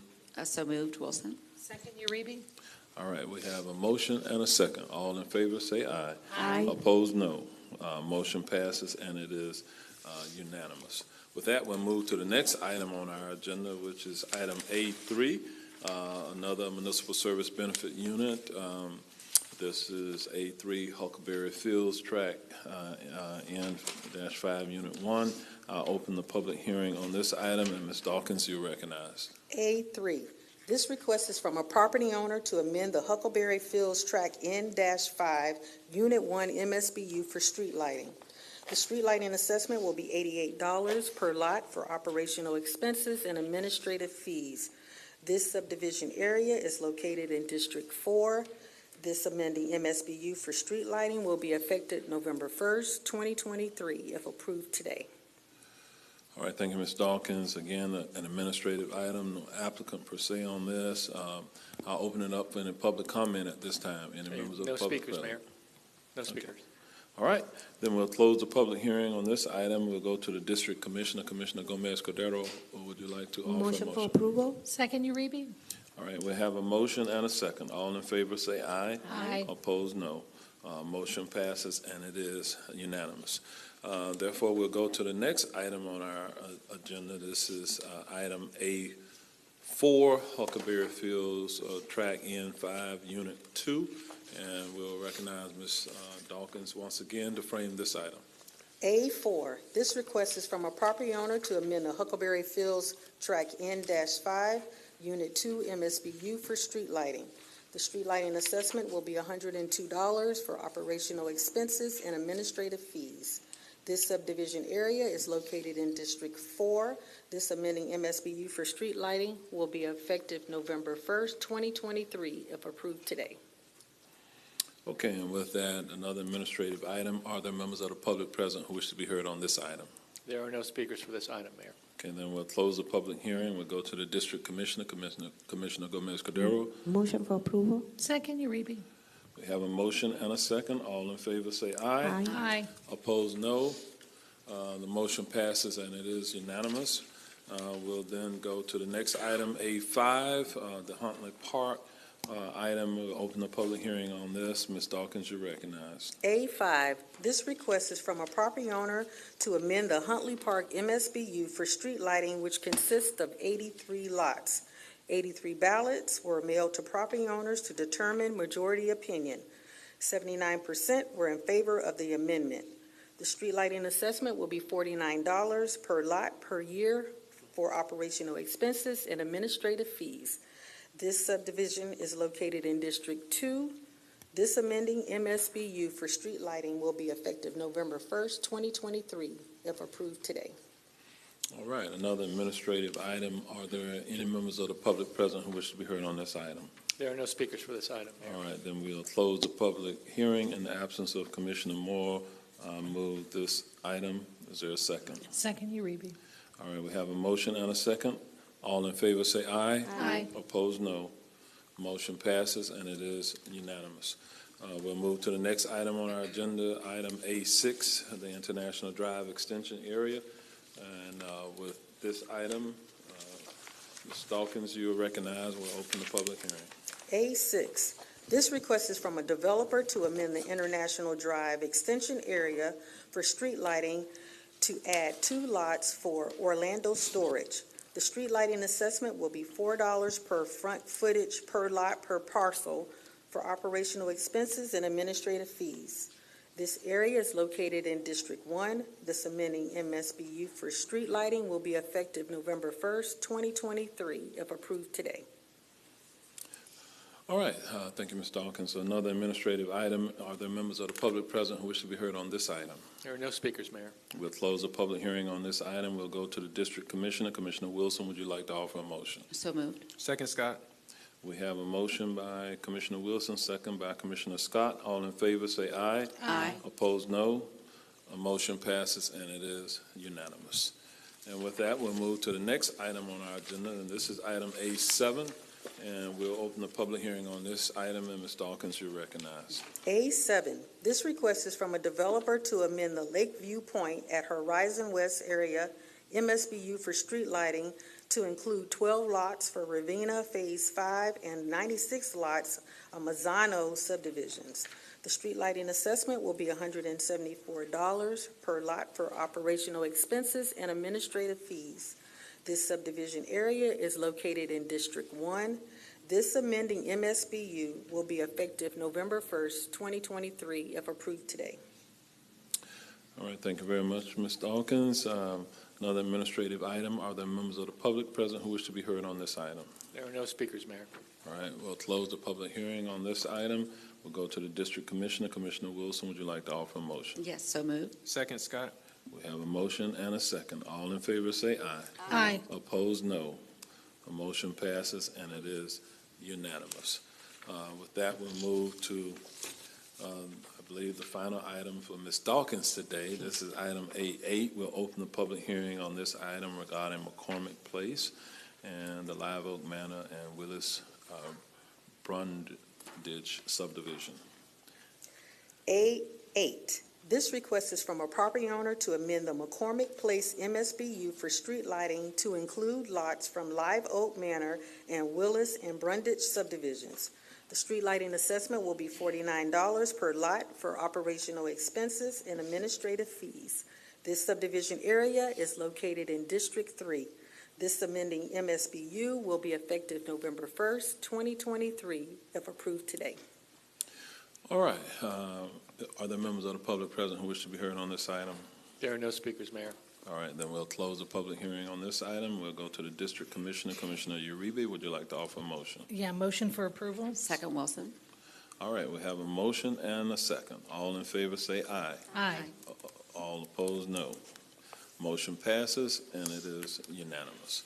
All right, thank you, Ms. Dawkins. Have a wonderful afternoon. We're going to move to the next item on our agenda, and this is a petition to vacate item B9. We'll open the public hearing on this item, and I'm going to ask Mr. Brett Blackadar, the Deputy Director of Public Works, to frame this item. Mr. Blackadar, you are recognized.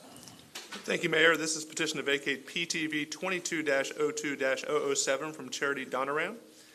The petitioner requests that Orange County vacate a portion of a 30-foot wide by approximately 630-foot long drainage easement that lies along the west property line of her vacant residential lot at 19704 Quinella Street in the Wedgefield subdivision. The property lies north of State Road 528 and east of Dallas Boulevard. The petitioner wishes to vacate to add the land to her property for future development. The Real Estate Management, Engineering, Transportation Planning, Roads and Drainage, and Environmental Protection Divisions have no objection to the request. All utility providers have signed letters of no objection to this request as well. Approval of this request will have no adverse effects on Orange County, and staff has no objection to this request. Our requested action is approval of PTV 22-02-007. The parcel is located in District 5, and I'm here to answer any questions anyone may have. All right, thank you, Mr. Blackadar. Is the applicant on this item present? If so, would you like to come forward and offer any comments?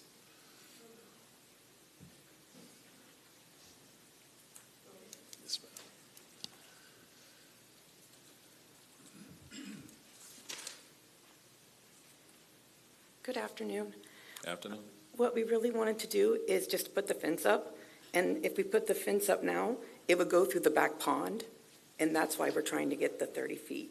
We're trying to be able to fence it in. We have a lot of kids in the neighborhood that are riding the ATVs and motorcycles through the property, and I don't want anyone to get hurt, so we're just trying to fence it in. Okay. And just for the record, we'd ask you to give your name and your address if you can. Okay, Charity Danny Ram. My house where I live is 229 Cassock Circle, Orlando 32824. The property is in Wedgefield, 19704 Quinella. Okay. And if you'll stand by for a moment, we'll open it up for public comment at this time. Do we have members of the public present who wish to be heard on this item? There are no speakers for this item, Mayor. Okay. And that there are no speakers for this item, we're going to close the public hearing at this time, and we'll go to the district commissioner, Commissioner Bonilla. He walked in just in time. If you have a motion regarding item B9, we're on B9. So moved. Second, Wilson. We have a motion by Commissioner Bonilla, second by Commissioner Wilson. All in favor say aye. Aye. Opposed, no. Motion passes, and it is unanimous. Thank you. Have a great afternoon.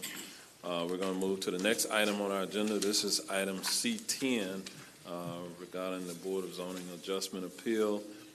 We'll open the public hearing on this item, and Mr. Kozak, our Chief Planner from the Zoning Division, will frame this item. Thank you again, Mayor, and good afternoon, Commissioners. It is my understanding that Commissioner Moore would like to continue this case, and that date would be a date certain, which is May 2nd, 2023. And the applicant team and the appellant team are also aware. All right, thank you very much. I'm going to just check and see if the appellant is present. If you'd like to come forward and make any comments, now would be the time. Or if the applicant on this item, C10, is present and would like to make any comments, you would have to come forward at this time. Good afternoon, Mary Solik, 121 South Orange Avenue, Suite 1500, Orlando, Florida. I'm legal counsel for Blue Sky Towers, and we have no objection to the continuance requested by Commissioner Moore. All right, thank you very much, and stand by. With that, then we'll close the public hearing at this time, and we'll go to the District Commissioner. Commissioner Moore, would you like to offer a potential motion? Yes, I'd like to make a motion to postpone this event. Was it, did you say March? May 2nd. May 2nd. Second, Scott. All right, we have a motion and a second. All in favor say aye. Aye. Opposed, no. Motion passes, and it is unanimous. Thank you for your presence this afternoon. We're going to move to the next item on our agenda, and this is item D11. D11, we'll open the public hearing on this item, and the Director of our Public Works Department, Mr. Joe Conkle, will frame this item. Mr. Conkle, you are recognized. Thank you, Mayor. Public hearing D11 is the Grand Cypress Resort PD. It is located east of Winter Garden Vineland Road and west of South Papa Vineland Road. This is a request for a master sign plan for the resort development currently under construction on site, which includes 6 waivers from code related to the proposed signage. The property is designated PD on a future land use map with a mix of permitted uses and is zoned PD as the Grand Cypress Resort. The aerial shows the surrounding area developed at single-family, multifamily, and tourist commercial development. Here is the land use plan as proposed. And the recommended action is to make a finding of consistency with the comprehensive plan and approve the Grand Cypress Resort Plan Development Land Use Plan, subject to the conditions listed under the DRC recommendation in the staff report. The Mayor and Commissioners have been briefed on this request. This case is in District 1, and staff is available for questions. Thank you, Mayor. All right, thank you, Mr. Conkle. Is the applicant on this item present? If so, a representative, you can come forward and offer any comments at this time.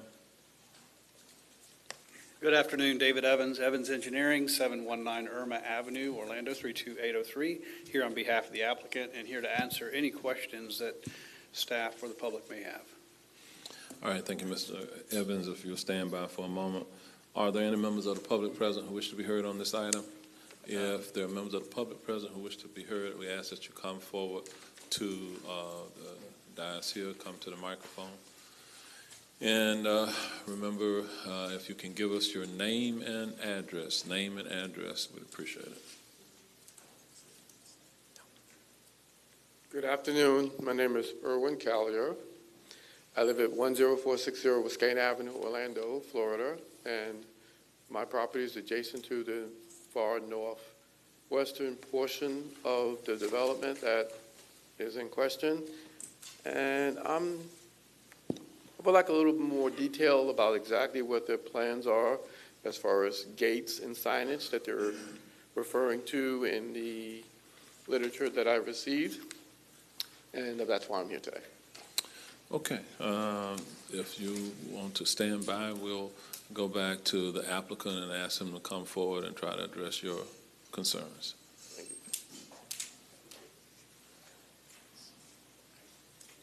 Hi, David Evans again. The signage plan is contained within the material that was submitted to the county. Obviously, we have a large frontage of property, about 8,000 feet along 535. So the signage will be on the 2 entrances, one that's the main entrance today, and then a secondary entrance that's also there today that's on the north end of the property, and then a third single sign at what we call service entrance, which is the furthest north on the property. So the idea is that the signage goes on both sides of the entrance, and so it includes both property signage for the actual development that's going on there, plus directional signage. So people driving by can know where to turn to go in and go to the hotel or to the uses that are in. If you know, living across the street, a lot's going on over there. Different uses, different types of places to stay. It's all resort, villas, hotel-type uses. So as people come for visitation from different areas, they know where to turn in. So they're kind of directional signage as well as the property signage that defines where they are, where the Evermore Resort's going to be. So it's a combination of both of those types of signs, and they're along 535. The entrances are the same. Yeah, we could just talk. How about that? Okay, Mr. Callender, if Thank you. I guess my main concern would be that there was reference to a gate as well as a signage in terms of an overhead signage. Is it just a 16-foot pole? I'm just kind of confused how that's going to affect traffic in that area with such a large signage. Okay, thank you. Yeah, the property is gated on both ends because it's a controlled environment. So both gates have master gates where both entrances have master gates where people come in. The signage is ground signage, so it's not poles but ground signage. There's different types, and I have pictures of them. I'm happy to show you what they look like so you can kind of see. But they follow the landscaping on the entrance. At the service entrance, there's a sign that says service entrance, so people know not to turn into there, but to turn into the main entrances. So I'm happy to share my photos and exhibits with you. so, Mr. Evans, if you regular gates that are internal to the property. so, Mr. Evans, we won't do that in the meeting, but if you can perhaps converse with Mr. Callender. He wants to be a good neighbor, I think. He wants you all to be a good neighbor and get his contact information and try to answer his questions if you can. Okay? Will do. All right. With that, do we have any other members of the public present who wish to be heard on this item? We have no other speakers, Mayor. All right. Then we're going to close the public hearing at this time, and we'll go to the district commissioner for a potential motion. Thank you, Mayor. Thank you to the applicant for hanging out and making sure that we've got all the questions answered. I think sometimes, especially when there's an existing PD and, this application or this particular case is about the signage, but I think there's a lot there. So to parse it all, I appreciate you giving specific information to our residents. And, we had a resident that reached out also concerned that there was something in this that affected the shoreline. And just to confirm that this application has nothing to do with the shoreline, that's just an indicator of the property line. Yes, okay. That's an affirmative for the record. So I wanted to make sure that I was doing that on the record for residents that had questions. So I appreciate that. And with that, I'll make a motion for approval. Second, Gomez. All right. We have a motion and a second by Commissioner Gomez-Cordero. All in favor say aye. Aye. Opposed, no. A motion passes, and it is unanimous. All right. With that, then we'll move to the next item on our agenda, and this is item E12. And this includes the item that was pulled from the consent agenda with this morning that goes along with this E12, and that's J5 from this morning. We'll open up the public hearing at this time, and we'll ask Mr. Joe Kunkel, the Public Works Director, to frame this item. All right. Thank you, Mayor. Public hearing E12 is the Hamlin Southwest Plan Development Unified Neighborhood Plan. The subject property is located north of Porter Road and west of State Road 429 in the Horizon West Town Center Village. This is a land use plan amendment to rezone 1.65 acres from A1 to PD to be added to the plan development and to remove land for a future Orange County Fire Station and land that was previously dedicated as road right-of-way. The request is also to add 150,000 square feet of non-residential uses that's being transferred from the Silverleaf PD. Finally, the request includes one waiver from Orange County Code to allow decorative screen fencing as an alternative to the masonry knee wall along framework streets in lieu of providing that masonry knee wall. This is also related to the consent item I-5 case APF 2211-337, which is associated amendment to the APF agreement for the plan development. The property is designated corporate campus mixed use and urban residential district on the Horizon West land use map with the Town Center Village, and the area to be added to the existing PD is currently zoned A1. PD in A1. The aerial shows the surrounding area in the process of development with a mix of single-family, multifamily, and commercial entitlements in the immediate area. Here is the PD land use map with the access points on 545. The recommendation action is to make a finding of consistency with the comprehensive plan and approve the Hamlin Southwest Plan Development Unified Neighborhood Plan, subject to the conditions listed under the PZC recommendation in the staff report, and approve the associated Second Amendment to the Adequate Public Facilities Agreement. The Mayor and Commissioners have been briefed on this request. This case is in District 1, and staff is available for questions. Thank you, Mayor.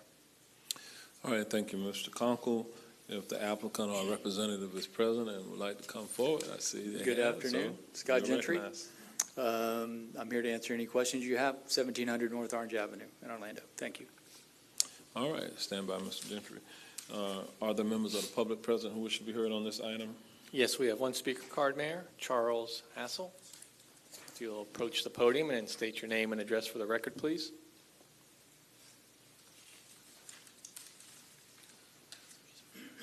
You'll have 3 minutes. Good afternoon, Mayor and Commissioners. Charles Hassel, 16943 Wingspread Loop, Winter Garden, Florida. It's more of a question. This was a little bit confusing to me as actually what is going here. And I'm sure he can answer it very quickly. If it's more housing, I'm opposed. If it is non-residential, which it sounds kind of, then I'm for it. But I just want a clarification on what's actually getting built. Okay, stand by, Mr. Hassel. We'll ask the applicant to come back and perhaps address your issues or concerns, and if there's an opportunity to meet with you afterwards, we would encourage that. And you're recognized at this time, Mr. Gentry. Yeah, thank you. No more residential. There's already, as you know, there's a single-family housing project out there. We're adding 150,000 square foot of non-residential to this. We're actually adding the little piece that we swapped from the county up there, and then there's a fire station that was in the PD, and we're actually taking that out because Orange County is going to develop that soon. Okay, so hopefully that answers Mr. Hassel's questions. If there are no other members of the public present who wish to be heard on this item, I'm going to close the public hearing at this time, and we'll go to the District Commissioner, Commissioner Wilson, for a potential motion. Thank you. It's very funny because we asked the exact same questions, and actually staff showed me the plan that had the actual, retail and some of the things that I know have been of great interest to the community there to make sure that we weren't doing anything to alter that. And then, just to be clear, the fire station just coming out of the PD, it is where the fire station is going. So I know residents have been really interested in making sure that that's on track. It is on track, and I appreciate all the good communication. And I love my residents. Thank you for being here. With that, I'll make a motion for approval. Second. More. All right. Oh, I'm sorry. I might need to add also the adequate public facilities in the motion. Make sure that I word that with the adequate public facilities portion that was pulled from consent. All right. We have a motion, and we have a second, right, Commissioner Moore? And all in favor say aye. Aye. Opposed, no. Motion passes, and it is unanimous. With that, we're going to move forward on our agenda. We're going to item F13, and on this item,